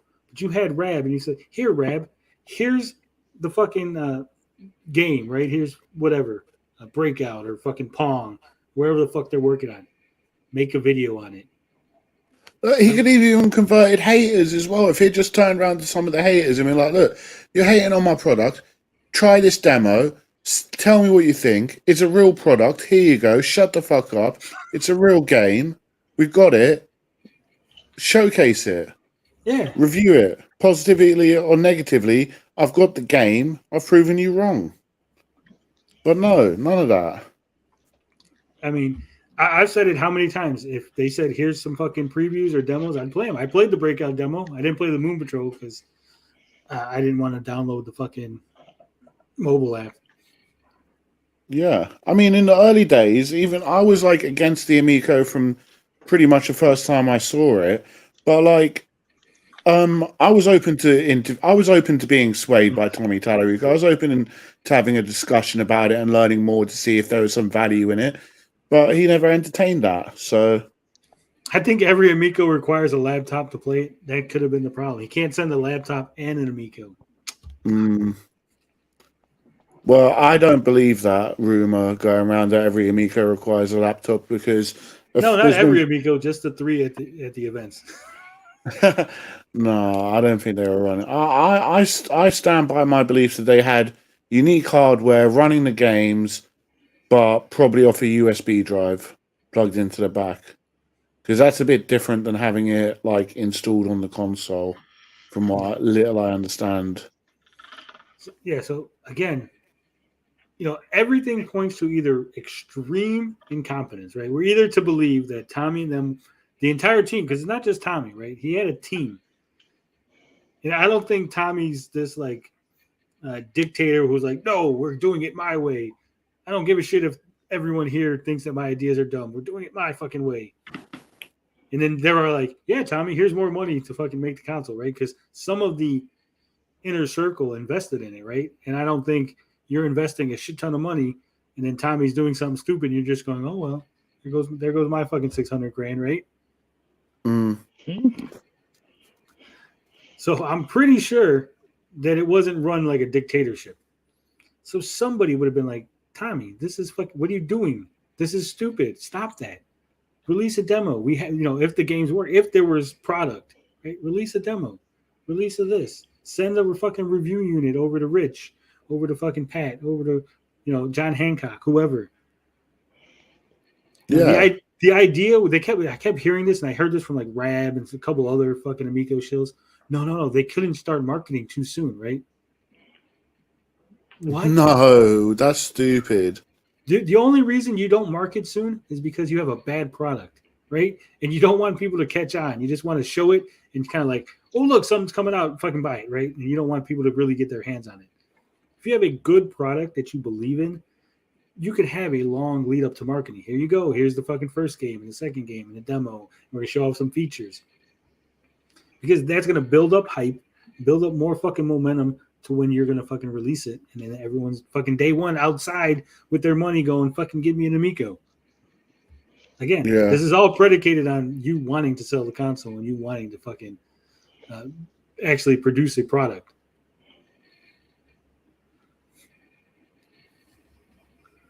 I'm just silently nodding. Run off what exactly? The console with the laptop? Yeah, there's people who believe that the consoles were just empty shells and it was like a wire into the laptop that was actually running the Amico. Yeah, like video pass through. Yeah.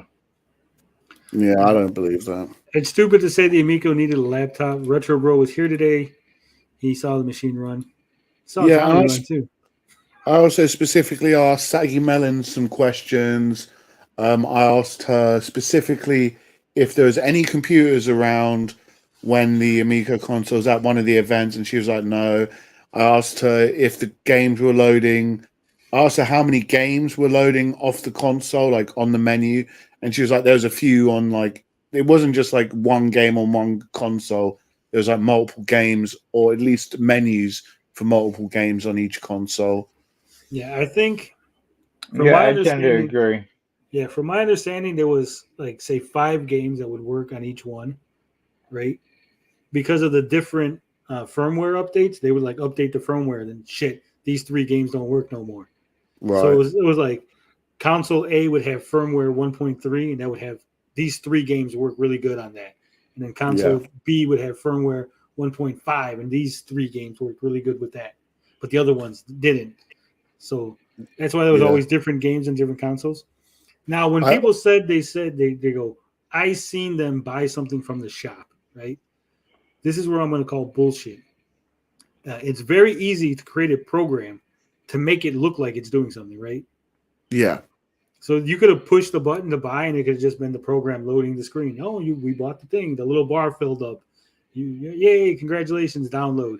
When the game was always on there, just waiting for you to push the button to pop it out into the other menu. And speaking of on there, from the bits and pieces I've heard, from what I understand as well, I said USB, I meant micro SD card earlier, is from what I know is the firmware was never shrunk down enough for production. So like pretty much most of the internal storage was used up for the firmware. And I believe that the games are running off a micro SD card in the back of the system. Someone smarter than me, I read something about like it's easier to run stuff off a micro SD card than internally. No, totally possible. I've been using I use an Android laptop or an Android. I call it a laptop because I have a keyboard dock that's so not important right now. But basically, the micro SD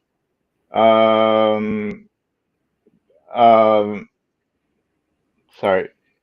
Yeah, the micro SD, you can use it as like a program directory. Yeah. And yeah.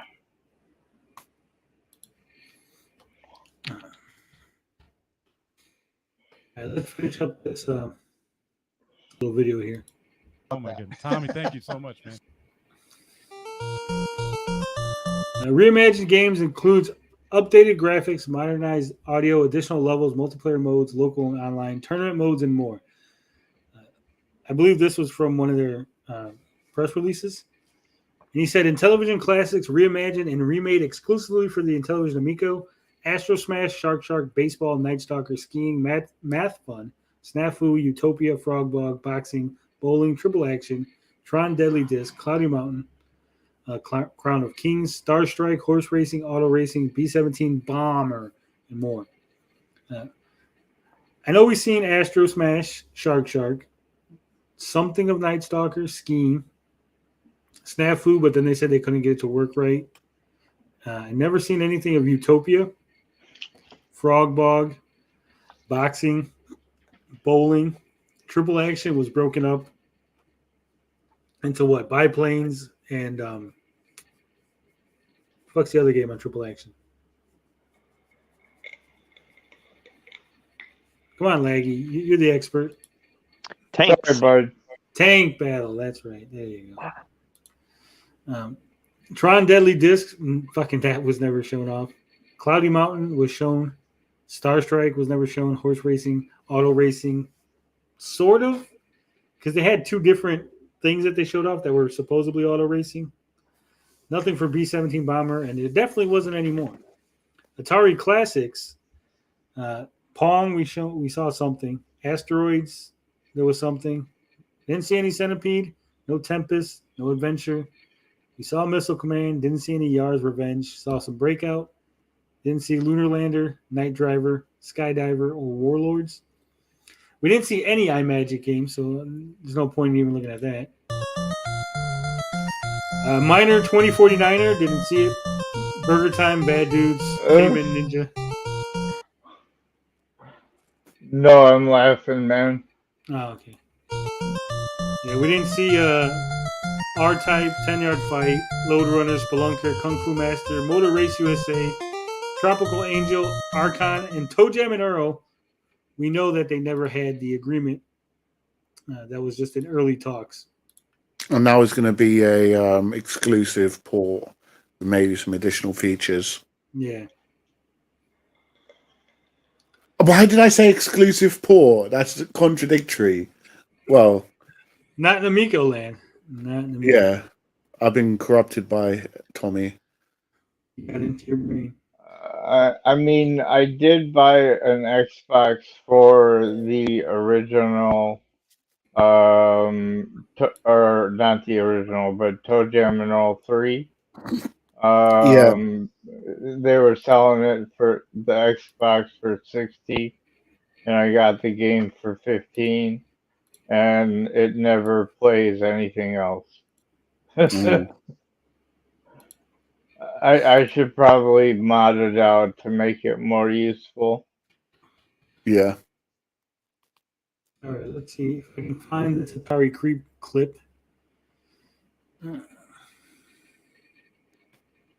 Because I do remember he said about ET, but I don't remember which video it is, and I don't want to go through all the fucking Atari Creep videos. Should change this episode to Gabbing with Geeks Amico After Show. Nah. I'm just kidding, obviously.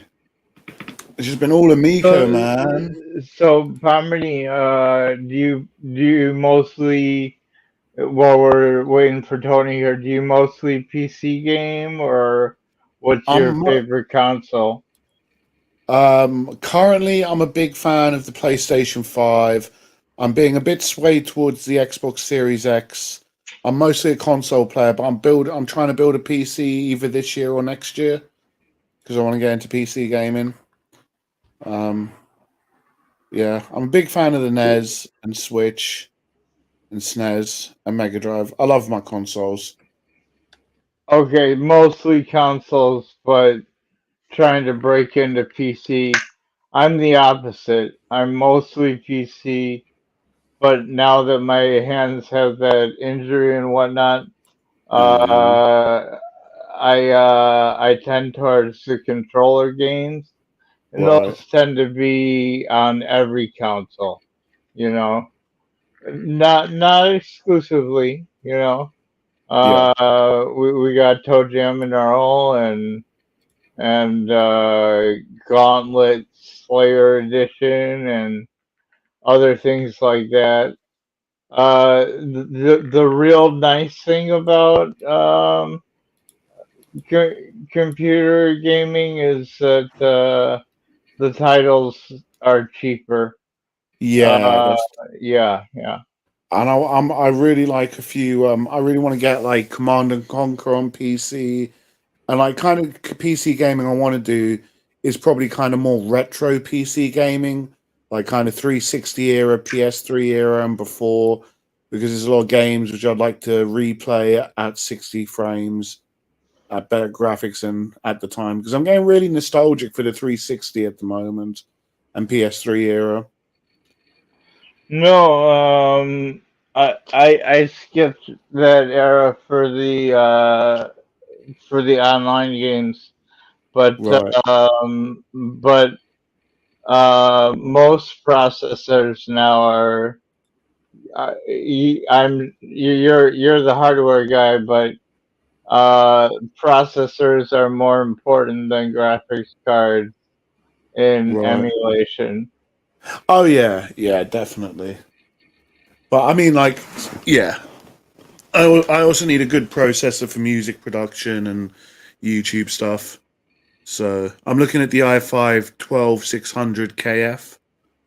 Is the processor I'm looking at? Yeah, and, that's solid. Yeah, it's a 10 core, and like I'm probably going to pair that with a 3080. Looking at about 1,700. All right, so I found the clip. I just got to get to the right section. Where the hell does he start off? Tommy talks way too much. No, keep talking. I'm just rambling. Yeah, I'm just reading what 56K warning saying. Yeah, Yeah. I use Shadow as my computer that does gaming. Only because I have pretty good internet. You know, I'm like 3 blocks from a cable provider's like operation station. You know. Yeah. So I've got really good internet, and it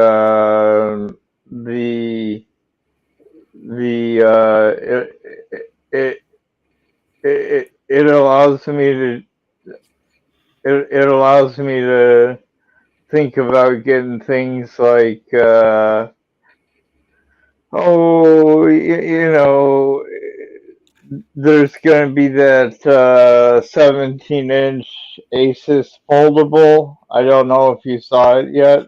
No, I haven't. Yeah. It's going to be a 17-inch 4x3, and then when you fold it, it's a 16x10 with a keyboard that attaches to it. Oh, nice. Oh yeah. And the thing is, you know, as a gamer, you might immediately write it off, right? Because hey, this thing is awesome, but it doesn't have a good graphics card. So the Shadow allows me to access PC gaming on things it wasn't meant to be on, which is Yeah. pretty cool, but expensive. Yeah, Ian Pace, I would go for a 2060, but unfortunately, I've got into the very expensive habit of VR gaming, and I'm already looking to upgrade. So I was advised a 3080 for VR. Anybody know what happened to Atari Creeps game? Remember he said he was making a game, and then he didn't. I don't remember. Anybody? Wait, what did you say, bud? Atari Creep made a video titled "E.T. Tommy made E.T. happen," and then in the video he's like, "No, I'm just I was just trolling you guys, but I'm looking to make my own game. I'm gonna make my own game, Creepus. It's gonna be the best game ever." And then I don't remember him ever talking about making a game again.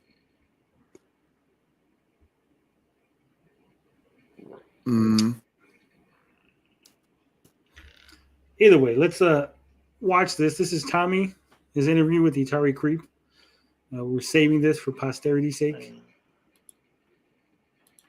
What we're going to do, we're going to impress them, and then we're going to go back to them and say, hey, what do you think of us now, baby? Now, going back to the video, what did I title it? Wouldn't that be something? Is there anything you could squeak out about E.T. or any of that? Yeah. That's stuttering on their end, not on my end. That's how the video was recorded. He says, is there anything you can tell us about E.T.? So that's what he said, in case you didn't understand the garbled. You could squeak out about E.T. or any of that.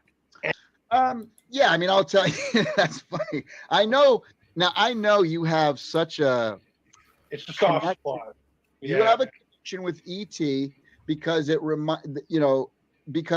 brings you back to your childhood like that. Boom, you're there, right? So I'm going to... Look at his eyes. Tommy looks fucking tired as fuck. Yeah. Extend this to you. Okay. Okay, here's where I'm going to extend to you. If we end up making that game, I want to have you help us to produce it or test it or do that. Me personally? Personally, I want to bring you in as part of the team and to get you, because you have such a passion for it. Now oh my God. Fuck you, Tommy. This is like Tom Sawyer, but he doesn't even paint the fence. Yeah, but this is so much emotional manipulation. He knows how Atari Creep feels about ET, and he knows he's not going to fucking get it, right? But if I tell Creep hey, if we get ET, you're going to be on the team. I'm going to put you on the fucking team to test it out, and you give your thoughts, and you're going to be one of us, and you're going to help make the game. Fucking creeps in. That's it. He's in it for life. That's why he doesn't want to give up, because his dream, that's his fucking dream right there, right? If somebody told me, Tony, we're gonna get Final Fantasy, and if we get it, we're not sure, but if we get it, you're gonna be able to work on it. You're gonna be able to fucking help us design Final Fantasy game. I'd be like, fuck yeah, hell yeah. I'd be pissed at people trying to stop Tommy. I'd be like, fuck you. Tommy's getting me Final Fantasy, baby, to work on. I feel sorry for Atari Creep. Atari Creep reckons he wasn't used by Tommy Tallarico. This is fucking abusive. This is fucking manipulative and disgusting of Tommy Tallarico. I don't care what people think of Atari Creep, but this is fucking... The guy's got his problems and shit, but this is like taking advantage of a bloke. Yeah. This is wild manipulation, yeah. I never saw any of this. Yeah, that was one of the problems with this, right? And that's why Tommy would get so pissed at all of us, at me and people like Beefy, because we would watch everything. So we'd be able to go, hey, remember that Atari Creep video? You said X. And now over here on a Pete video, you're saying Y. You're like, oh, why are you watching? That's why they're like, why are you watching everything if you're so concerned? Because you're saying shit. We're interested in the console, and you're saying all these conflicting things, right? So I've seen it all. I've seen this before. I watched it when it was live. But yeah, he's going to really fucking dig the fucking hooks in. See, this now, and I'm not just saying this because YouTuber, blah, blah, blah. Look, you don't have 1 million subscribers. I don't have to kiss your ass. You don't have to kiss my ass, right? We're two buds having a conversation, two massholes here, right? Amen. But what, and I hope people understand this about everything that we do. The reason I want you say, well, Tommy, that's stupid. The guy's never produced a video game. He's never designed a video game. He's never, look, you have so much passion, right? And that's what we have all the experience in the world, but I want a guy like you who's so passionate about this. I want to bring you in the mix and say, hey, you know what? Do you like this or not? Yeah, this sucks. Oh, can we make it more like this? You don't have to be anyone who has played a video game or who hasn't played a video game can be a tester and say, hey, do you like this? Oh, the controls are too, okay, boom. This non-gamer doesn't like this because, like I'll give you an example. We did a focus group test, and remember that that racing game that I showed, that side swipers where the cars are hitting each other and this and that. Yeah. So we did a focus group test with that with non-gaming moms. Okay. We're like, because we all love it in the office, and we're like, oh my God, this is so cool. This is so cool. And it's so simple because you just like speed up or slow down, right? It's like, it's easy, right? And what was interesting is we got to stop it every once in a while to pretend like we're transforming the video and, actually doing our YouTube due diligence. I do. Oh, go ahead. But he basically shit on game testers. Says, hey, you don't need to be any experience. You could just be any fucking dumb shit off the street to test a video game, right? Which is funny because that's Jeff's claim to fame. Smash JT. That's he was a game tester.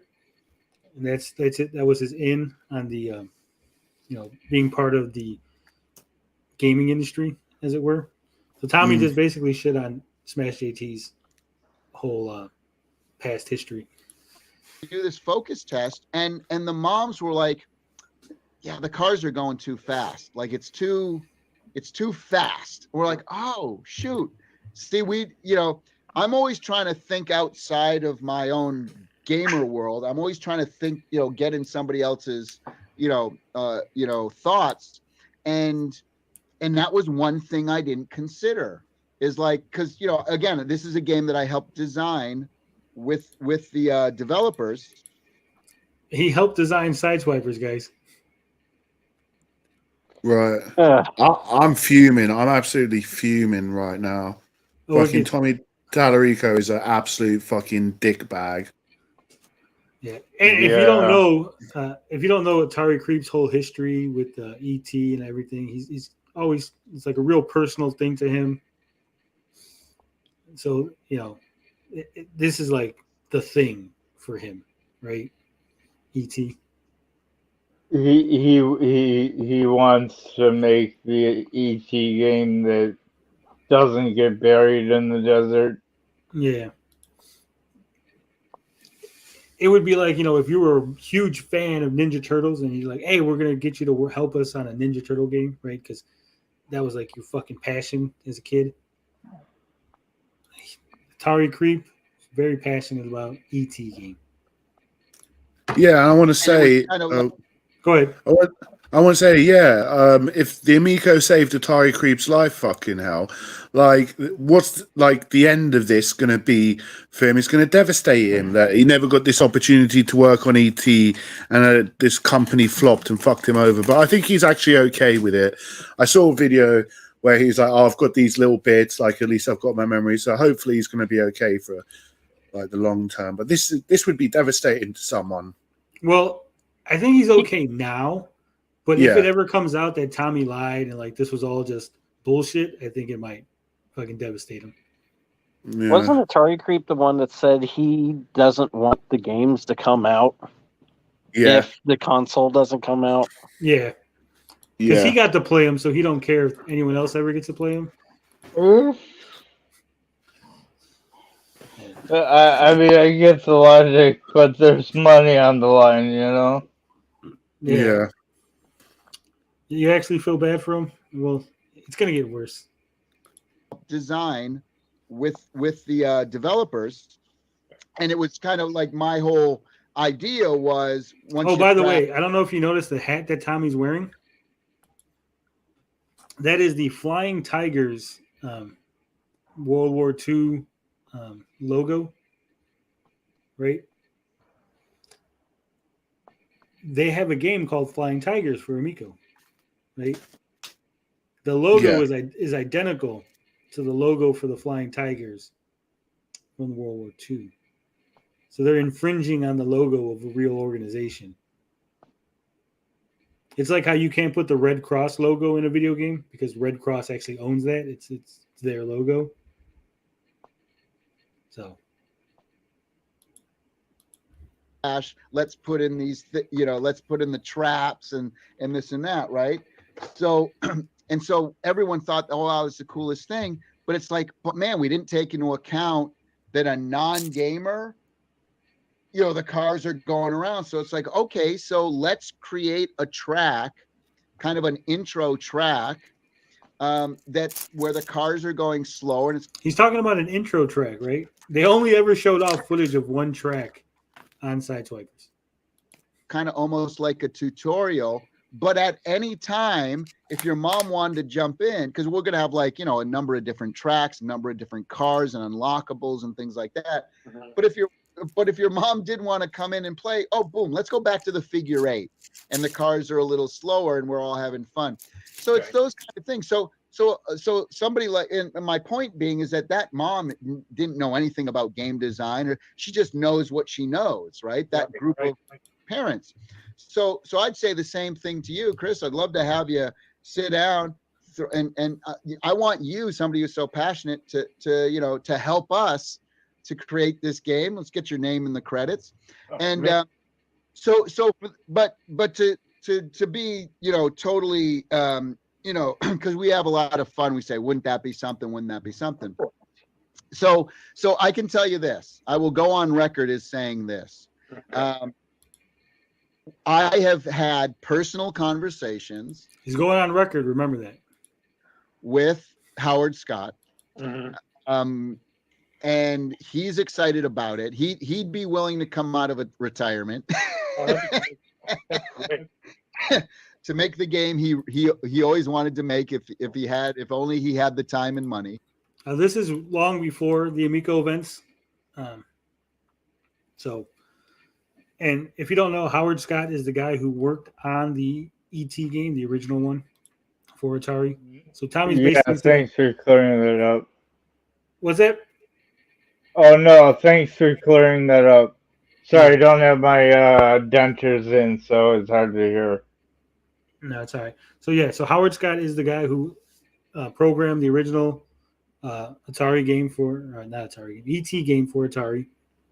So Tommy's basically saying we're going to get this guy out of retirement to build the game. The same guy that built your childhood game, the one that you love, the one that you're fucking passionate about. We're getting that guy, and you're going to work with him to build the fucking perfect ET game. Wow. Well, that's so manipulative, and you gotta wonder what Atari Creep is thinking in this moment. Well, look You at him. know, Look at his face. Atari Creep is fucking elated. The man looks like post yeah. orgasm. He just nutted himself. He He is. heard Howard Scott, and he's like, "Oh fuck yeah!" Yeah. I guess he believes it. That's post You know, coitus. like- Look at that face. Just want to quickly address Rambling Man. First off, fuck you, I'm still up. But secondly, yeah, I'm not saying that Atari Creep is the nicest person or he has the best takes or whatever. He's a human being. He's got his like issues and stuff. And this is just like some cunt taking advantage of him and manipulating him and just using him. Like, I wouldn't wish that on anyone. And remember, regardless. this is early. This is why Atari Creep has been such a cunt to everybody about the Amico. Yeah, I'm not surprised now. I didn't even know this. Yeah, This- I mean, he's handing out personal favors. Yes, I didn't mean to interrupt, Mini. I really apologize, guys. I'm not trying to interrupt you guys. No, you're not haunted, Wisp. You're awesome. You're doing fine. His brain has turned to Swiss cheese, and he has nutted himself in elation over these news. And Tommy, oh my God, if this is untrue, right? If what he's saying is untrue, if Tommy really is lying, if he never talked to Howard Scott, or if there was never any discussions over ET, this is fucking disgusting, right? I pray that the man is just a fucking compulsive liar, has no self-control, fucking, he's got a drug addict habit or some shit to make him say this stuff, because saying this stuff and lying, and if it turns out that this was always a fucking lie, it's fucking just disgusting, right? Just fucking dirty. Yeah. And I don't even like Creep. I don't even like Atari Creep. And I'm like, this is just fucking wrong. We've spoken to Universal because they own the ET, right? So I've been on the phone with them. They think it's a good idea. So they Spielberg obviously has a say in it, and so we're having discussions. That's great. Oh, that's fantastic. It would be fun, and I always said, the funny thing would be, Chris, is that I would have the launch party. I would have it, in New Mexico. We'd have the launch party at the burial grounds, and what I'll do is I'll get a real shaman, like a Native American shaman, to cast out the evil of the old Atari burial ET ground and bless and bring in the new ET game on this holy burial ground. That's the kind of fun stuff we want to do. And I'm going to.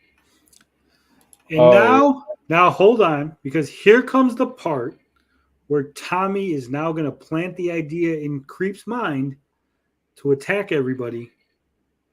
Okay, so pay very close attention to that.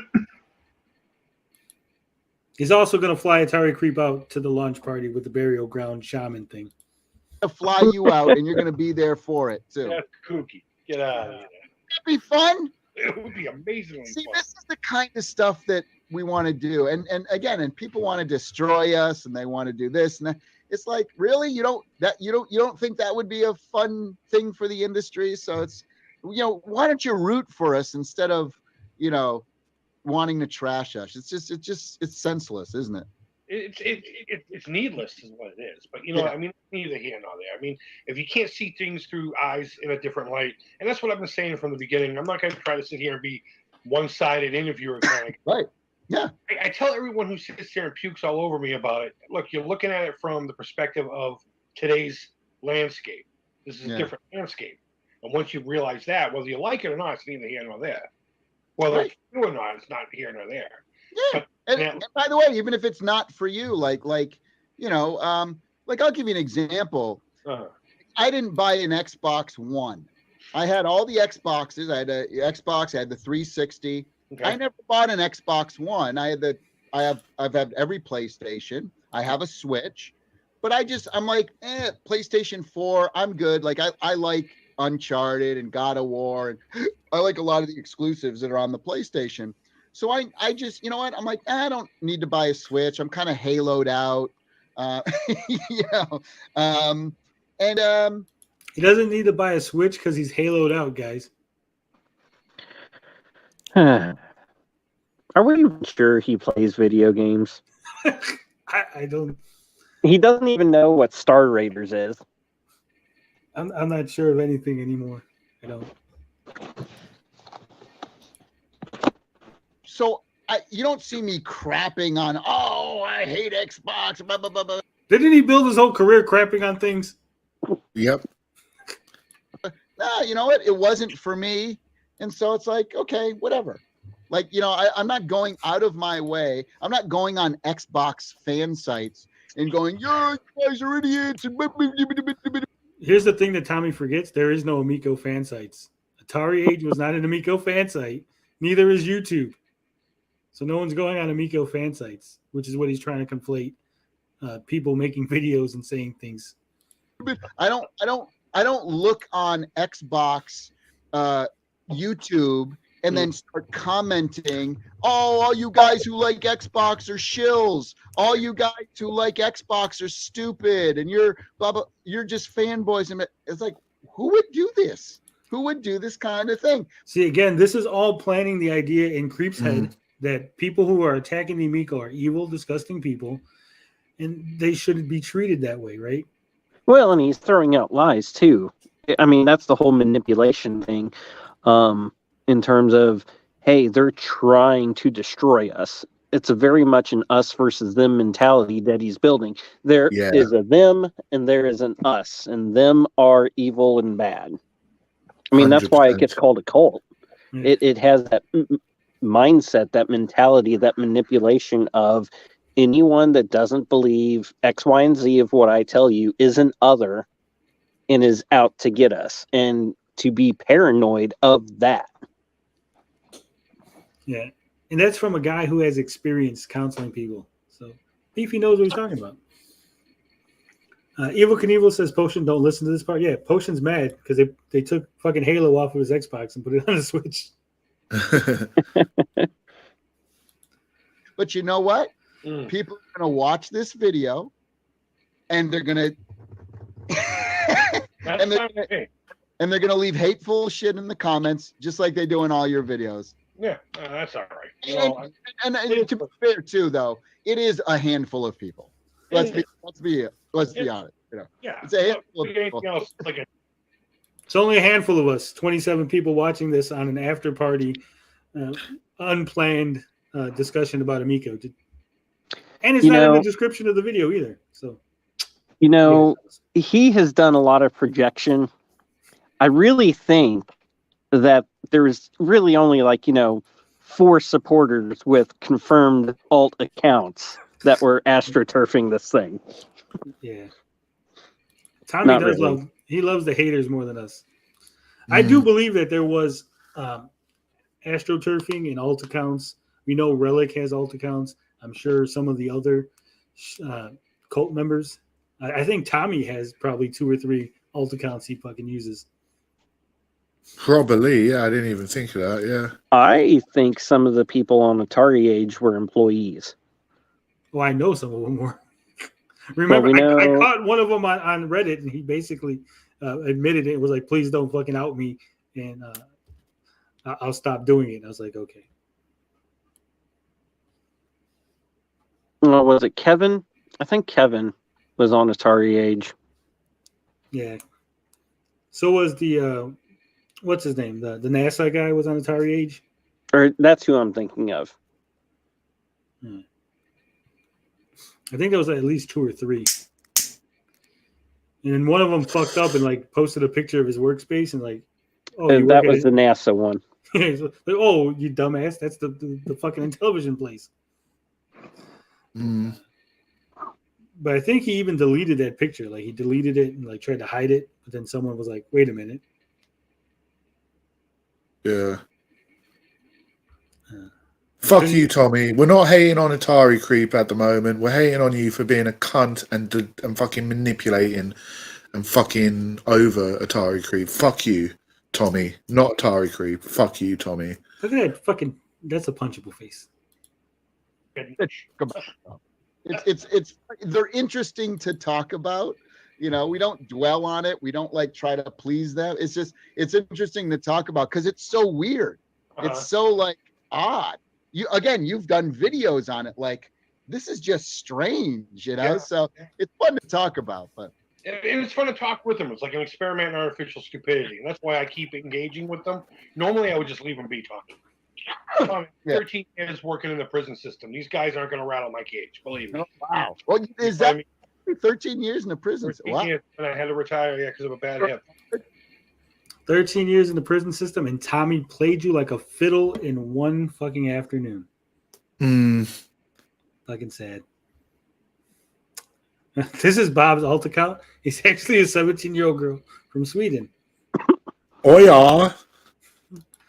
Yeah. We're not going to watch the entire interview. That was just the relevant ET portion. Now, you can go to Atari Creeps channel if you want and check out the interview. I'm not directing anybody over there. I'm just saying. Don't leave hate comments if you do go over there, though. Yeah, Don't definitely. harass Atari Creep. Don't like do any of that shit. I've liked some of Atari Creep's toy videos and stuff. Yeah. I mean, I kind of like him as a person. He seems all right to me. He's a bit weird with some things, but he seems like a cool human being, at least to a degree. I ain't got any beef with him. Might have some bad takes. Might have fallen in with the wrong crowd with the Amico. But don't hate him. Don't hate anyone, man. And I ain't got enough time to hate people. Yeah. Whatever happened to Anthem Two Tails? He stopped making videos, didn't he? Geez, Anthem was like 1.5 wave. There's been so many people that have stopped making videos on it. His videos are always weird. They're like real short, real weird things. Yeah, he, like, I was just film. I think he like filmed like raining or something. It was like, yeah, this is a sign of Amico or some shit. Like some weird shit. Go ahead, Bob. I don't remember that. Yeah, it was like a lightning bolt or some shit. little off topic. I was just like pondering shit in my head. I was like thinking of going on Atari Age, signing up there, posting a comment, being like, "You roasted me when I was supporting the Atari VCS when it came for supporting it, and it came out. I was right about the Amico being a piece of garbage. Am I accepted here?" And see what their response is. They'll be like, "Bob, we know you're a Tony alt account. Get the fuck out of here." I will say the VCS is still not a great product. So I never said it was going to be a. I know it kind of flopped, but it released. It was a legit product, and it wasn't a scam. well, I don't think there were many people who thought it wouldn't release. Right. You're talking about it's a scam. Well, there's a lot of people calling it a scam and like a hustle, but there's some people who are saying they don't believe it. Whatever happened to the first lady of Amico? Into the gamer girl. Sorry, you went all weird. I said, whatever happened to the first lady of Amico? What was that, the weird part? When I said lady and Amico next to each other? Like No, that? it just went all warbly. Yeah, your audio went off. Yeah, your audio got real quiet. Yeah. Yeah. So Tommy you're back. interviewed with Linda, the gamer girl. I think they did like 2 interviews or interview and a half. She was really pumped for the Amico. And then she just fell off. So Yeah, many totally people agree, Paste. don't agree with people. It's not a well-made product.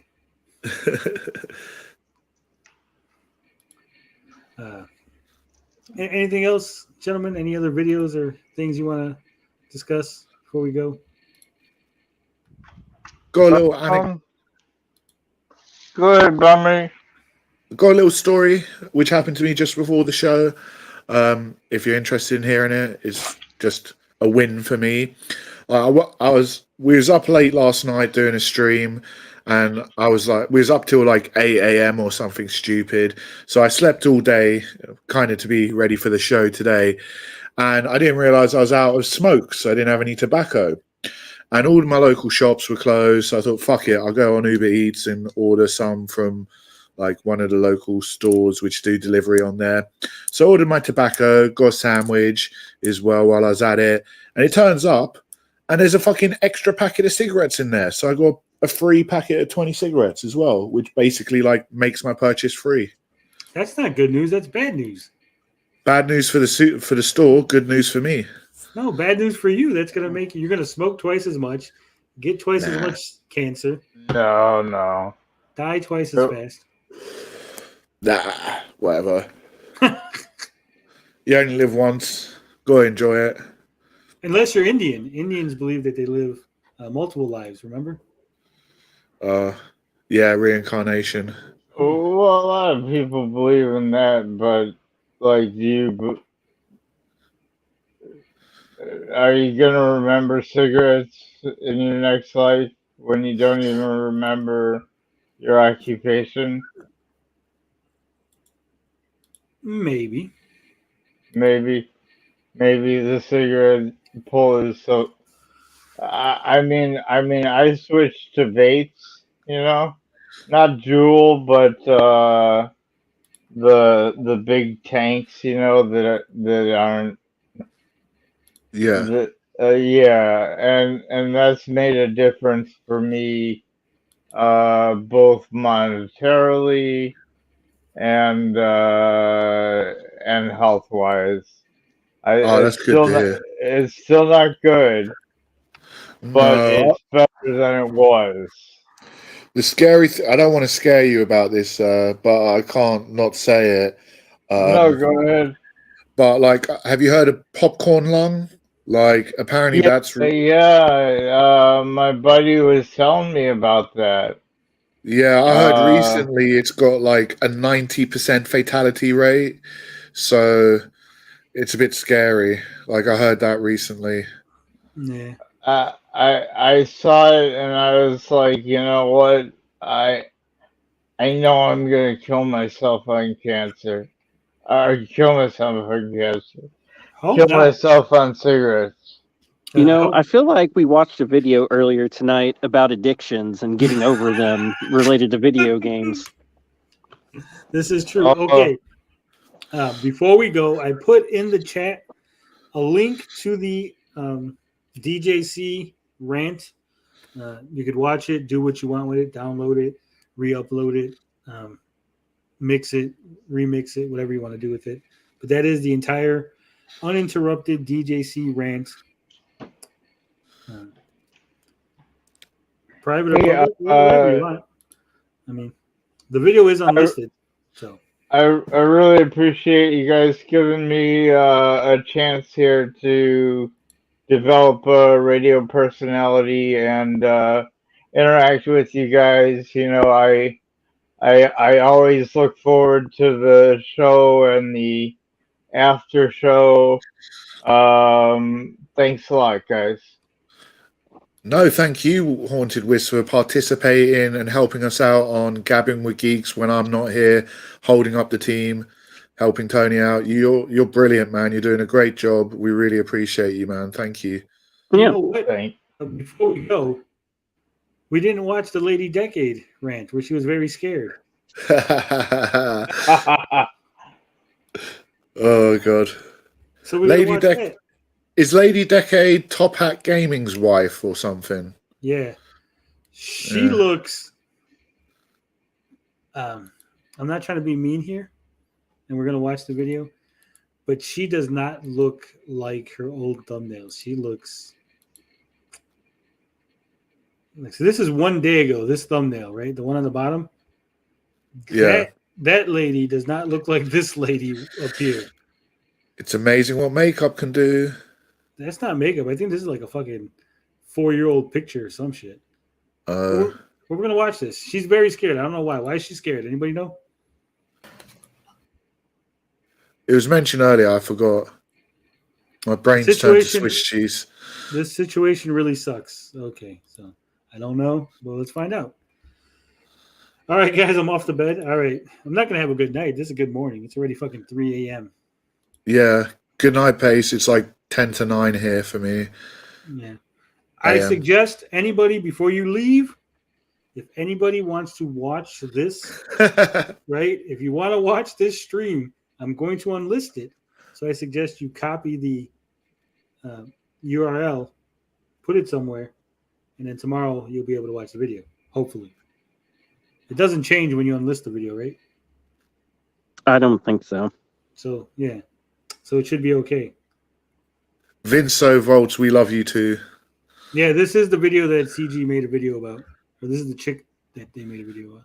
I didn't watch his video because we didn't watch her video, right? So we got to watch her video to see what the hell's going on.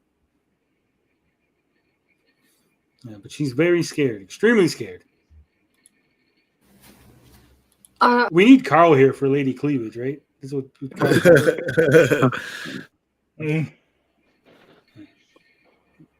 I'm not really sure how to start this video. Basically, I'm very, very, very stressed out. I've been very stressed out all day. I've been having anxiety attacks all day over this. So basically, what happened was this morning, my brand manager sent me a WhatsApp message with pictures of this letter he'd received through the post, where it basically had been sent to him, like, but it was meant for us, but it was sent to him, and that was like the only correspondence. I hate letters too. I'll tell you what, when I get letters in my mailbox, I'm like fucking pissed. Yeah, and also I've seen better acting on. What's that? I've seen better acting on Coronation Street. You are in my library, TGD. Thank you. No problem eating paste. 56K warning says, don't want to waste the night. Yeah. Give her an Oscar? No, this is bad acting. But, I mean, I don't know how we're going to get 21 minutes. It should be a very simple thing. Hey, guys, I got a letter. It said X. It said Y. It's because she's talking like this the whole way through. And I also don't understand. Look, again, I don't have issues that other people have, right? I have had anxiety. I've had, where I was nervous to get on, to start talking on front of camera and everything, do all this, right? I get that. But I don't understand this, right? If you're so fucking rattled, don't make a video. Why are you making a video, right? Guys, I'm so fucking scared. I need to get in front of a camera and tell you guys how I'm scared. No.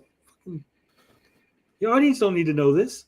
Or send somebody else out. Or just make a video with black text. Hey, guys, got a letter? Fucking the IRS is fucking me. Right? Something. In that regard, we didn't get an email or anything or a letter to our house. But yeah, basically, this person has sent us a 5 A4 page letter basically saying, oh, well, you used my image in your YouTube video from the 4th of April of 2021. So this is... Why does she say it like that? Like if it matters when it's from? Like, because she really emphasized 2021. Like, come on, it was a year ago. What the fuck? Isn't even like a recent thing. See? And basically this whole letter is like scary legal sounding letter with all of these like points in it, like very legal formal sounding, terrifying scary letter, and blinding you with science, and you're reading it like, oh, I don't understand all of this. And basically, you don't understand? You use somebody's image and they don't want you to do that? This is like a fucking 3-minute video. I could have knocked this shit out before lunch. I was like, what on earth is this referring to? Because we're really careful about what we use on YouTube. Sorry. Very careful with YouTube. We credit everything and we write down where we got everything. Like even on images and even images and thumbnails, we literally write it all down. And occasionally we slip up and we might miss something. But then normally if someone says something about it, say, oh, if you've used my image, can you credit me, please? Oh, yes. Oh, gosh, I'm so sorry. Yes, of course, certainly. Do you want us to promote yourself? Blah, blah, blah. Well, anyway, so we've got this letter and it states like to send them a response by email and giving us like their address, blah, blah, blah, blah. But all very formal, like it's like scary, like it had come from a corporate company, except it's not on headed. So it's scary because it's formal. They were very, very polite, and I was very scared because it was so polite. She blinded me with science, like poetry in motion. Yeah. Wussy. Shit's weak. You wouldn't be scared by formal letters? I got a letter from the IRS the other day, right? And I was like, fuck, why the fuck's the IRS giving me a letter, right? It's fucking August. The IRS gave me a letter to let me know that my 2019 taxes were incorrect and that they were going to send me a check for $100. I mean, I get scared at like official shit, but like not to this degree. And like if it was to do with YouTube or using someone else's art or thumbnail picture, I wouldn't be this hysterical. No way. It'd be like, oh shit, I fucked up. I'll go sort it out. Whatever. Just take it down. There's nothing they can do, right? This isn't like fucking rocket science. They're suing you, okay? They can't sue you for damages. You didn't defame them unless you put the image of like the dude bending over with fucking someone sticking a plunger in his ass, right? Well, there's nothing there. There's no reason for them to like sue you for damages. So I don't understand this hysterics, but I'm sure she'll explain in the next 19 minutes or so. Paper, and they've demanded money. They've demanded that we pay them just shy of. Sorry. They've demanded that we pay them just shy of £500, which no, probably. £500? Fuck off, you cheap ass bitch, man. Sell a couple of those Game Boys and a couple of those games, easy. What, 50, 100, 150 for the Game Boys? You got a Wonder Swan, cheap ass bitch, 500 quid. I'd pay it and fucking tell them to fuck off. That's $603. I mean, her face looks like, you know, the beginning of this reaction seems like someone who is being threatened to be shot or extradited or something like that. Oh my It's God. really weird. I just had a flash. This is all leading to e-begging, innit? I'm going to have to start a GoFundMe. Please help me pay this £500 fine. Dude, literally, according to Social Blade, right? And we know Social Blade's way off, but according to Social Blade, within the last 30 days, they made between $100 and $1,700 on her channel, just her channel. Pump out a couple extra videos. It's not that fucking hard. You have an audience. I don't understand this. She has how many fucking subs? Let me look. 78,000 subs. Pump out one fucking extra video a week. Take you fucking 2 weeks to make that money. Do a little fucking work. And her videos are only what? 20 minutes, 30 minutes long. They're not fucking fantastic videos. Make a top 10 list. Here's my top 10 favorite video games to fucking jerk off to. Fucking 100,000 views. 1 million views off the bat. Top 10 games which give me a lady boner. Yeah. They're done. Top 10 favorite fucking male fucking video game characters. Hunks. Top 10 hunks. Gaming hunks. Boom. Everyone's watching that shit. Top 10 gaming hunks I'd hook up with. There you go. There's your title. Yeah. So what the fuck is all this shit? $600 fucking dollars. Jesus. Well, is she English? Did you say £500 or dollars She originally? said £500, which is like Okay. $600. She said pounds. You can't tell she's one of yours, Bob? Can't you hear the accent? Oh, not really. I don't know. Evil Kid Evil says she carbon copies her husband's videos anyway, so it should be easy. I mean, exactly.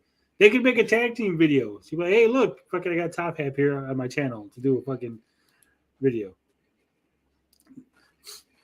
She's got how many friends in the fucking retro gaming space? She said, yo, guys, I need to make a video with a bunch of us to fucking hit so I can make my money. Yep. This is fucking ridiculous. Ridiculous. It doesn't sound like a lot of money to. Sorry. It's not. It doesn't sound like a lot because it's not a lot. I don't have that money. Why not? Why don't you have £500? Why? You have a brand manager that apparently you pay, but you don't have $600 to give to some guy who you fucked over a year ago. What about Top Hat Gaming, man? Get him to loan you £500. Or is that it? Like, you run this channel and Top Hat Gaming takes all the money and like gives you a pittance to live on. They both have no money. She said we don't have that money. Fucking hell. They spend it all. It's all in crypto. That is their problem.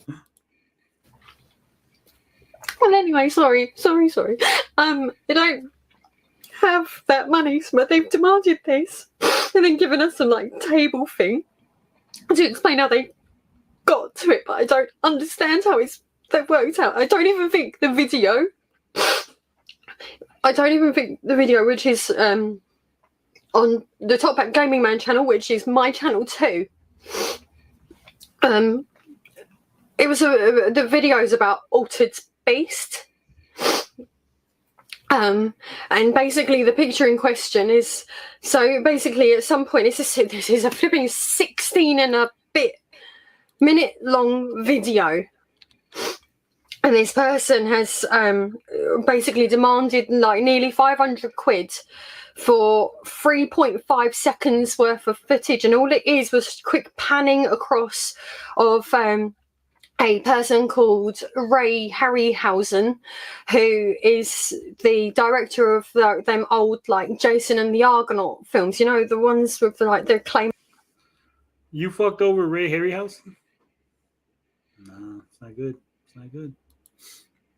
So it sounds like the estate of Ray Harryhausen probably sent him a letter for using his images that you couldn't use. Yeah, and sorry guys, like copyright law, even with music, I know like there's discussions about this, about like individual sounds, but you can't use like even 3.5 seconds of like a clip of a song, really. It's like, not about the time. It's about how integral it is to the thing that you're making, right? Yeah. Like it's also, as far as I understand, isn't it a little bit like it depends on the person who created it? If they want to like go after it, it's their right to. Well, it's their right to, regardless of what it is. They can always go after it. But I'm saying, like, let's take Scarface for example, right? Yeah. If I were to clip a scene of Scarface where Tony Montana's like, "Here's money," and you're like, "Okay, here's your Coca-Cola," right? That's totally different than me clipping the scene of like, "Say hello to my little friend," right? That's more important to the movie. Yeah, that's iconic, right? So that would be more actionable. You say, "Hey, that scene was shorter because it's just him saying one line," versus the other scene where it's like a whole they changing fucking change and like here's $1 and shit, right? But that other scene is a throwaway. No one gives a shit about that scene. So that would probably pass the copyright mustard a lot better than the iconic scene that everybody knows. So it's not about time. It's about how important that scene is to the work that you're taking it from. Yeah. Among other things, obviously. But yeah, so $600, and it's from the Top Hat Man Gaming. Let me see if I can find the video. Did they even take it down? Yeah, Finbar, that's what I suspect. I mean, like, yeah. I mean, she uses all kinds of people's videos all the time, and this time she just got caught or not caught, but in trouble for it. Well, it wasn't even And her video. She said it was on the Top Hat Gaming Man channel. Which is hers also, allegedly. Well, they're married, aren't they? Yeah. Well, so I mean, it is hers. I mean, they're married. It's both their channels, technically, unless they got like some kind of fucking prenup that says my channel is my channel and your channel is your channel, right? Ah, see, she's playing the long game in case she gets divorced. Very smart lady. Yeah, I don't see any video for Altered Beast on his channel, so they must have took it down. Right. I'm really interested to see. Maybe there's no video; it doesn't even exist. She's fucking lying. This kid.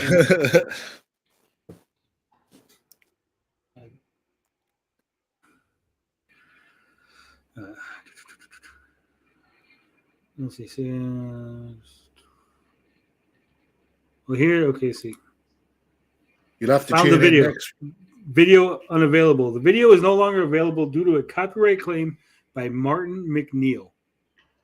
Ah.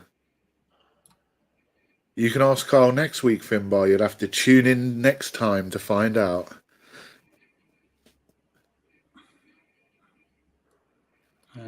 Martin McNeil, according to Google, killed his wife. So I'm guessing it's not that guy that's in jail. Hopefully not. Martin McNeil, Harryhausen. Wonder who this guy is. If he just runs their estate, probably just a fucking lawyer. This is what I feel about that £500.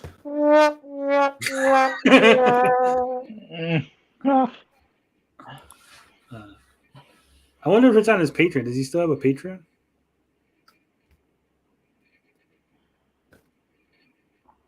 yeah, I mean the whining about the 500 Oh, pounds. hold up.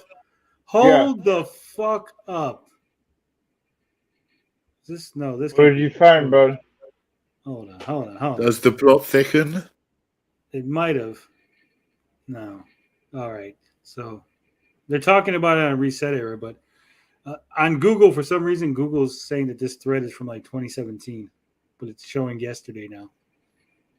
So I was confused as to why the fuck this thread is.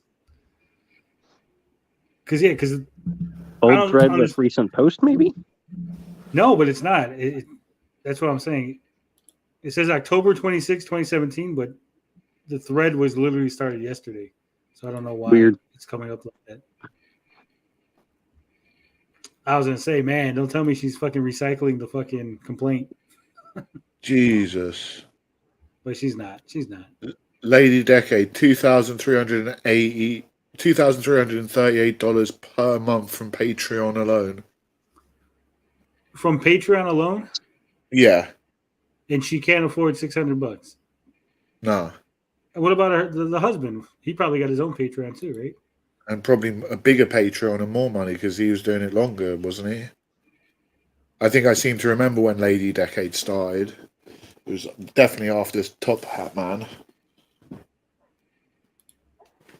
I think. Right, let's go on. She's got more. She's got a lot more to say. Animation, and you've got the guys and they're fighting the clay skeletons, and basically it's just when we got the image, all we did was we Googled the name. So I think the line goes something along the lines of, and the artwork of Altered Beast was apparently inspired by the works of Ray Harryhausen. So she showed the images from Clash of the Titans. Right. Yeah. And it literally just showed the picture that fast, and that's it. 16 and a bit minutes of footage, and he's asking us for nearly £500 for finding. And you know what makes it even more frustrating is we got the image off of the New York Times website. We didn't go on this person's personal. That doesn't mean nothing. You stole it from the New York Times website. Yeah, I was going to say that's even worse than just getting it from Google. And also, the way she speaks, it's just twigged in my head. She speaks like common as muck British folk. She sounds such like a commoner. The way she speaks. Yeah. The New York Times obviously got the image from Ray Harryhausen's estate because he's dead now. So you basically stole from the New York Times. I hope the New York Times sees the video and they also sue your ass for being stupid. Definitely. Even I know that. I used to have arguments with my guys when I had a couple of writers for the website, and they'd always put images on the stuff. I'd be like, "Where'd you get that image?" "Oh, I Googled it." I'm like, "No, you can't do that. Don't do that." Yeah. I was like, "You can't just take images off of Google search or off of fucking other websites." It's like, if you need an image for a game, either it's got to come off of your own shit, like fucking record, take a screenshot from fucking the game that you're playing, or tell me, and I will get the company to send me a fucking promotional image from their own fucking shit, right? Yeah, and like also a lot of companies these days, they put out press kits where you can get like all sorts of images for your content Well, that's what I was creation talking stuff. about. Yeah, a lot of the times they just have like a press kit link and you can just download the shit, or some of the times. Yeah, well, it depends on the games and stuff. Yeah. But yeah, so I was like, so if it's a small game, then I'll go ahead and I'll contact somebody, and I'll get the image that way. If it's a bigger fucking thing, boom. I mean, I Google, so I'm bad for it. I'll steal images off Google, but I won't steal someone else's thumbnails, and I'll try to avoid like the major publications. Like it tells you where the picture's coming from on Google Image, and just don't. If you're going to do that, just make sure you're not taking off another YouTuber, and try to avoid major publications. I know that you're doing it a bit sketchy. Yeah, it's not a bit sketchy. It's very sketchy. Yeah. It's basically what's that? Just to pop in for a second, Lady Decade is like, she was, I didn't even know all this stuff in YouTube was here a few years ago, and Lady Decade was the hardware / games, what's the word, like almost like flagship show for YouTube, at least on my YouTube channel, or whatever I'm supposed to be looking at when I look at YouTube. Yeah, and you know what? I found the image that fucking they stole.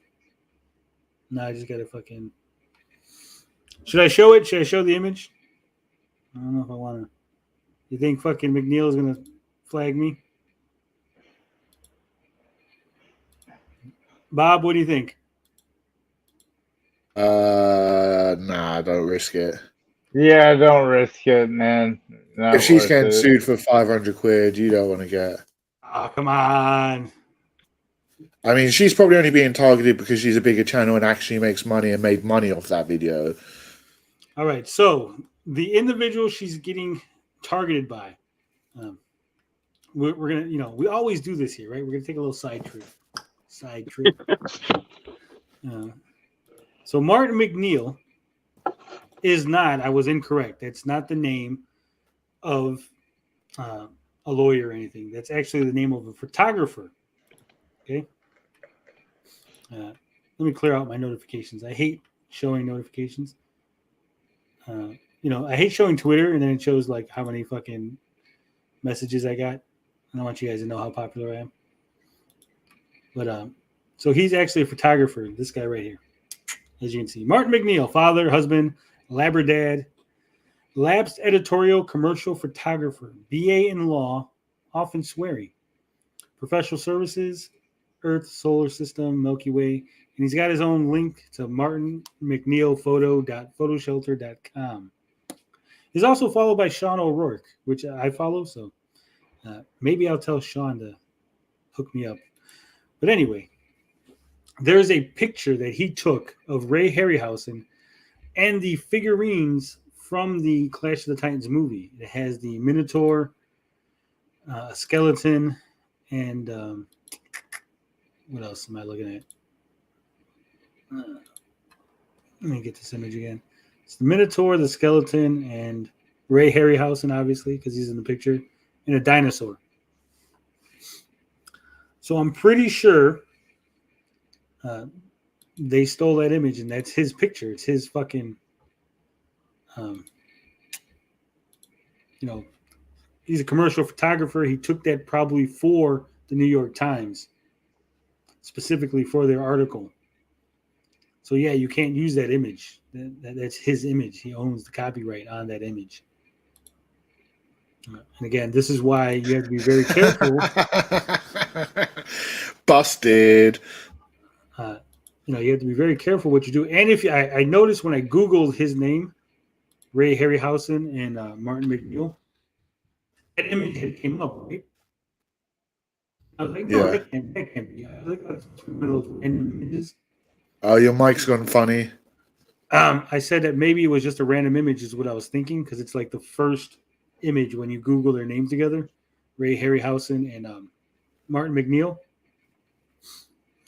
But no, that is the image he took. That's probably the image they took off of fucking the New York Times.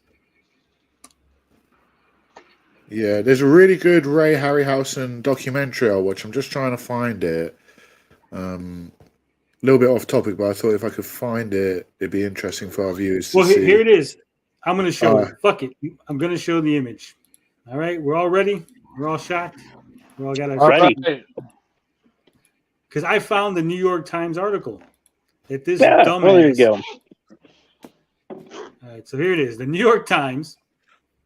I don't want to fucking subscribe. Shut up. Ray Harryhausen, whose creatures battle Jason and Sinbad, dies at 92. That's the name of the article. And there is the image of Ray Harryhausen. Ray Harryhausen in 2008 at the Edinburgh International Film Festival with examples of some of his cinematic creations. Martin McNeil / Wire Image via Getty Images. That means New York Times paid for that image to be used.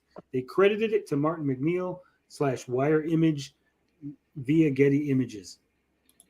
Yeah, to be perfectly honest, we're probably not going to get in trouble for that because one, we showed the video, we showed the source, we showed the original photographer, and we showed it in context. What Lady Decade's done is taking it out of context, which the photographer might not have wanted to happen. Right. Yeah, and she used it in her popular shitty YouTube video. Yeah. All right. What about fair use? This is something that we've discussed many, many times on the channel. We have, and I love discussing it. I love it. It's one of my favorite fucking subjects. I love fucking fair use because everybody gets this idea in their head because of how short the clip is, or I'm talking about Spider-Man, so why can't I show an image of Spider-Man? Because that's not how fair use works. Fair use means you have to talk about the thing that you're either showing or playing. If you're talking about Metallica, showing a Metallica album cover is not fair use because I'm talking about Metallica songs. If I'm talking about the album cover of the Metallica album and discussing the artistic integrity of it or why I like it, then that would be fair use, right? Showing just a random image of Ray Harryhausen in those, fucking clay images or whatever the fuck they are, the little dolls from the movie, that's not fair use because I'm talking about Altered Beast. Saying, hey, Altered Beast was inspired by Ray Harryhausen, show picture of Ray Harryhausen. That's not how it works. You have to discuss the image, especially when it's an image made or fucking photographed or videotaped for a very specific reason and sold for commercial use, right? That's the key there. What she did was not fair use. If they showed the image and they discussed the image itself, then you would have an argument for fair use. They didn't do that. And again, just because it took a year for them to notice it doesn't mean anything. That means shit. Yeah, that means BS. And you'll be like, oh, it was a year ago. Well, they might not have known, right? There is a time frame. If it was like 30 years ago, you'd be like, 30 years ago, I used that picture. Now they want $600 fucking bucks. Then like, yeah, okay, maybe you have a point. And the judge will be like, yeah, you've exceeded reasonable fucking limit on you to fucking make a claim, right? Hmm. But a year is not. I don't know about that because I think there has been some cases where the person was unaware of it for so long that it has been considered. I don't know the ins and outs of that. That's there why I might said be it, a limit. there There is a hard limit on copyright stuff, of course. Yeah. there is an argument to be made in some cases. Like if I took the image, right, and like it's on an unlisted video, and then like 40 years later, someone finds it, then you would have an argument because I hid it. It's unlisted, right? Yeah.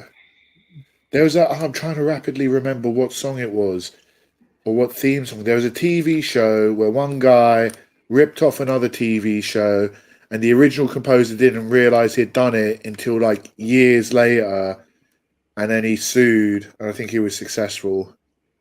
But that's like someone like stealing music. That's slightly different. Like, what about fair use and transformative content? Like when people are reacting to like other people's videos. As far as I was aware, technically it's okay, but like you could still get like in trouble for it if the other content creator doesn't like it. Well, it's not. It again. It depends on what you're doing, right? If we're playing her video and we're not discussing her video, then no, it's not fair use.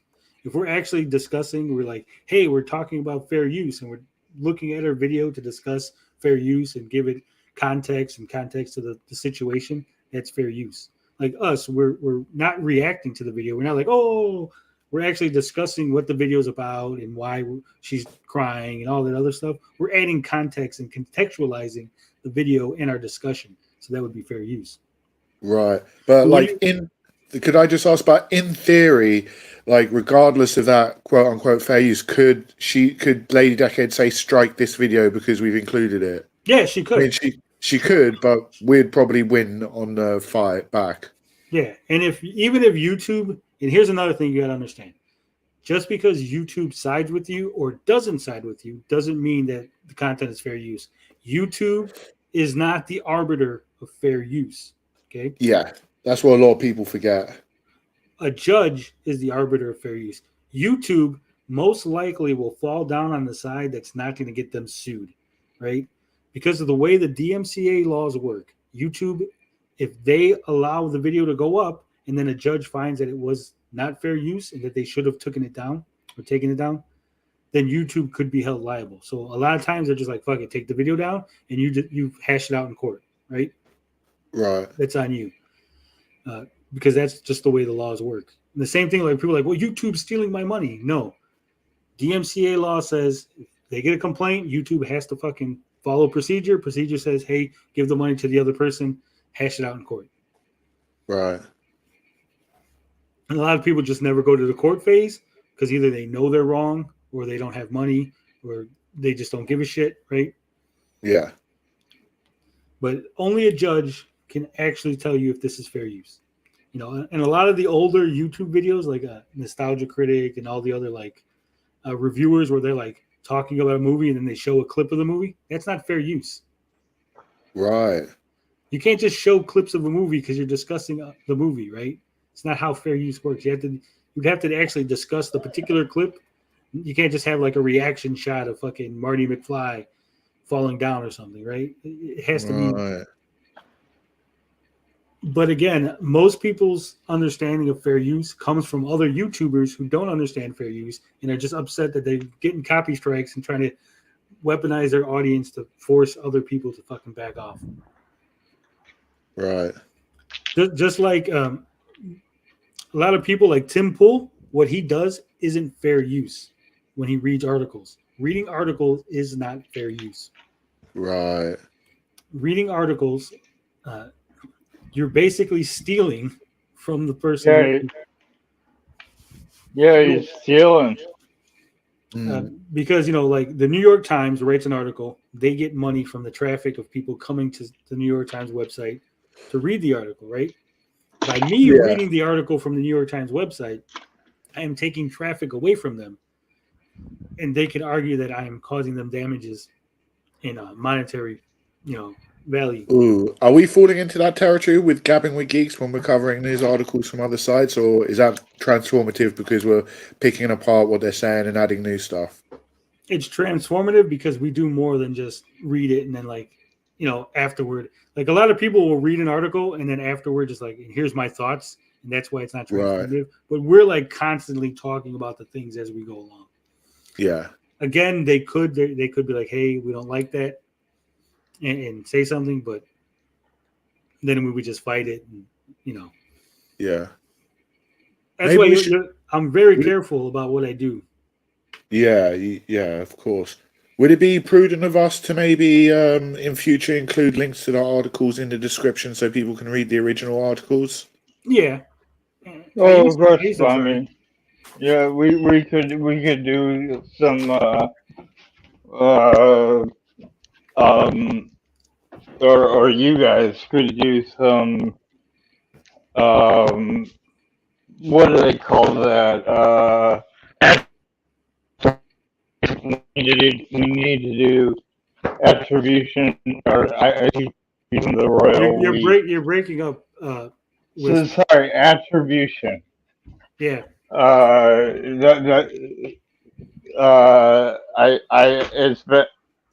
It's been so long since I've written an essay, but yeah, maybe attribution would be advisable. I really don't know. It would. It's always best to attribute to where you're going. I usually leave a link. I've been lax lately, but I usually leave a link. Like, here's the article, or here's the video that I'm watching. Hero Journalism says New York Times doesn't own the copyright. They have no claim. They license it from Getty. Yeah, that's why New York Times isn't doing anything. When I said New York Times should do something, that was prior to looking into it, just going off of when she said she got it from New York Times. Yeah, and also, isn't it Michael McLean who filed the copyright claim? It is, and that would be the photographer who took the picture. Who probably would have a right. He would have a right because even though he licensed it to Getty Image, it's his image. It's the same. It's the same way. Like when I write an article, let's say I wrote an article for New York Times, right? New York Times owns the article, but only the article that they print. The actual words and stuff of the article are still mine. I still own the copyright to that. Yes. Unless they buy the copyright from me in addition to buying the article. So basically it comes down to really, this is Lady Decade's own fault. She didn't do her due diligence to figure out that the image was licensed from Getty Image. And she didn't go to Getty Image herself and license it. The due diligence would be to go to Getty and pay for the fucking photo like everyone else has to. But what I'm saying is, in the New York Times, literally under the image, it says it has the attribution to who it belongs to, right? So I know. Well, Lady Decade didn't even read that, and she could have gone to Getty Image to get the image instead of stealing it from New York Times, if she really wanted that image. Yeah, and there's probably 100 other Ray Harryhausen images that she could have used. She could have used actual footage from Clash of the Titans and probably would have had no problem with it, right? Yeah, she done fucked up is what she's done. And it was not even her; it was on Top Hat Man Gaming. So it's Top Hat. He fucked up. I mean, we're unless she's actually the one who picked the image. I don't know how they edit their videos. I don't know who's in charge of what. One of them fucked up, is what I'm saying. I wonder why it's Lady Decade crying about it and not Top Hat Man crying about it. Is it because it's more manipulative to your audience to have a female crying about a topic? Yeah, exactly. You know that, and I know that. Yeah. When a dude does it, everyone's just like, fuck you. When a chick does it, you're like, oh my God, I could help you. Yeah. Lady Tears. I didn't even think he made a video on it because 2 days ago his last video was on Shaq Fu 2. And which is stupid. He says Shaq Fu 2 is horrible, the worst sequel ever, right? And I'm going to say no. Shaq Fu is terrible, right?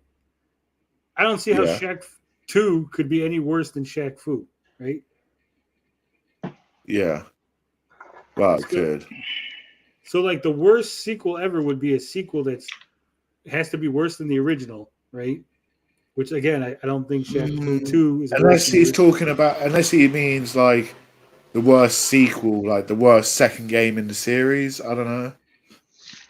Yeah, but that's what I'm saying. Like I'm sure there's been other games that have a really crappy sequel that's even crappier than Shaq Fu is. Shaq Fu 2. Because the game's not Yeah. that bad, part 2. Is part 2 the modern one? Yeah. All right, yeah. So hyperbolic, kind of stupid for him to do that, but that's the last video he made. Let's hear what Lady Decade has to say. Website, we got it literally. We just googled the name and got the first image that come up because it was like it's a picture that showed the face of the person that we just. Yeah, because he just died. That's why the first image came up, was the image that everyone was licensing off of Getty Images, which is probably now a famous image, which is probably why the dude's like, give me fucking money.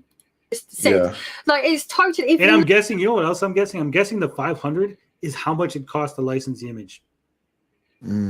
It's probably not even like, he's probably just give me the fucking image license. That would make sense. Yeah. Because I know, like I said, mine was $80. I paid $80 for the frog fucking. Right. So I'm pretty sure that, like, this was an image that was used by a lot of newspapers because Ray Harryhausen just died. So it probably got like a little fame. So he's like, it's $500 now, right? Yeah. Well, anyone that knows what they're doing knows you never use a Getty image. Yeah. Yeah, and also, just to reiterate what I just previously said, it's the first image which come up on Google. When you click the image, on the right, it shows you the source of the image. So it's just very lazy, very fucking lazy. Just for a quick cash in. Yeah. Very stupid.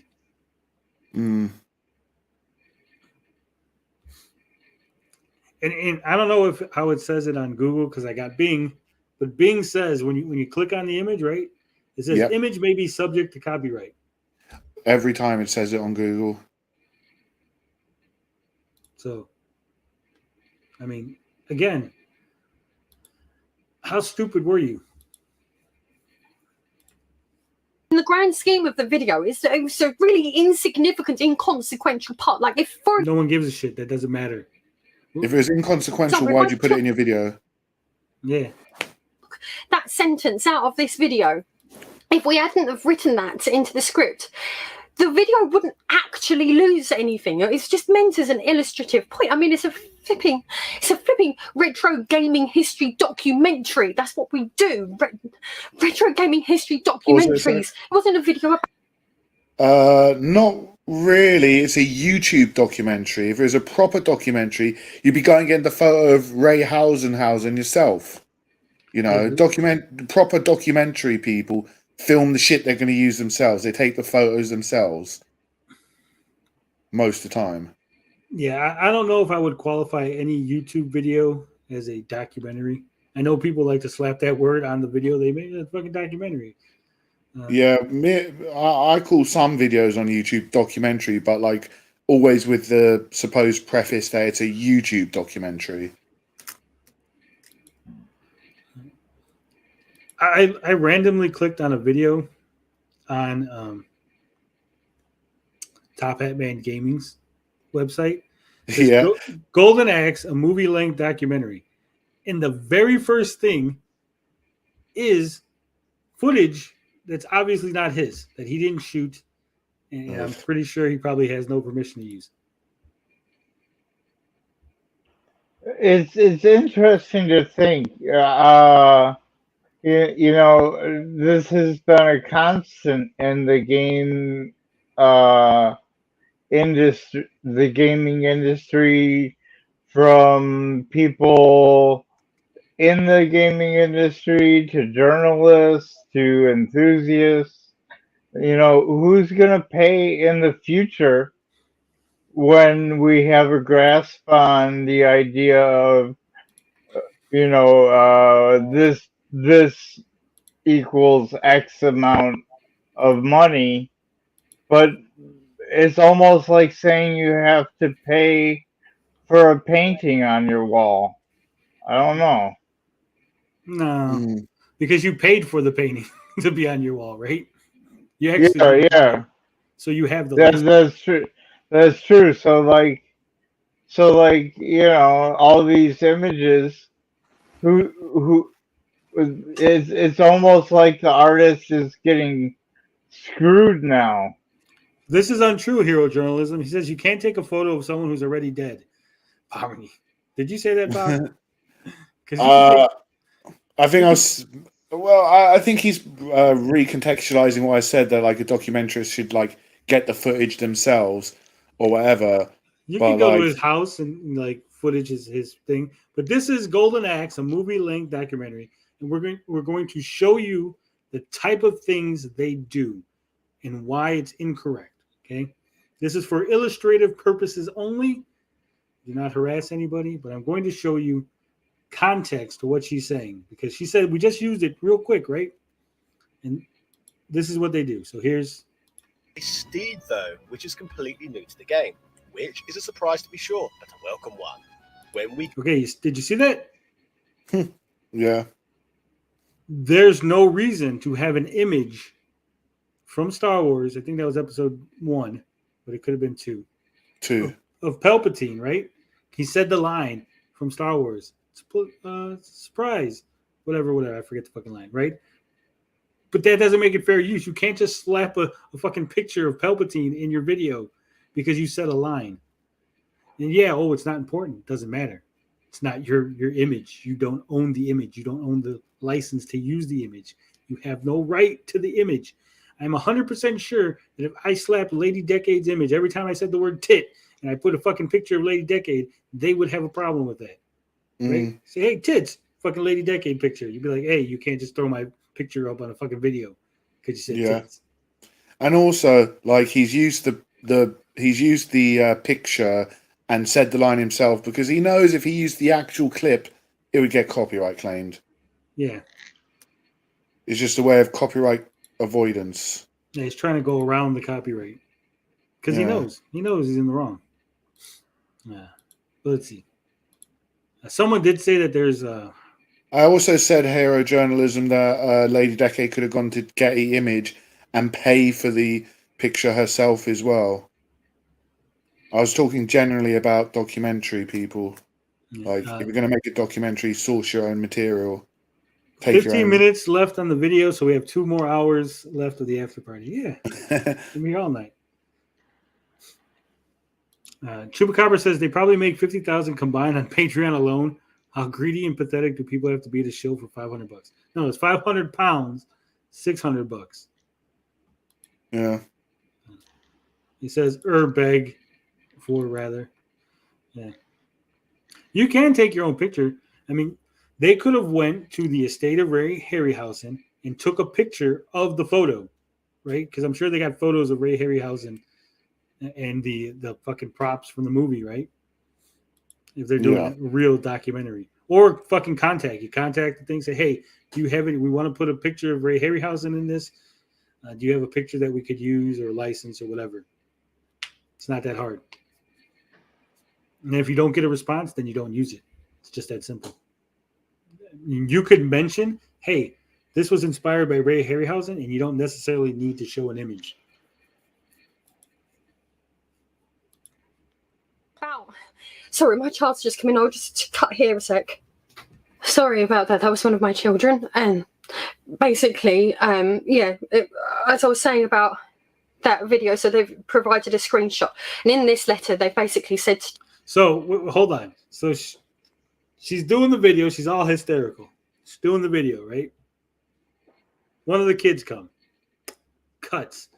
So something, obviously something happened because it was a jump cut. So she's in a different position. So she obviously talked to the kid, did something, made him a fucking sandwich, made him lunch, fucking tucked him in bed, whatever the fuck it is she did, right? And now she's still hysterical. She's in the same state of hysterics. Acting, like I said earlier. That's what I'm saying. Like, she didn't calm down. Like, she's all hysterical, like helping her kid with math. She was actually like, get out! I'm filming a video. You guys are really one-sided. We are one-sided. Because I don't have any sympathy for somebody who's out here. It's $600, right? I don't have sympathy. These are not new YouTubers. This is not someone who's like, this is my first video. I don't know what to do, guys. I got fucking claimed, right? This is someone that's been in the fucking game for a while. They know what the fuck they're doing. I've been claimed. I got claimed fucking earlier on the live stream earlier. You didn't see me start crying, going, guys, Avril Lavigne, claim my video. I'm so scared. Yeah, and these are people like Top Hat Gaming has like 120k subscribers. She has 80k subscribers. She should know this shit by now. Yeah, this, like I said, this isn't new. These people have been doing this shit for fucking years. They know the game.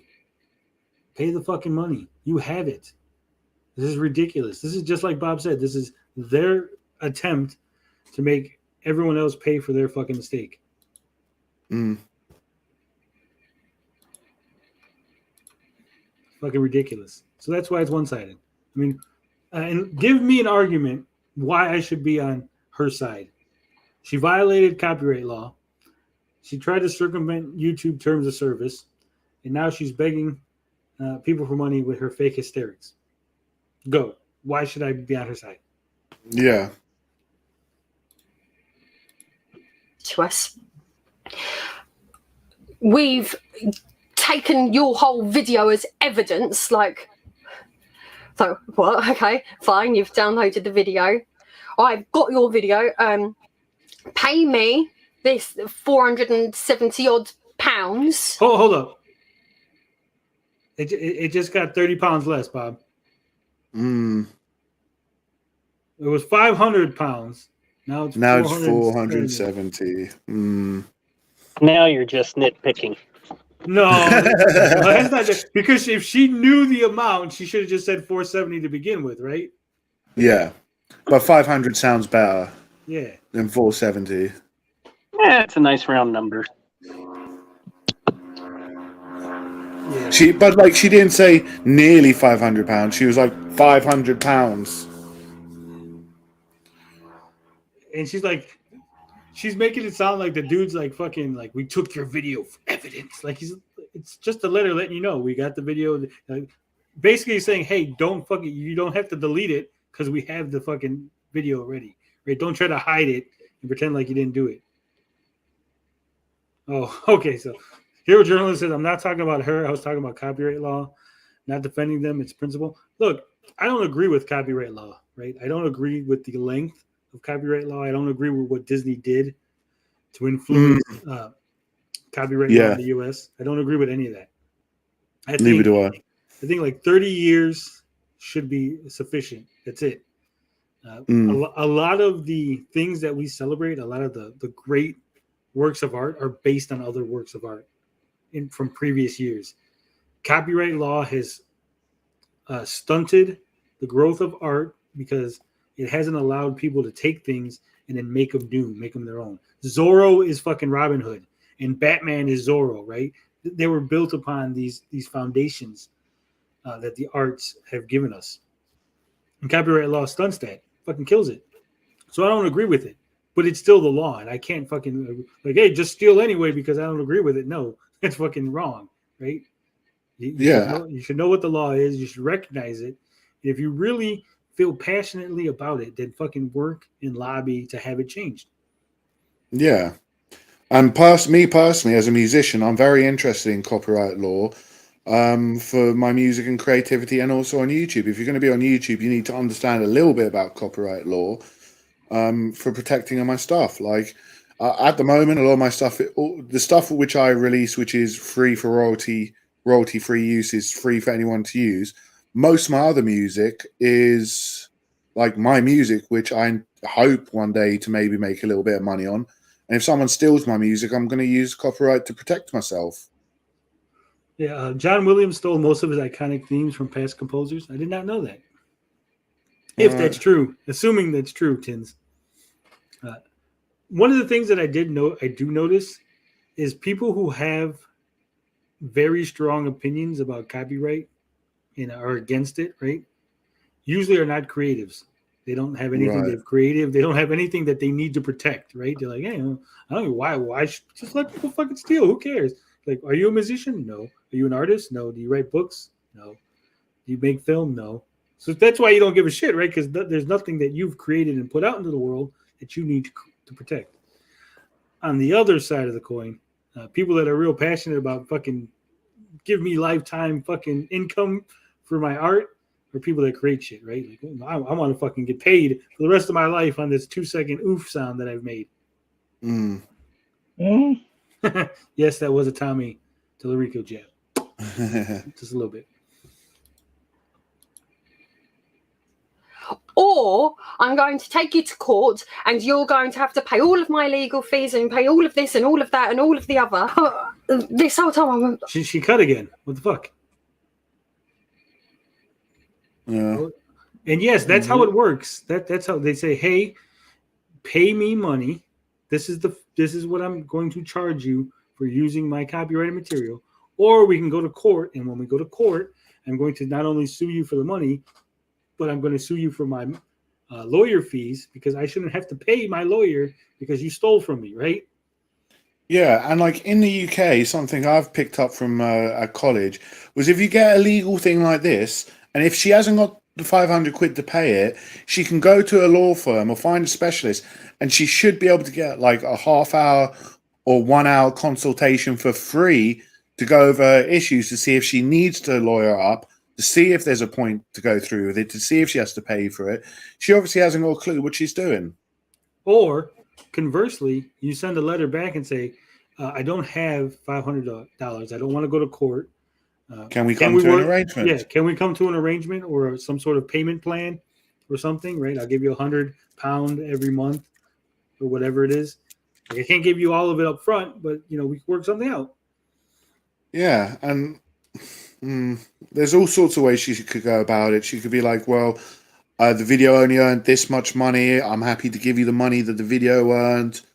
It wasn't £500 if it didn't earn £500. Like, whatever. There's many ways she could go around negotiating something with the person. But no, she wants to e-bag instead. all of my legal fees and pay all of this and all of that and all of the other. This whole time I'm reading this letter and I'm like, oh, I don't know what to make of it.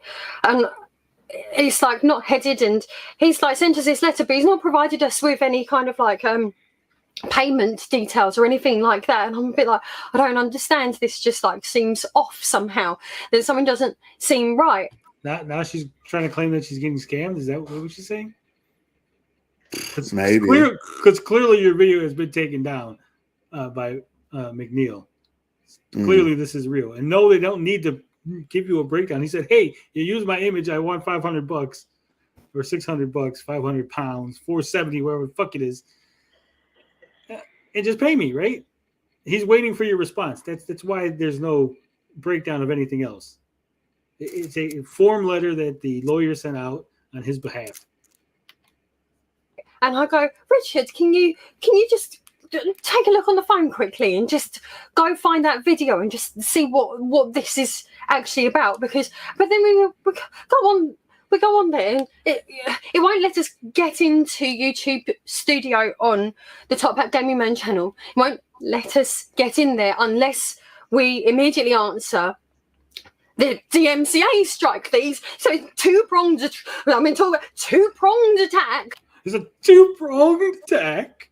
Yeah, of course he DMCA'd you. What'd you think? He was going to leave your video up? And of course YouTube's not going to let you in until you answer the DMCA because that's how the system works. Stupid. It's fucking ridiculous, Bob. It is. Because YouTube and the DMCA wants to prevent you from trying to delete the fucking video and hiding the evidence. They want you to acknowledge that you received the DMCA, that YouTube has complied with the law, and that you either going to challenge it or fucking admit to it. It's ridiculous. Two-pronged attack.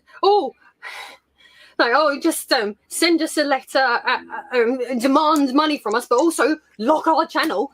So we've got the DMCA strike, and we can't access the channel unless we go through the motions and either accept or counter the DMCA. Basically that's what the system is.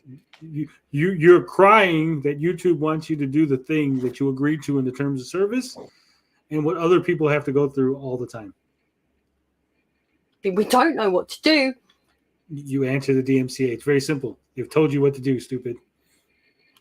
So, for further notice, we can't upload anything on the Top Hat Gaming Man channel, and obviously I'm putting this video onto my channel because we can't upload it. Yes, you can. All you have to do is fucking answer the DMCA.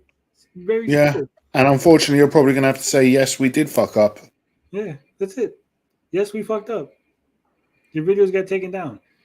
You again, he has enough subscribers to say, yes, I fucked up. You fucking get the guy on the phone and say, hey, I'm going to make a video. It's going to make me $500. Give me a couple days. Boom. This is just fucking ridiculous. She's making it sound like it's fucking $1 million and they've locked her channel because of some phony strike, right? This is all legitimate.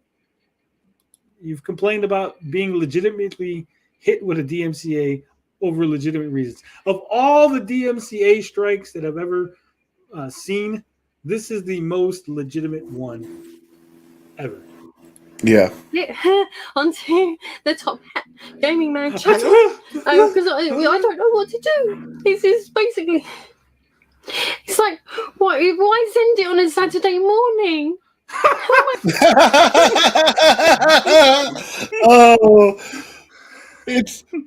Oh my god, fucking hell. Winding down a Saturday morning, is that what she said? No, she said, why? Why did you do it on a Saturday? Like, it's the weekend.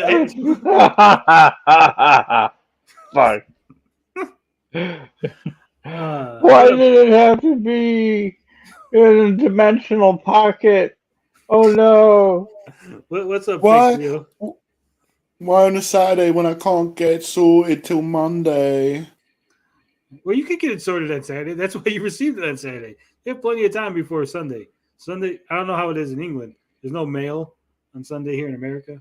No, there's no mail here on Sunday, and a lot of official places are closed, so she might not be able to get like lawyer advice until Monday. No, you can get lawyer. There's always a lawyer that's going to be open on. Oh yeah, you could get phone advice. You could get online advice. There's probably so many places you can get advice for what to do online easily. Chupacabra says, "Fuck your Saturday." Saturday morning is for cartoons. What the world? Yeah, she's like, I was sitting there eating my Fruit Loops. I got this fucking letter, and you know what? She probably. I'm gonna assume that it was your fucking guy, the guy who got the letter, because she didn't get the letter. Remember?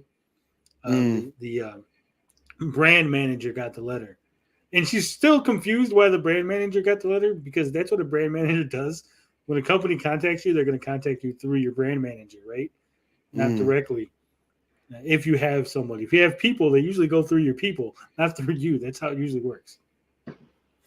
But yeah, so he probably had it, and he probably sat on it. That's probably why you got it on a Saturday morning.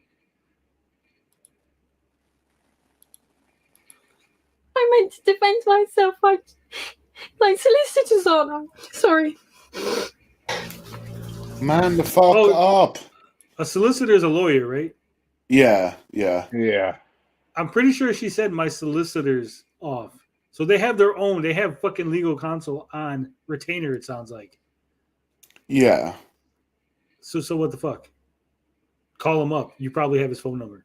I have a lawyer that I can just call up, put my phone. It's in my phone. It says lawyer. Call my lawyer, say, hey, here's what's going on. The dude will answer the phone literally almost any time. Maybe unless he's shitting. If he's shitting, he might not answer the phone. I'm pretty sure he's going to answer the phone. Solicitors aren't open on Saturdays. So how am I supposed? Are they? Is that like a law? Is there a law in England that I don't know about? No, but like most, I'd assume most solicitors are closed on Saturday. They might be open till 12, but like Saturdays and Sundays, you pretty much can't get much shit done in the UK. Like most government buildings are closed. Like the stores and shops and all that shit is usually open Saturday and Sunday. Sunday reduced times, usually 10 till 4. Where's she at? What? I know she's in England. I don't know. She's got a proper commoner sounding voice though to me, so probably I don't know. Someone probably knows in chat. I don't know. According to Google, it says most law firms are open Monday to Friday. At Quality Solicitors, some of our solicitors are available for you on Saturdays. Yeah. Yeah, There's- some would be. Yeah, there's got to be somebody. It's not like fucking. And it's the morning, right? I don't know when this video went up, but I could see if this video went up at Saturday night. Right? I'm pretty sure this video went up Saturday morning. Like she got it and fucking immediately ran to YouTube. She didn't try to sort this out. She didn't try to look for a solicitor or a lawyer, as we call them here in America. No, I bet Top Hat Man Gaming saw that it was like, love, we gotta make a video on this. It's gonna make us some quick cash. Like, crack on, mate. Half Asian lawyer Bill works for Tony TGT. No, I would. He's not that kind of lawyer. I know everyone throws him around because he's fucking Crowder's lawyer, but he doesn't. He doesn't work in DMCA and stuff like that. That's not his specialty. So I would get someone who's a specialist in this thing. But my lawyer that I have on retainer is business law. To deal with this, and I'm scared because like basically he's demanding this money off me. He's not demanding. He just sent you a letter. It says, "Pay me money for the thing that you used." You act like he's fucking holding you at gunpoint. How old is this woman as well? Like, she's acting like a fucking 20-year-old. Yeah, she's way this. Yeah, this She's ain't hysterical over 470 quid. She's crying because the solicitors ain't open till Monday. What a fucking crybaby. Poor lady decade. Poor lady cleavage, as Carl likes to say. Fucking sad. Like, number one, I can't afford it. Number two, I'm not entirely sure that we've actually done something wrong. Number three, if I pay, say I give in and I pay this money, which I don't have that money.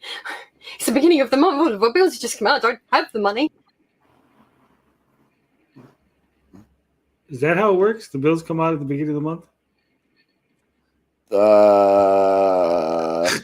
Yeah, mostly. Well, it depends. It depends. Like, when you're setting up direct debits here, you can kind of choose what day it is.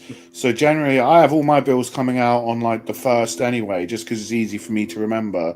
Like, the 1st is when my bills come out. So, but like, it's not always like that. It depends when your contracts start as well. Like, that's what I thought. That's how I was like, I don't know, maybe it's an England thing. Like, it's, every bill is like the 1st of the fucking month. I don't know. No, it's not.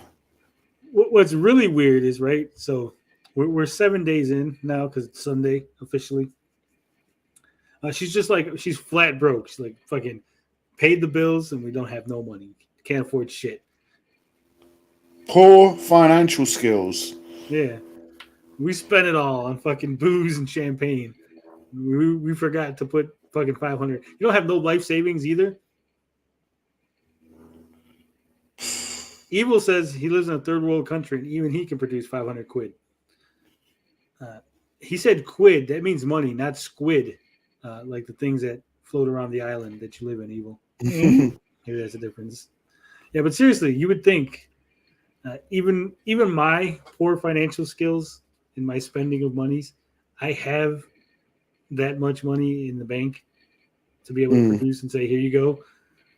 Like, not like 3 or 4 times. Like, if this is like the fucking 3rd time in a row, I'd be like, oh shit, I've run out of money now, right?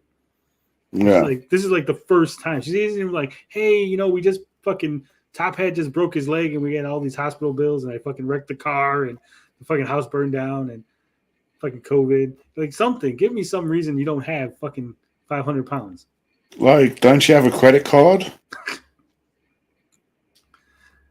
Evie says, who else wants to see that ladies pair? Yeah, fucking go to say, you know what? I'm fucking putting them on display on fucking OnlyFans. She'll get $500. Not from me. But Say I pay it. How do I know he's not just going to take us to court anyway? How do because that's you contact his lawyer and you agree with, then you sign a contract and then you pay him the money. Yeah, it's not like, and sorry, Lady Decade, this isn't one of those things where like you have to do it instantly. You've got time to like sort things out, to look into it further. You're just panicking like a little fucking child. I don't think she's panicking. I think again, I think this is like It's acting. It's acting, and she knows that people are going to throw money at her. I bet you if we go to the comments, they're all like, we're behind you. We fucking love you. This fucking guy, fucking kill him. They got the pitchforks out for fucking Ray Harryhausen's estate. Rambling says she can pay him. She can peg him for 500 quid. She's in the UK, so we could arrange that. Good. Do I know that I could pay him the money and then he could just send a court summons anyway? And then you would sue him, and then you would win money. This is basically terrifying. Like how I feel right now is I thought she was going to say this is terrorism. I was like, oh shit, she's going to go there. feel utterly terrified. I feel confused. Actually, pause it a sec. I am. Like, as someone who's experienced court fines and been to court, like, if she hasn't got the money to pay, if she has to go to court, they'll do a, in the UK at least, we have to do a financial statement of like our ins and goings out to see if we can even afford to pay back a fine or whatever. So, like, if she hasn't got the money to pay it back, she can come, like, even at that late stage, she could, like, come to an arrangement to pay it at, like, a reasonable amount every month. Like, she wouldn't just have to pay it all at once. She's just playing up for the camera. And she knows she's also playing on the fact that this is an American website and she's in the UK. She knows that the laws are different in the UK and in America, and she knows that people are going to take this the wrong way in America. They're going to be like, oh, she's fucked.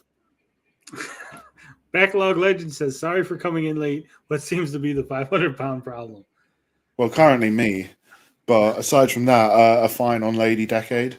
Yeah, they used an image without actually having permission or license to use it. And the person sent them a letter saying, hey, that's $500 for you using my image or I'll take you to court. And now she's freaking out.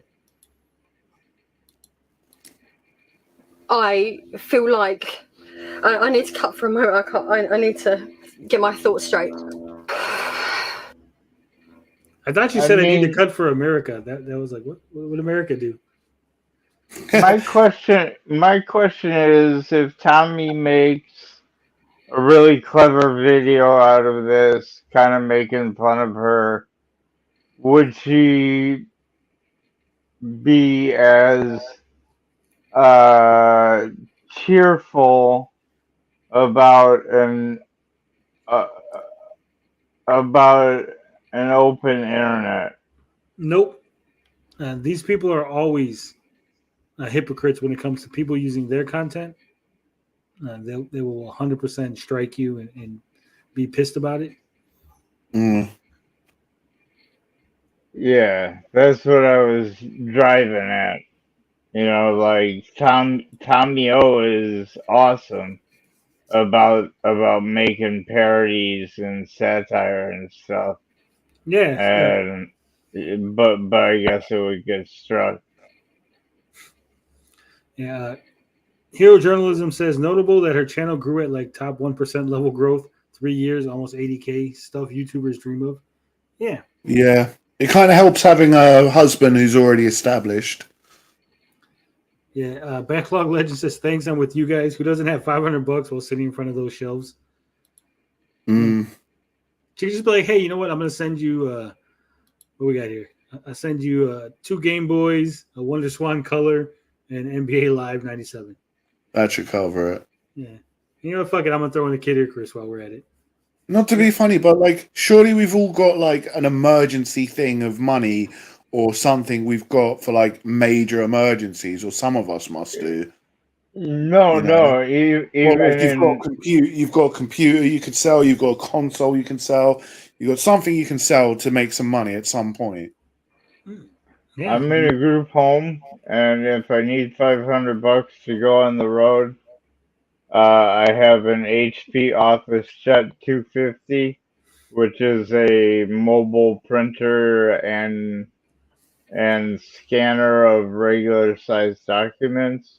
So you're saying is And you're gonna make counterfeit money, Haunted Wisp? well, no, it's weird because I paid $250 for it, and now the lowest price on Amazon or the internet is $450. Damn. Nice. Bob, did you know we've been live for 6 hours?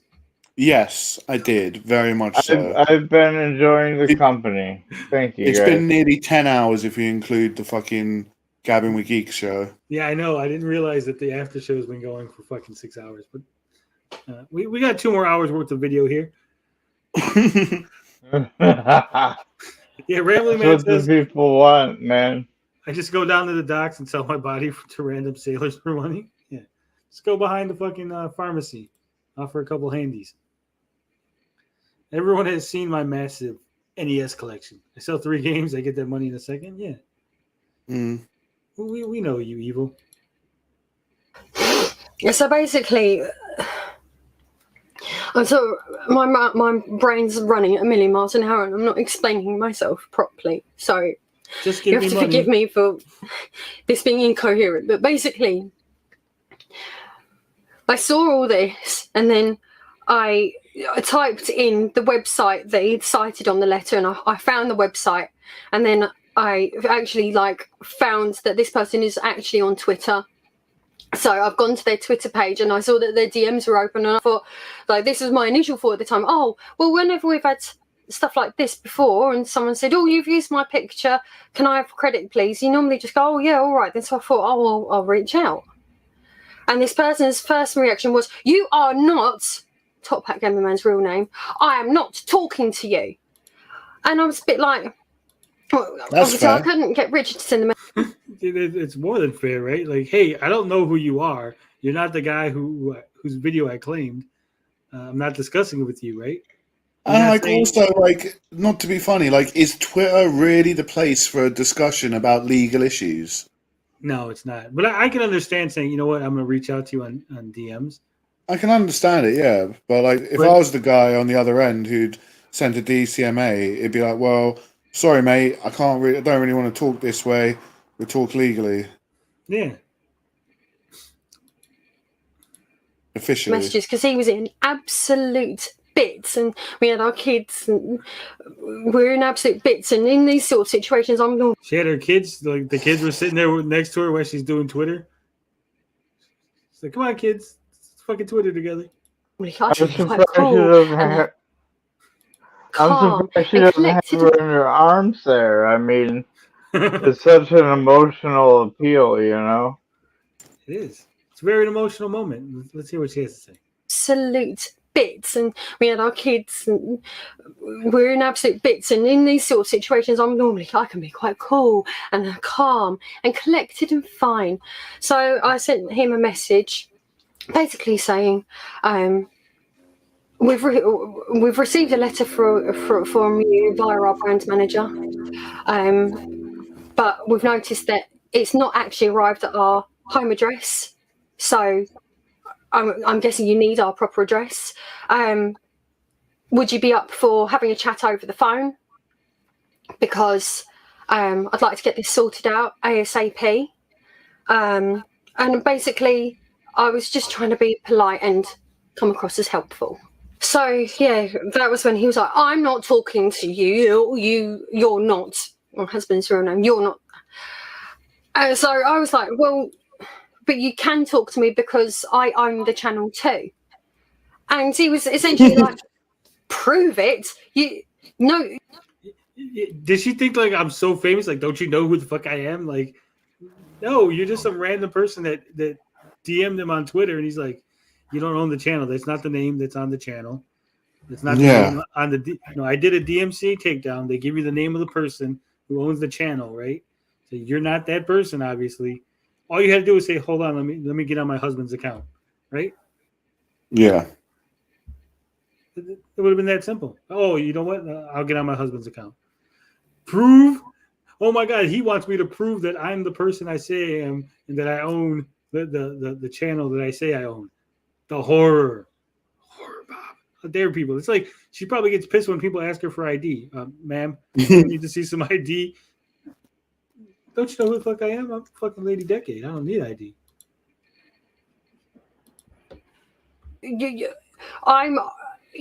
Sorry. He's like, prove it. And I was like, well, how can I prove it? I jointly own the Top Pack Gaming Man channel. And he's like, are you on Company's House? What? How's he yelling? Why is she making yelling sounds? Because she's painting a picture. I know, but I'm saying like this is DM messages. Like it's not like they're conversing. Like he's probably like, how can you prove it? Here's how. Like he's probably like just typing normal, and she's all like, because she wants to paint the guy as a villain and an aggressive person. When the guy's like, dude, like I don't want to talk to you. I want to talk to the person I DMCA'd. Like I'd like some proof. Backlog Legend says, does anyone know what the image is? Yes, we showed the image on this when we discussed it. You could just rewind maybe 40 minutes. I don't know how long we've been talking, but you could rewind it and find it. It's basically a picture of Ray Harryhausen standing with some props from Clash of the Titans. And the person who's DMCAing it is the actual photographer who took the picture. And then the picture was used in a bunch of news articles and stuff for Ray Harryhausen's death. So it's like a pretty well-known picture. It's like probably one of the last pictures of Ray Harryhausen. It's probably why it's sourced through Getty Images as well. So most of the people who are using it probably paid Getty Image to get it. Yeah. Or however that works. I don't know how Getty Image works.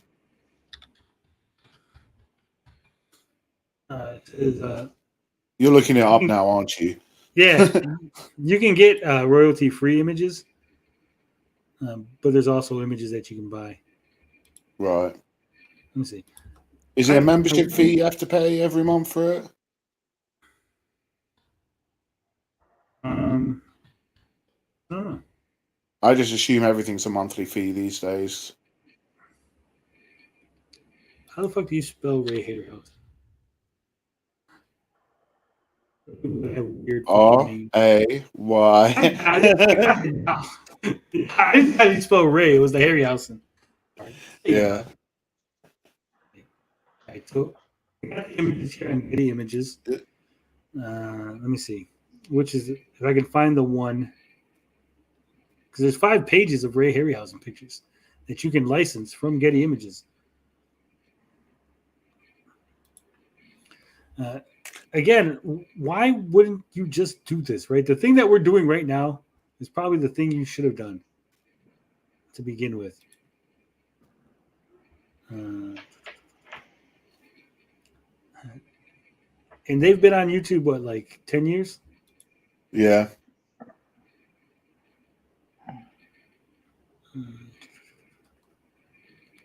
I'm surprised this is the first time it's come up.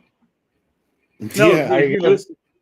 I guess I expressed that sentiment before. No. She said, if you listen to what she said other people have contacted them before, and they usually just give them money or say, "Oh, we'll credit you on the thing." And most people are like, "Oh, whatever," right? But this guy's like, "No, fuck it, you give me money."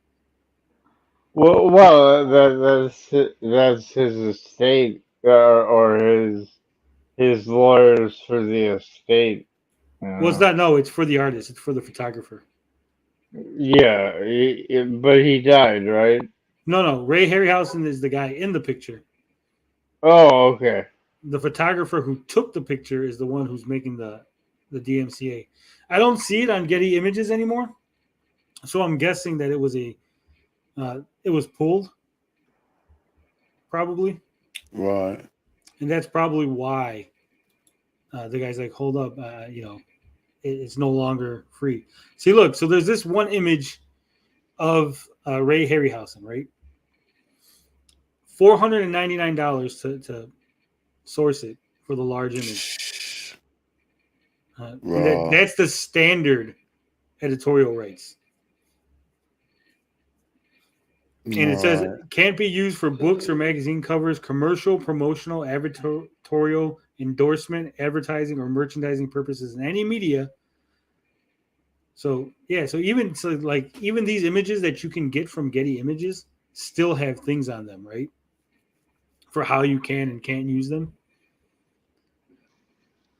So they just fucked up. It was just a huge fucking fuck up. All right, hero journalism. That's interesting. And what's also interesting about this is that they're asking almost exactly retail MSRP. Yeah. According to what you're saying, Tony. They don't want to screw them. They just want to get what they're owed. Yeah, it seems all above board so far, apart from what Lady Decade and Top Hat's done. It's like you supposed at the beginning that the guy just wants to get his fee for what he would license the picture for. Yeah, and I bet you I'm gonna go to his website again and see if he licenses it, because he even has a contact. There's a contact page, right? That they could have just fucking reached out to him on that and said, "Hey, what's going on?" Instead of on Twitter. Mm.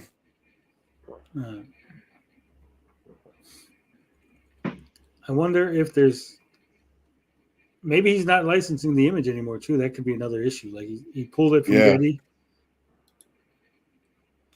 Yeah, because I don't see any fees for any of these pictures. It's just like a bunch of images from his portfolio. All right. Is this a very recent thing? Is this like literally what's happened today or yesterday? Yeah, this literally happened this morning or Saturday morning. Well, I wonder if maybe because he's filed a DMCA and he's got legal things going on, maybe he might have had to take the image down while he's going through this procedure. From Getty, maybe. Could be maybe.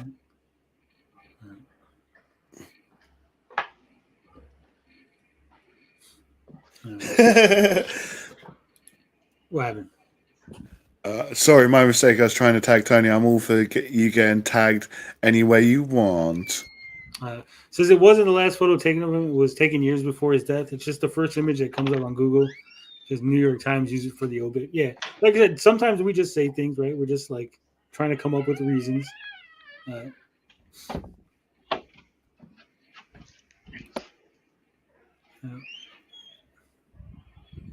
It happens. It happens. When you're just on an after show rambling and spitballing about things as you go along, that's why after like 9 hours of streaming as well. Yeah, that's why if you notice, like we as we're talking, we're looking things up too. We're like, oh shit, here's where we fucked up. So yeah. Go ahead. No, go ahead. Yeah, so I've been looking at these various rugged tablets to go outside because you can tell by my avatar I feed the chipmunks out there, but I need a sunlight readable display if I'm but I don't want to pay for it. This was a bad sidetrack. Keep going. It happens. All right, let's keep going. We got 10 more minutes. On the Top Pack Gaming Man channel, and he's like, "Are you on Company's House?" I'm like, no, we're just a partnership. We're just people. We just do the channels. Like, not like a formal company. We're just peoples. We do the channel. We do the thing. We do the channel. We make the videos. We the peoples. I mean, I don't know if she's aware of this, but this could be quite incriminating. Like, if they're making this much money from YouTube, they're making like, if she's making 2,300 on Patreon, that's over 10K. That's above the threshold for taxes. Like, is she paying her taxes? And like a way around that would be to get bare taxes would be to set up as like as a freelancer or whatever. I don't know how it would work Like you basically have to be like an independent, self-employed content creator, basically, so you can pay your taxes. Yeah. Like, so I wonder if she's even paying her taxes if she doesn't even know about Company House. It's fucked up. Penny, it's like, and there's like he just basically he just wasn't open to a dialogue, and then I start getting scared, and I'm like, yes, he was. He was open to a dialogue with your husband, who owns the channel. Yeah, and he was open to a dialogue because he's asking you questions and stuff. He's like, prove who you are, and then we can have a discussion, right? And you're just like, no, I'm not gonna fucking show you who I am. So stupid. please can we just talk this out? And I put my telephone number into the message. I'm like, please can we just talk about this? Because basically I was terrified, because basically if the Top Hat Gaming Man channel goes under, my channel goes with it. Why? It's a very good question, Bob. Why would it? First off,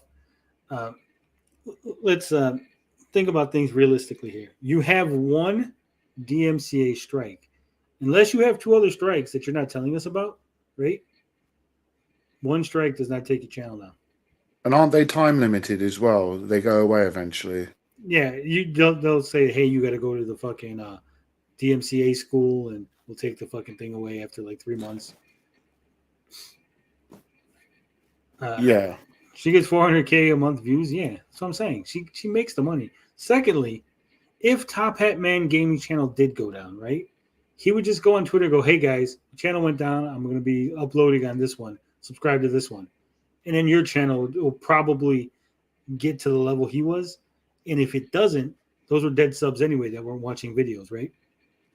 And also, like, my biggest issue with this whole video and this whole drama is the rush. And I think she's gone about everything the complete wrong way, because she should have slept on it. She should have fucking given herself some time to think about it instead of rushing onto Twitter to DM this guy.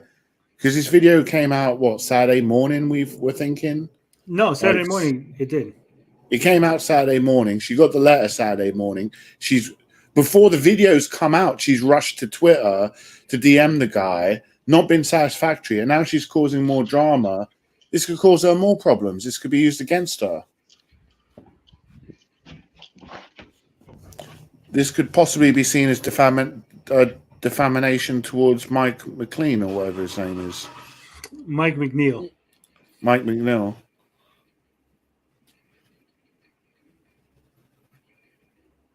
Oh, now people are harassing him. Oh, good job, Lady Decade, you dumb twat. No, it's not even fucking... Wait. I said people were harassing him. I didn't say because of the Lady Decade thing. Oh, sorry. My bad. Oh.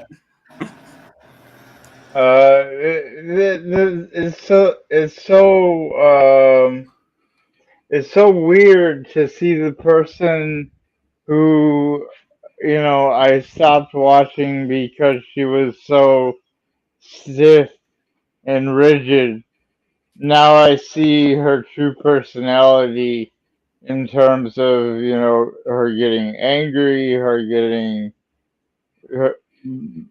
she is quite, you have to admit, she is quite cross in this video here. It's hard to tell what she is because she's acting. That's true. He hasn't even tweeted anything about it either, so it's not like, right? He's not like money hungry. Like, how's he being harassed? Who's harassing him? Just some random people, because he said something and someone called him a soy boy bitch. Like, I don't know if that person did it because of the Lady Decade video, because it seems random. Like, he just posted something and then someone just fucking responded to him, like, randomly 3 hours ago. So it's kind of weird. Yeah, because he just has it's a GIF where it says "It's so beautiful," and it's quote tweeting dudes posting their W's, right?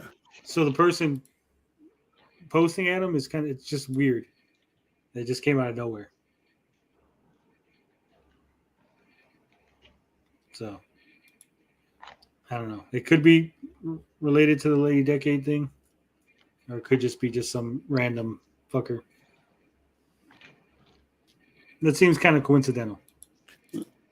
So our main income as a household comes from Top Hat Gaming, my channel, and then mine supplements what we need over the top, and then we just about bring in enough money to live all right. We're not like bougie rich people. We're not. We just have our.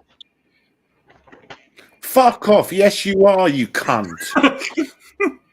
Fuck off. No. You're living the dream. You're living the dream many people would love to have. All you got to do is sit on your fat ass, make a video for 20 minutes, and there's your fucking paycheck. And same with Top Hat Man Gaming. You're in a very privileged position, you cunt. Get a job as well while you're at it so you can make more money. Get a proper job while you're doing YouTube. Then you're sorted. Fuck you. Cry me a river. Yeah. I mean, sorry. They only make about every 30 days.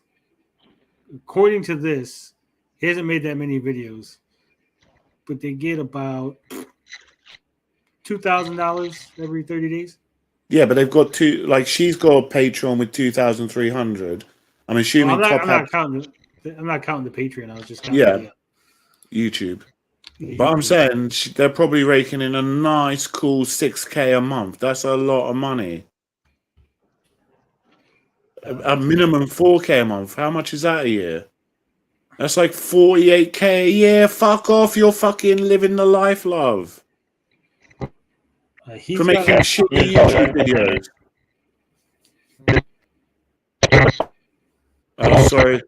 You're really breaking up, Haunted Wisp.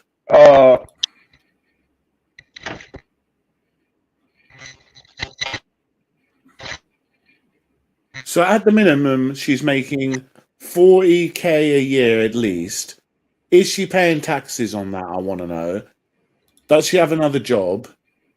And like, what's her fucking problem? 400 quid. She's got 2 kids. Okay, yeah, that's expensive. Or she's got a kid at least. A couple of kids, I assume. But that's her problem. I think she said 2. But he has 181 Patreons, but it doesn't say how much money.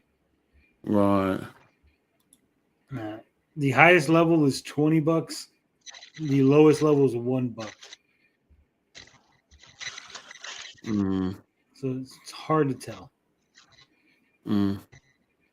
But I doubt it's 181 at the fucking dollar level, right? No. So even if it is all $181 from Patreon is still nothing to turn your nose up at. Nah, I wouldn't snitch. Snitches get stitches. Well, she gets $2,344 for her 131. So I'm wondering if it's about the same on his. That's what I was kind of assuming. And if that's true, then they're more likely on like 60K a year. Yeah. And that's like saying that like that's just going off 2 Patreons and her YouTube. That's not including Top Hat's YouTube. So if you include Top Hat's YouTube, that's probably more like 80K a year. I'm sorry, if you're borderline, if you're on 80K a year, nearly 100, that's nearly 100K a year. That's living it up in the UK. I don't know about what it's like in America, but what's the average yearly wage in America? What's the starting wage? The starting wage? In the UK, places, yeah, go on. I was gonna say most places you're probably gonna talk about like $12 an hour. Yeah. So.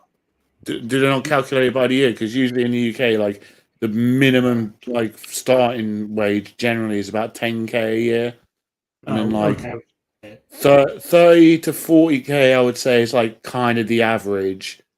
The average income, according to this, the average income is $87,000 a year in the US.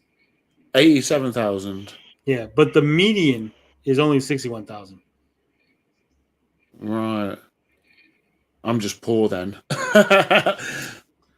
No, because part of the problem is when you go with average, remember you're taking everything. So the highest earners. So they're counting Ben Affleck and the lady who fucking mops floors, right? Right. Into the average. That's why the median is like 20,000 lower. Yeah, I think like the median in the UK is like probably pretty similar, probably like 40, 50K. But like that's like a good wage, if you ask me. No, that is a good wage. I saw.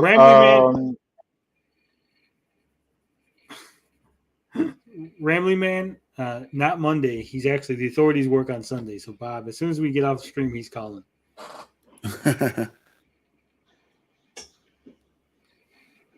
Yeah, Chupacabra. If his tracks with hers, they should be making like 66,000 a year on Patreon combined.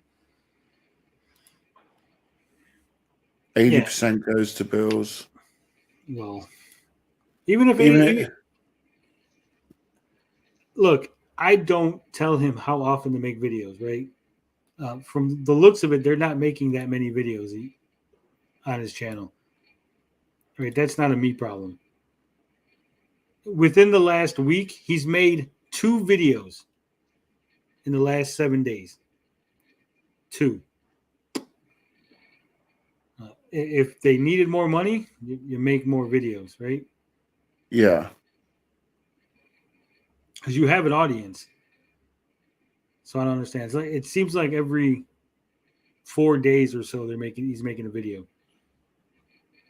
Yeah, then what you do if his production standards are higher for his main content, what you do is you make a lower production standard video series to supplement a little bit of income because people are still going to watch it. Make a low effort series, like a little vlog. Live stream. Take donations that way. He did try a wrestling channel. I guess that didn't work out. Right. Because he only got 5 videos on that. Yeah. Sorry. Get a real job like the rest of us. A bit of income though. Like our tax man basically, our accountants basically said we managed to earn 20.5 grand each in the last tax year. So we're all right. We're okay. What? So yeah. 20.5. Wait, does she mean 25 grand a year after we just did our calculations of how much she's earning? I think she said each. Each? Oh, okay. Yeah, so by this point, I'm fully panicking, and so I'm honest with him. I'm like, please talk to me.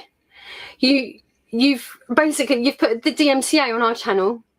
You've got us over a barrel. I'm very scared. I've got 2 small children, and was she selling them? She's like, I got 2 small children. Take your pick. No, that's bad. Bad joke. Should have made it. Oh, I was trying to appeal to his humanity. I was trying to. No, you were trying to appeal to his emotions so he could fucking let you off the hook. That's why they sent you to fucking talk to him in the first place instead of your husband. Because you're like, I'm a woman. I'm going to get this guy to fucking see how hysterical I am. And then he'll feel sorry for me. And then he won't take the $500. No, I am not talking over Twitter DMs and I'm not talking over the phone. I want it all to be done formally over email. That's completely fine. No. See, that means that these are real. Like, you fucking grow up, right? Be an adult. Jesus fucking Christ. So I'm in any kind of mental capacity to be able to sit there and construct some. She could be in the mental capacity to construct DMs or a phone call, but not an email. That's step too far. And she's compass mentis enough to make a video as well, but she can't write a fucking email. Yeah.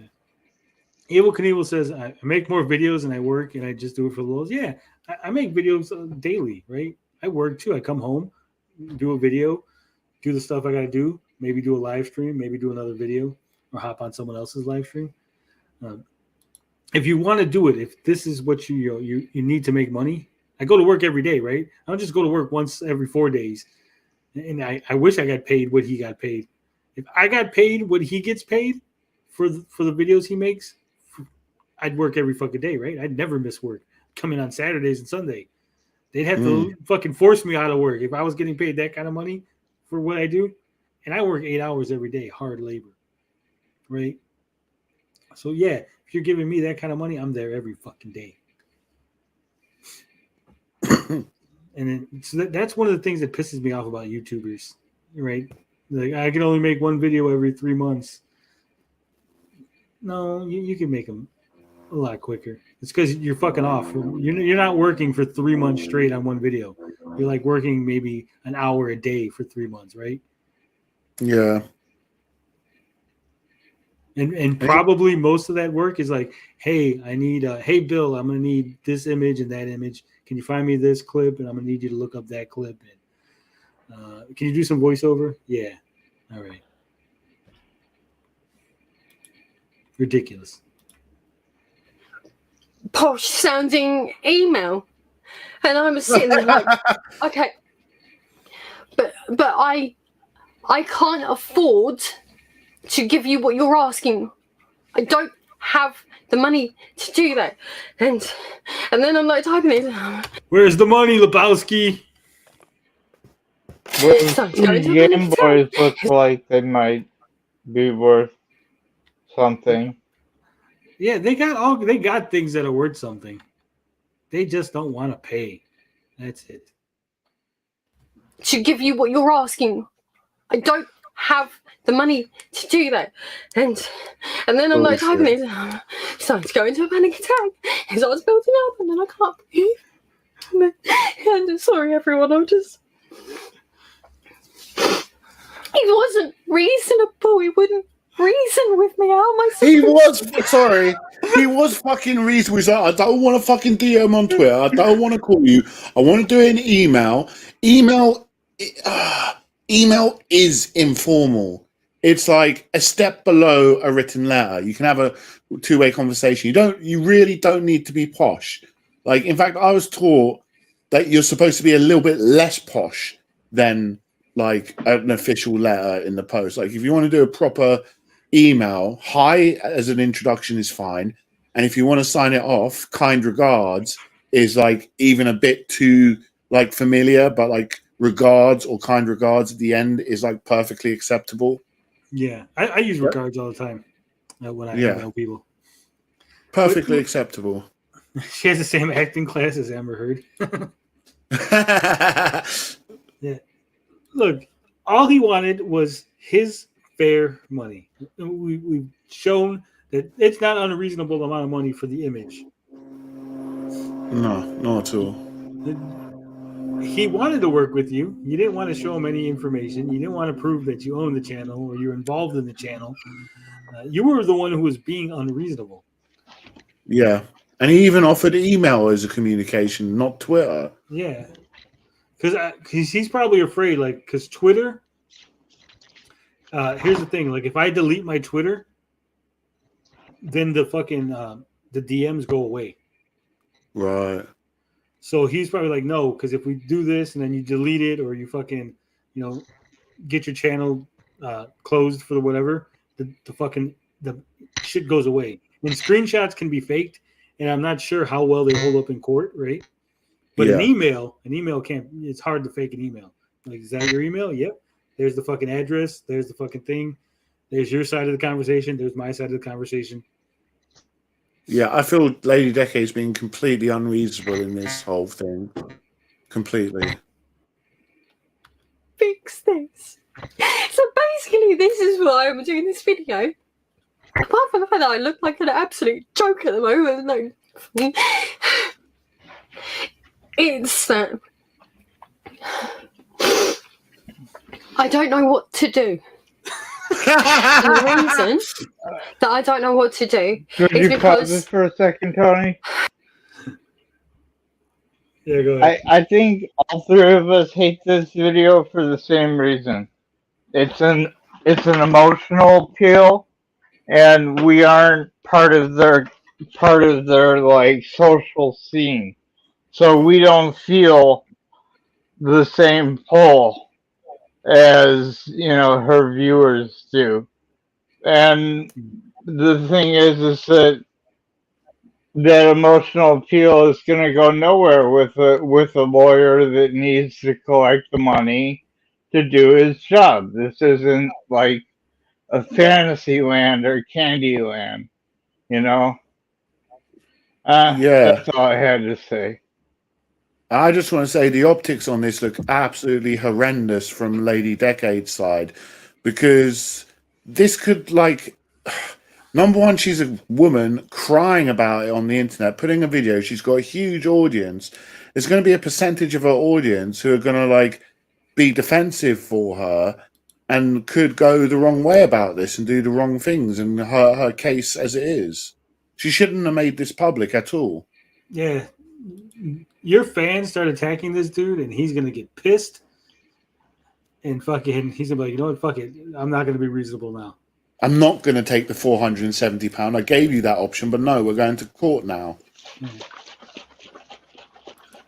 Yep. That's a bit. This guy seems a bit scary.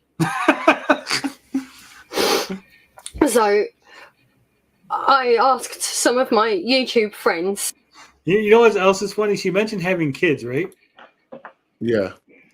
Does she know if he has kids? Maybe this is his only income that you're taking. And that's why he's like, hey, I need that money because I got kids to feed, right? No one ever takes that into consideration.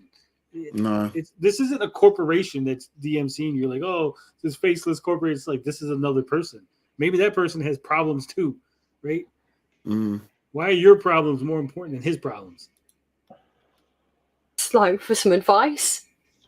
And then one of them manages to find this online article where this particular person is on a flipping copyright website with this whole ass interview where he's basically explaining how he manages to basically protect his assets.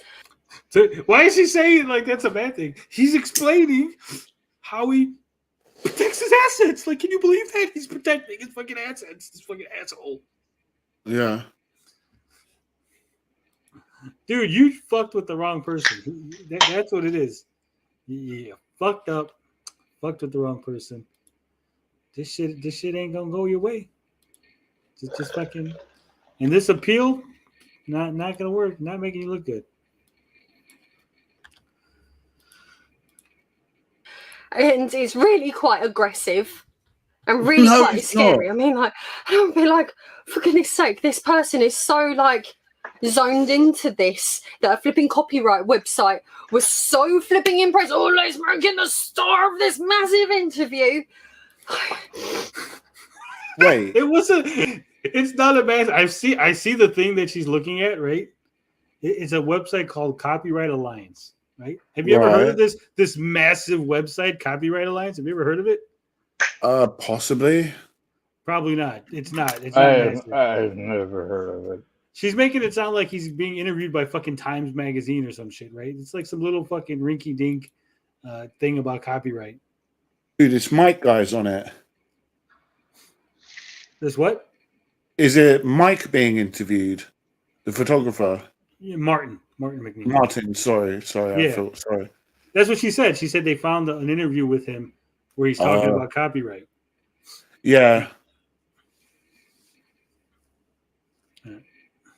So basically, some website was probably like, "Hey, we need an interview with someone about copyright or photography or whatever, and how we and that's it. They interviewed him. It's not like a big scary. Like I said, it's not some big, huge New York Times fucking piece.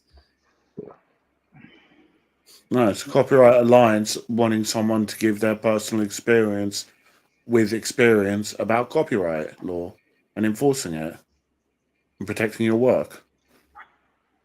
And he just talks about how he just sends them infringement claims and stuff. That's it. Okay. It says, what do you do when you encounter someone stealing something you've invested your intellect, time, and money into? That's the question. He just answers, when I find a person or business using my work without permission, I don't employ a one-size-fits-all approach. Sounds scary already. Sometimes the best or only solution is to send a DMCA takedown notification. Other times, a letter or email from me gets things rolling in the right direction. Often, the sole solution is to engage legal representation. The one constant is that I never sit back and take no action because being passive or ignoring the issue won't make it go away. That guy That's sounds like fair. a fucking asshole. No, that sounds like a professional photographer who just wants to get paid. I know you're being hyperbolic. Yeah, I feel like you're being hyperbolic. That's totally reasonable. Sorry, I'm Well, here's the thing. He talks about sometimes it's best to use DMCA and other times a letter, right? So it sounds like to me, again, he sent that letter, and for whatever reason, either the post was slow or their person who handles the stuff was maybe he was out of town for a couple of days and he didn't get the letter and tell them right away. Because it seems odd that he would say this and then DMCA and letter. So it was probably sent the letter, got no response, right? And then figured, fuck it, now I'm going to DMCA you. Maybe he decided he didn't want his. Maybe I'd be more inclined to think that he DMCA'd and sent a letter on this one because he didn't want his image in some shitty gaming video, and he also wanted paying for his image. Yeah.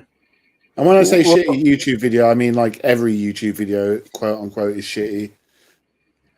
Yeah, he even talks about, they ask him, what is your biggest copyright related challenge?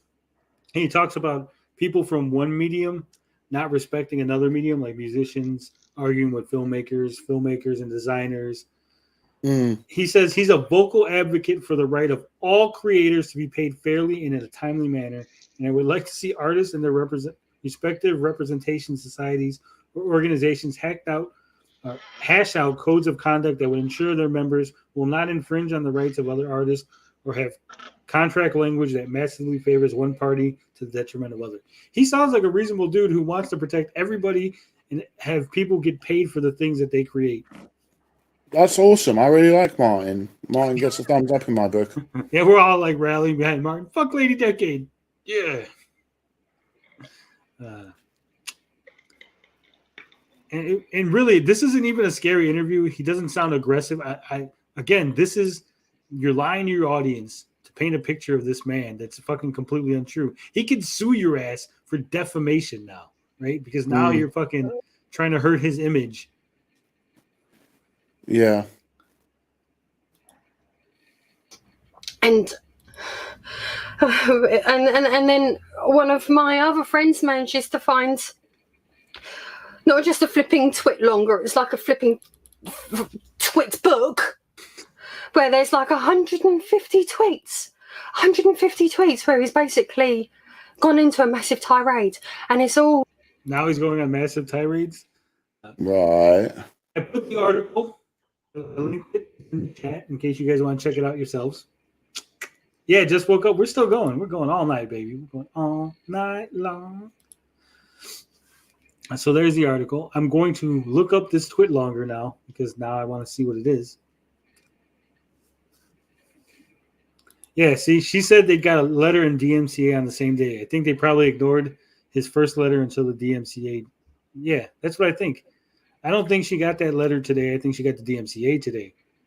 Either that or, like I said, her brand representative was holding on to the letter, and it's his fault.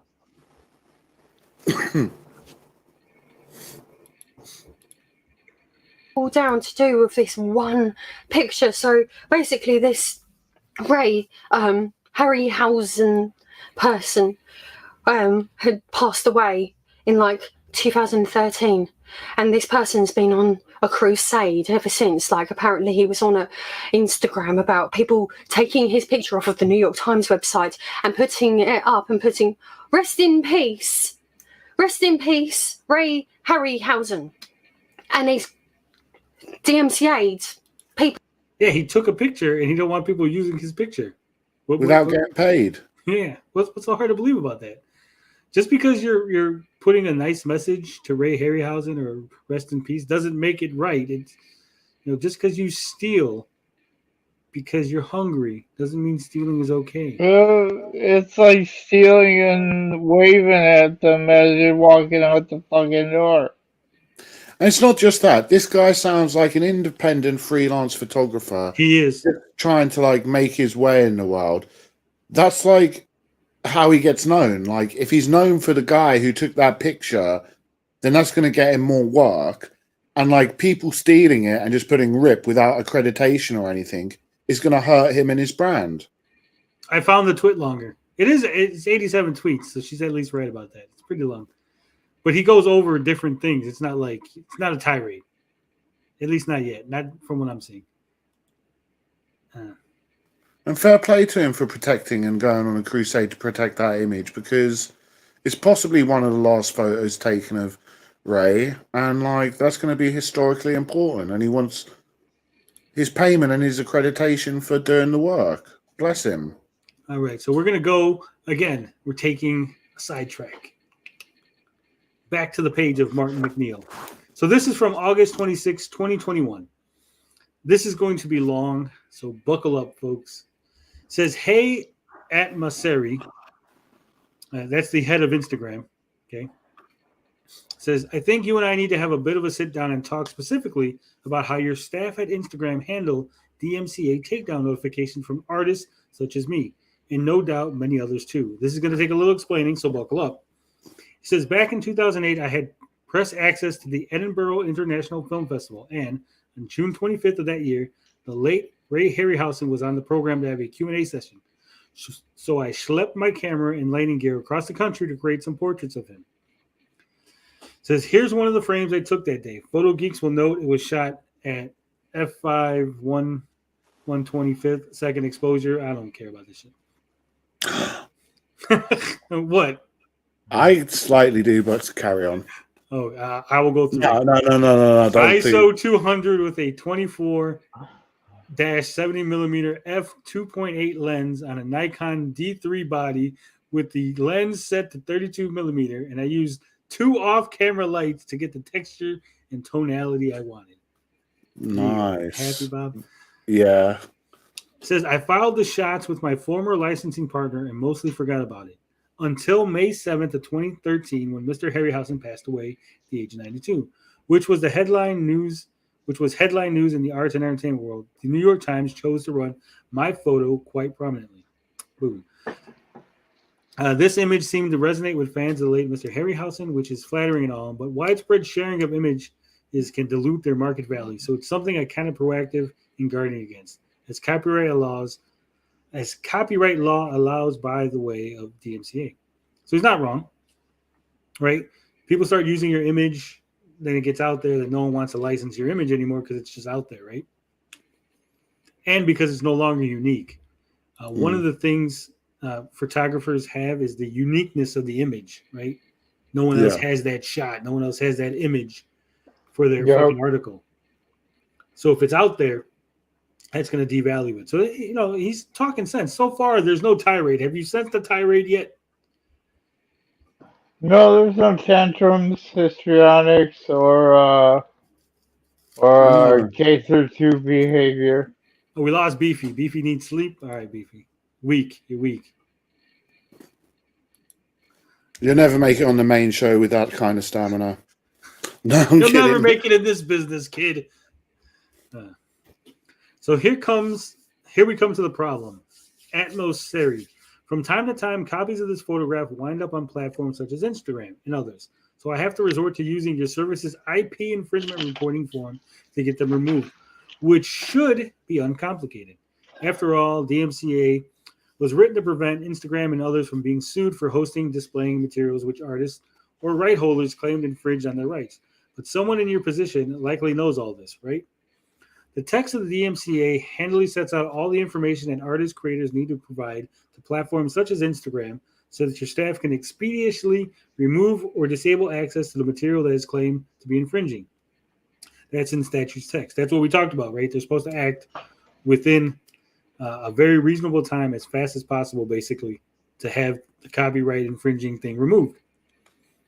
And as you're no doubt aware, your company has a handy online form that allows artist right holders to provide all 6 of the legally required elements of takedown notification to your staff so they can carry out Instagram's statutory obligations. See, they need 6 things have to be provided in order for the takedown to be sent. But you know what's not a required under law? Email responses like this from your staff. We'll need you to provide the following: an explanation of how you believe the reported content is infringing your copyright. I've checked the text with the proverbial fine-tooth comb, and nowhere does it say that I have to attempt to quantify or explain my feelings about why my work's being uploaded to Instagram without my consent might be an infringement of my rights. He's 100% correct. I've said this before. Any rights holder at any time can file a DMCA. People who are like, it's a false claim, Warner Brothers shouldn't claim me because X, Y, and Z. No, Warner Brothers, anybody who has the rights to a particular piece of media or content can file the claim anytime they feel they're being infringed. It is then for the court to decide whether or not it is a valid DMCA claim or if it's not. Did you infringe on their rights or not? It's not for you. It's not for YouTube. It's not for Instagram to decide these things. Anyone who feels they've been infringed on is supposed to go ahead and file the claim. And then the process that we have in the United States is supposed to play out. Or wherever your country is in whatever process they have.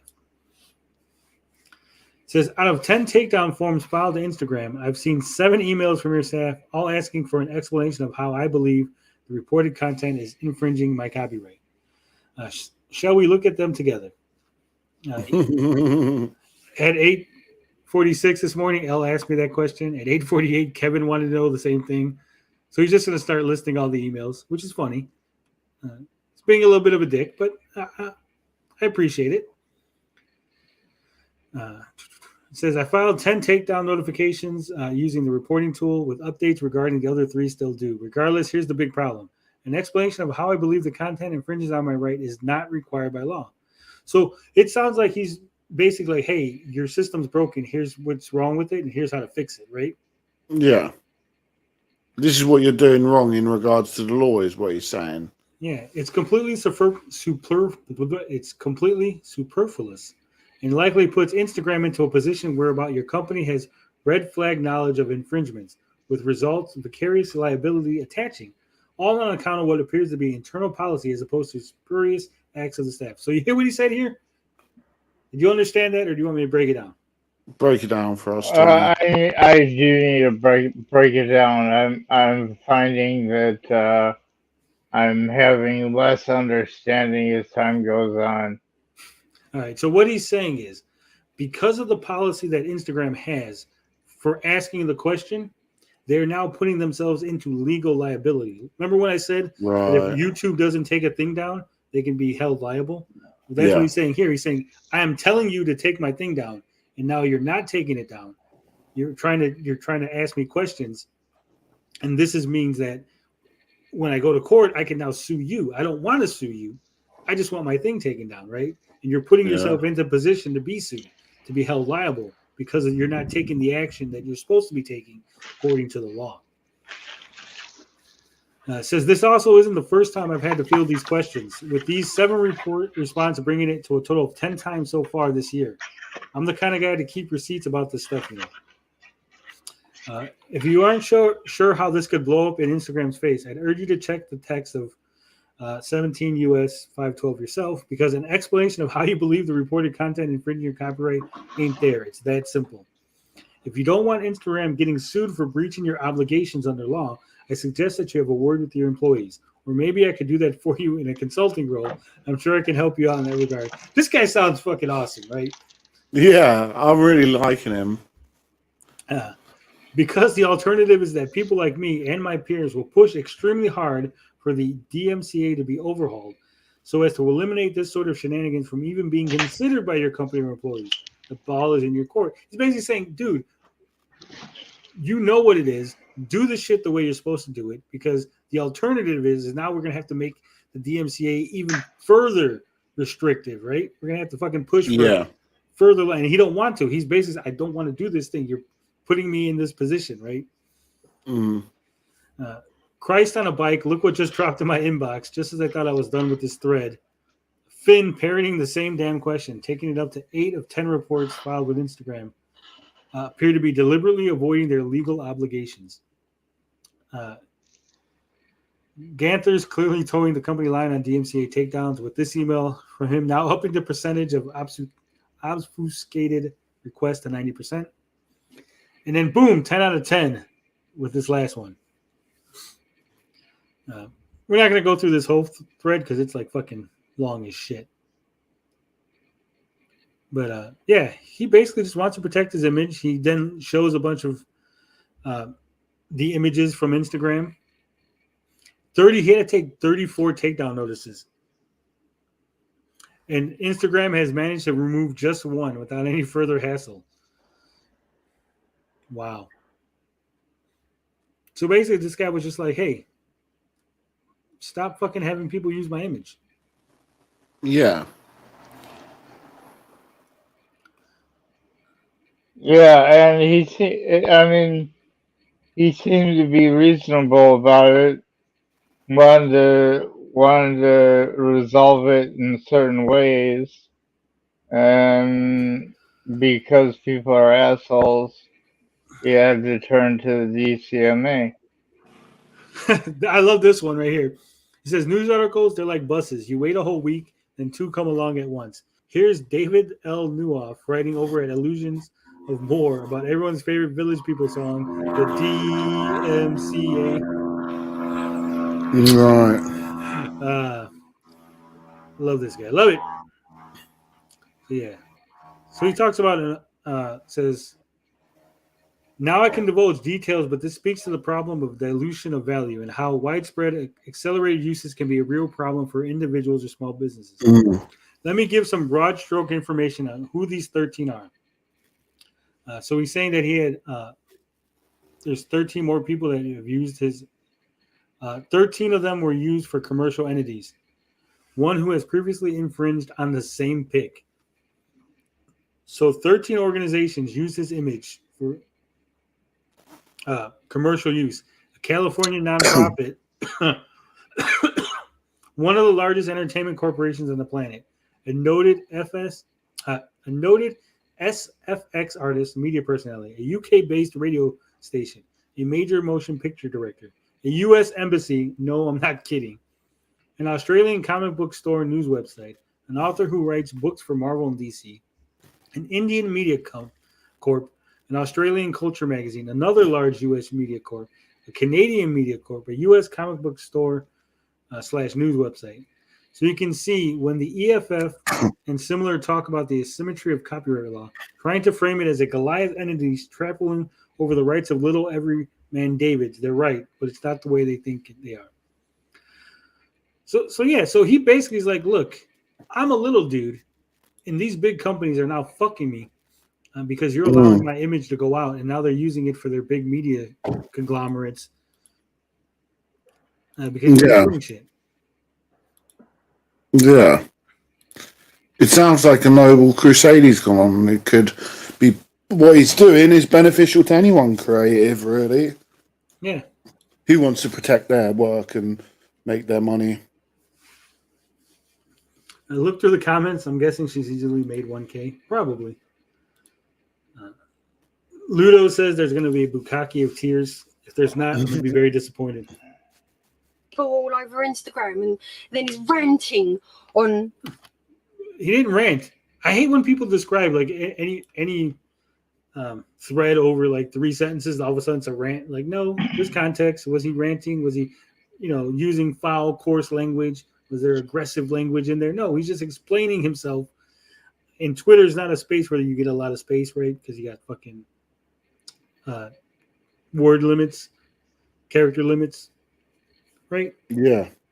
So don't frame it like that. That's bad framing. Maybe we should go ahead. Maybe we should reach out to Martin and see if he wants to come on the show and talk about copyright. Yeah, it'd be interesting for us. We could learn something. That would be. That's a good idea. Bob, get on that. Oh God. Okay, boss.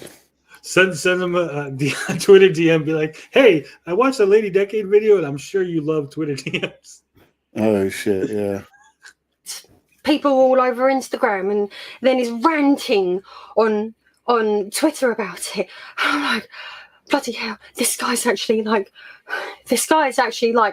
in the zone on this. Sorry, I just had to. He's on the zone on it. He knows what he's talking about. We can't trick this fucker. He's not Oh going my- to take a simple accreditation or a $50 bill. Yep. Oh my god, he's a professional about his work. I'm gonna cry about it. Cuts don't help either. You can't make an emotional video with cuts in it, right? No, it's disingenuous. This guy is actually like in the zone on this. Sorry, I had to take a second there. Basically, in this rant on Twitter, he's on about how if people keep sharing his picture, it waters down the value of the picture. So then I'm sitting there thinking, well, how on earth then does a video about flipping Altered Beast talking about this game that really needs to die and it keeps not dying, like it's a critique on flipping, essentially a documentary talking about this game that's not very good, but basically it's an Altered Beast video. It's not. It doesn't make sense. It doesn't make sense. Sorry. It makes perfect sense, love.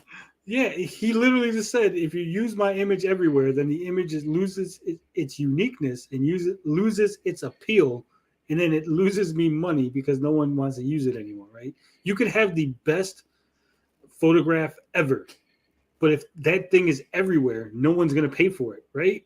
Mm. And it doesn't matter if it's on your video. Your video gets 100,000 views. That's 100,000 people that have seen this image, and when they see it somewhere else, like, it's not that important, right?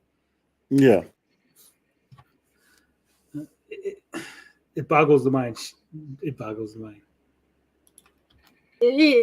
All of it, it doesn't make sense. So like, yeah, now like, but what about all of our other videos and other pictures of the internet? What about all the other stuff we stole? Yeah.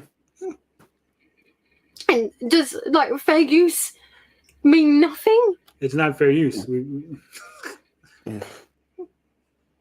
No, it's not even transformative content. You're using someone else's picture to talk about Ray Housing without talking about the picture, without crediting the photographer who took the picture, without paying for the picture.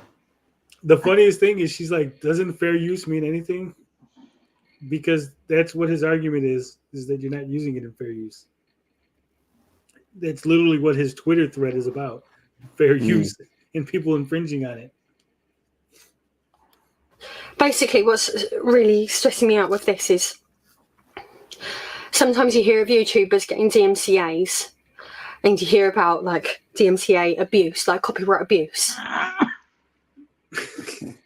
The only, and again, I can't stress this enough. It is not copyright abuse for a copyright holder to make a copyright claim on content they own. The only copyright abuse is if you do not own the copyright on something and make a claim of it. That's it. Yeah.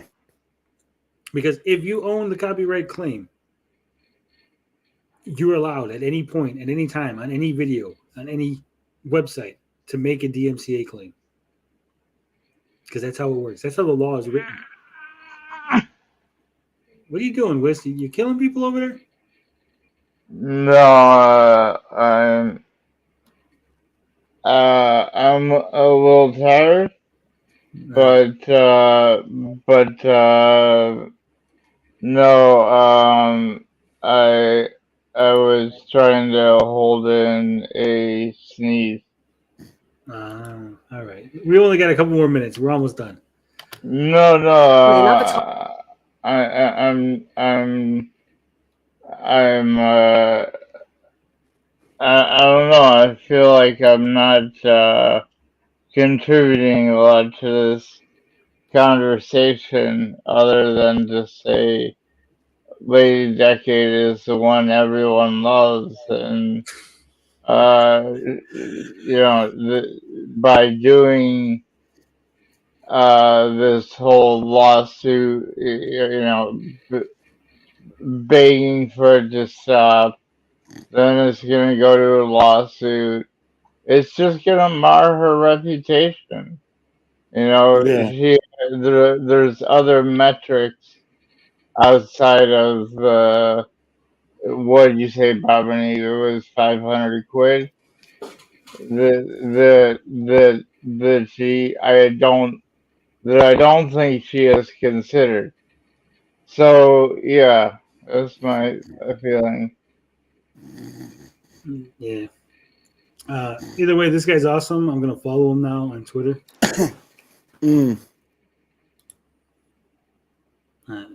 So if Bob needs to find him, I follow him. Just look who I follow on Twitter, Bob. Yeah. And you need to.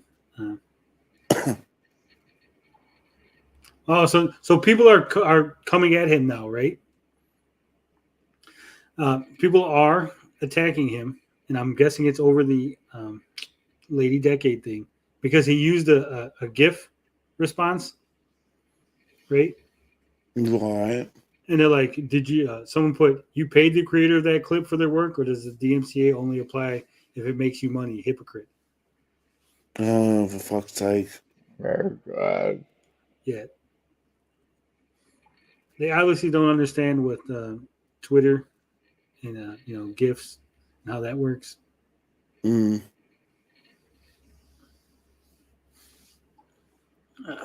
right, let's get back to this video. And you hear about like DMCA abuse, like copyright abuse. And then other times you get comments or DMs or emails where someone's like, "Hey, you've used my thing. You haven't credited me. Please correct that." And then it can be quite amicable, or it's the fact that there was no initial contact to say, "You've used my picture. Can you please take it out of your video?" He don't want you to take it out. He wants his money. That's what you're upset about. You're upset that you didn't get the opportunity to not have to pay. He wants his money. And the video could have gone, "Oh, well, yeah, all right then." No, this is a video from last year. You've made your money on it. He wants to get paid because you've made your money on it now. Yeah.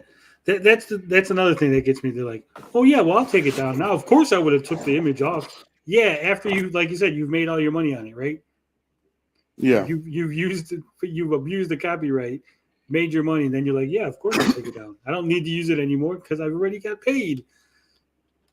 But no, it's terrifying letter saying, "Terrifying letter. Pay me this now. Or I'm going to do this to you, or I'm going to ruin your life." Yeah, that's basically. I don't think the letter said he's going to ruin your life.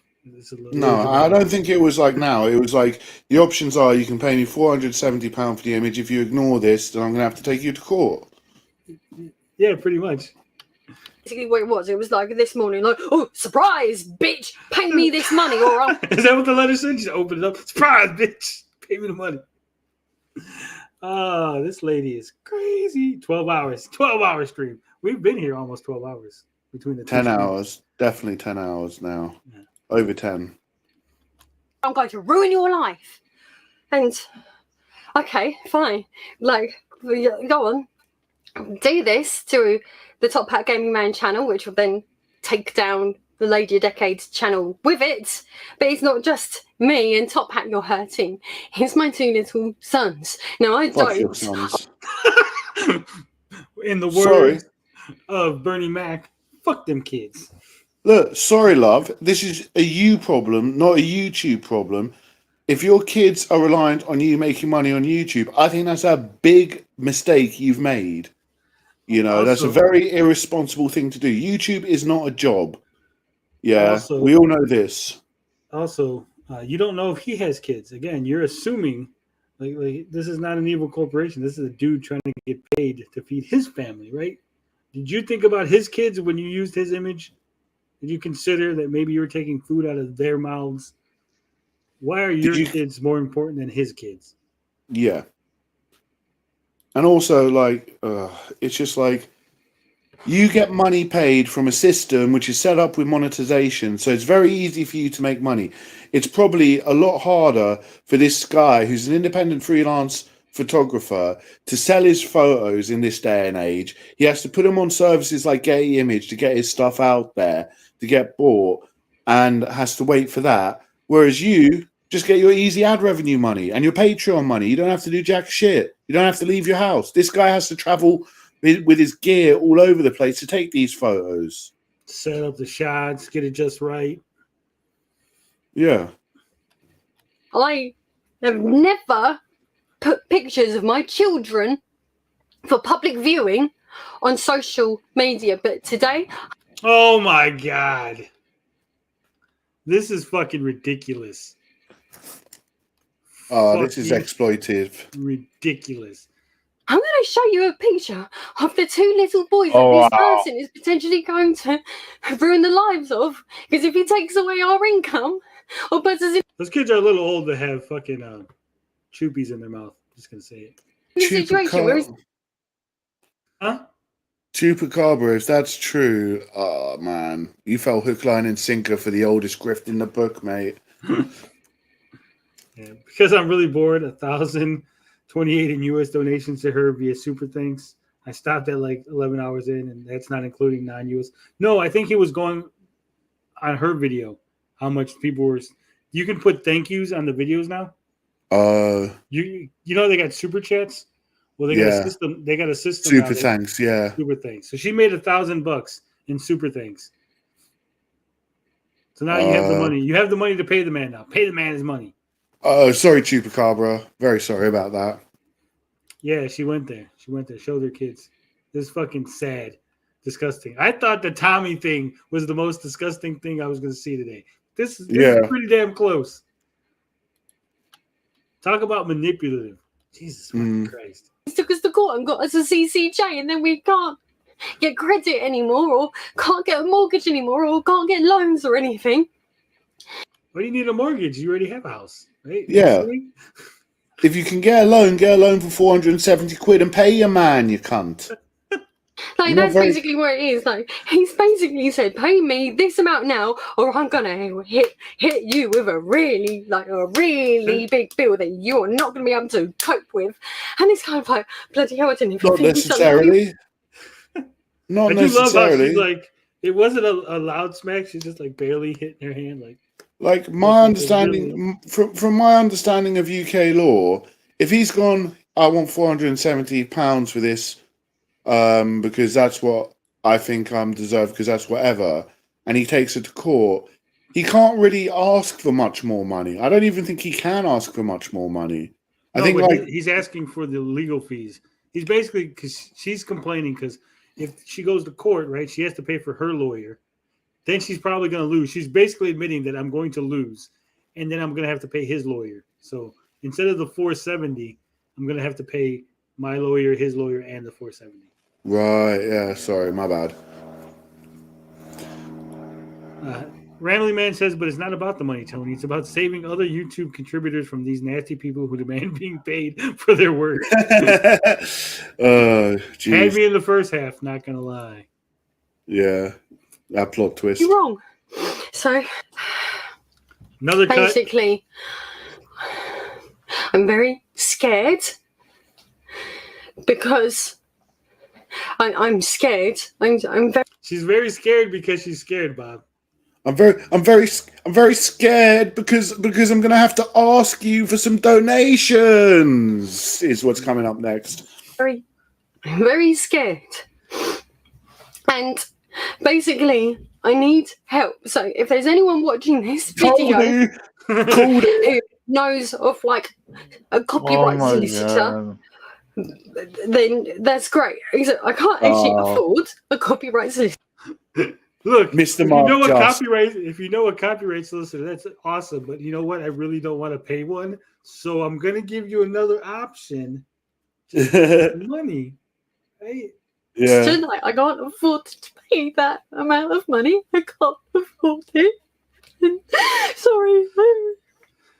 This is Sorry, if so anyone knows disgusting. someone that I could go to get borrow. advice.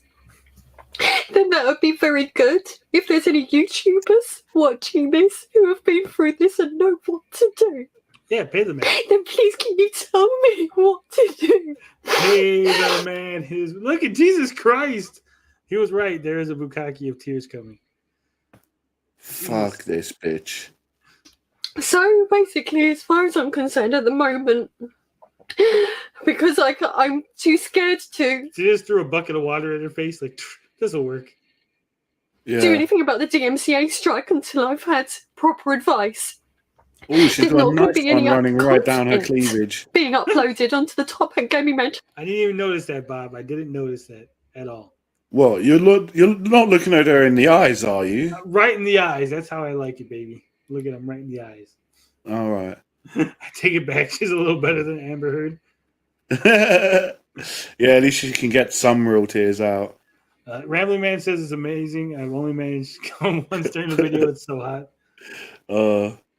Yeah, she's out of money. What did she blow all that money on? No one knows. No one knows. Boob job. Boob job. Those kids. Didn't you see the kids? She's got 2 kids. Showed their picture and everything. They exist. They're real. Real kids. Channel until I've had someone who knows what they're talking about say to me, do this or do that, because I'm too scared to counter it in case that all goes wrong and I don't really know what happens properly with that side of things. And then do your fucking and I don't want research, to you lazy accept cunt. the DMCA because that's accepting guilt, and I don't think we've done anything wrong. I don't think we've done it. I don't know, but I don't think we've done anything wrong. You admitted to taking an image off of a New York fucking article.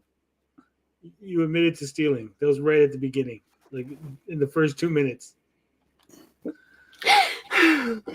So, basically, this humiliates me to ask this, but everything's so shaky. And here we come.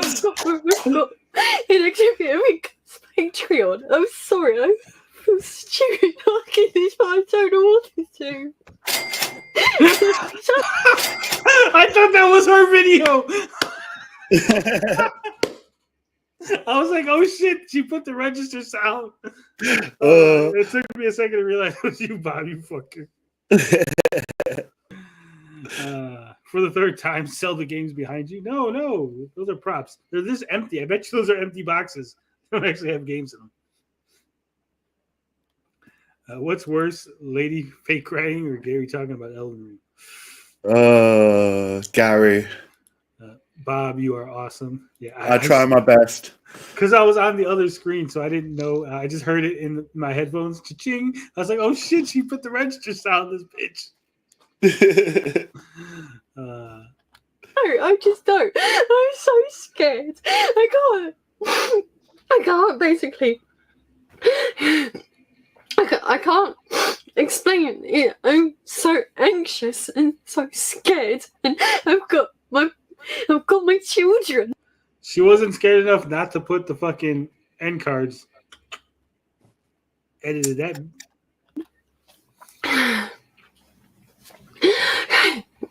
Thank you for watching through to this point.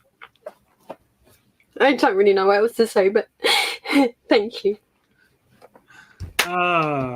Brilliant. So this person's what, having schizophrenic idea that people are following her?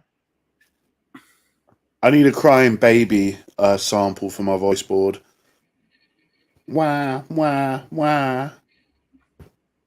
Yeah. I have my eyes closed, but the usage of children in an emotional appeal is disgusting.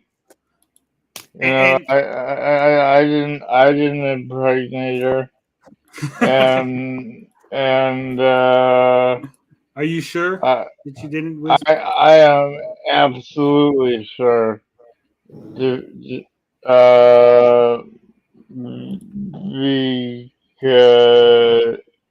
we won't go into why. But that's my feelings on it. All right, so we're gonna just look at some of the random comments from chuckleheads who have decided to buy into this.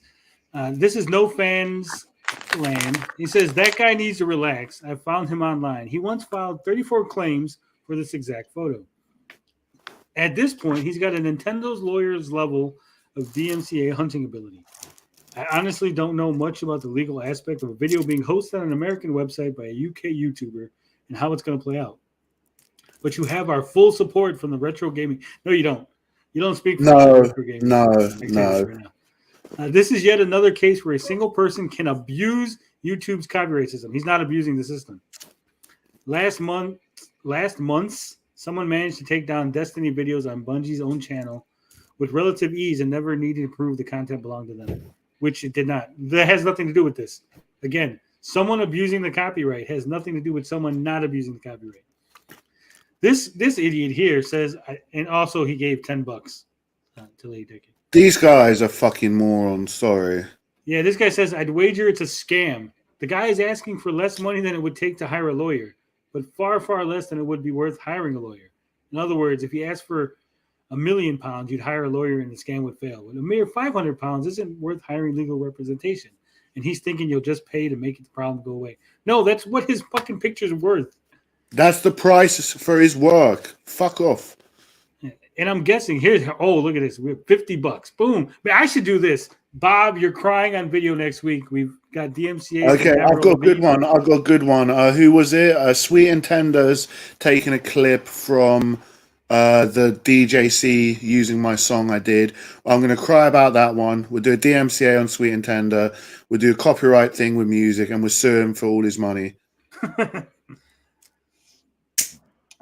It reminds me of Tommy T's video after the first postponement and why the date is so important. Fake tears. Yeah. Yeah.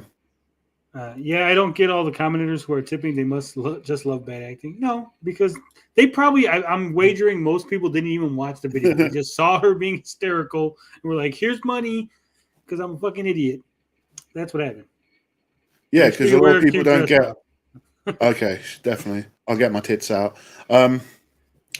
Yeah, a lot of people don't watch a video all the way through. They'll probably hear like the first 5-10 minutes and they'll be like, oh, fuck. Yeah, I'll donate. Fine. Another asshole. Sounds like you're being scammed. Actually, Kaiju, dude, you're the one being scammed. You just gave $50 to an idiot. But in any case, I'll give you what I can. Money ain't an issue for me. Anything to help out a YouTuber who I enjoy watching, whether it's a scam or not. People love your channel and we'll support you any way we can. I'm making a video straight after this stream. I'm tired, but I'm infuriated and fuming, and I'm putting out a video on this bitch. Don't like to do it, but this is disgusting behavior. Another $50 one. $100 from this asshole. $100. I hope this gets sorted out soon. Don't let it keep you away from doing what you love. I love your videos. Greetings from the little town in Mexico. $100 from some dude in Mexico, and that's a lot more money than a regular $100, because they're poor down there. We're here to support you. Another $50, another 100 was $10, whatever R is. Russia, maybe. Dushin Nubin, what do you mean? What did Dushin say? Well, but I was the loser with the different accounts before. My apologies. Which accounts? Are you my troll? He might be. Oh, interesting. More orthodox back, mate. Don't worry about it. Rambling Man says, I suggested me, Bob, and Carl do a topless live stream, but he refused. Yeah, what the fuck, Bob? I'm not doing that for free. It's not for free. Didn't you see? Chappie's giving his left nut.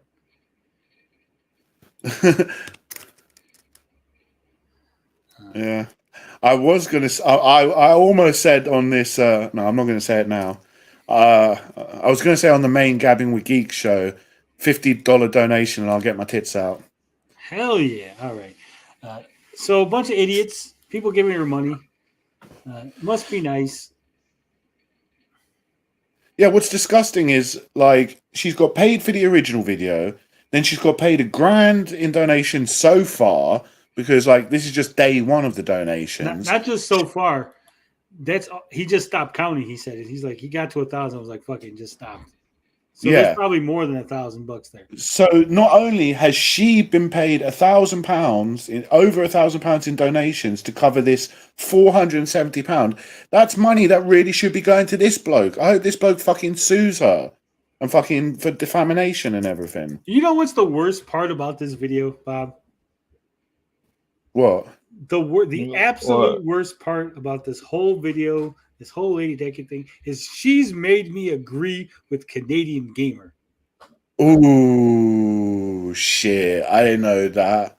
Because we're agreeing with Canadian Gamer. He made a video on it too. Shit. Are we going to react to it? No. It's all an act.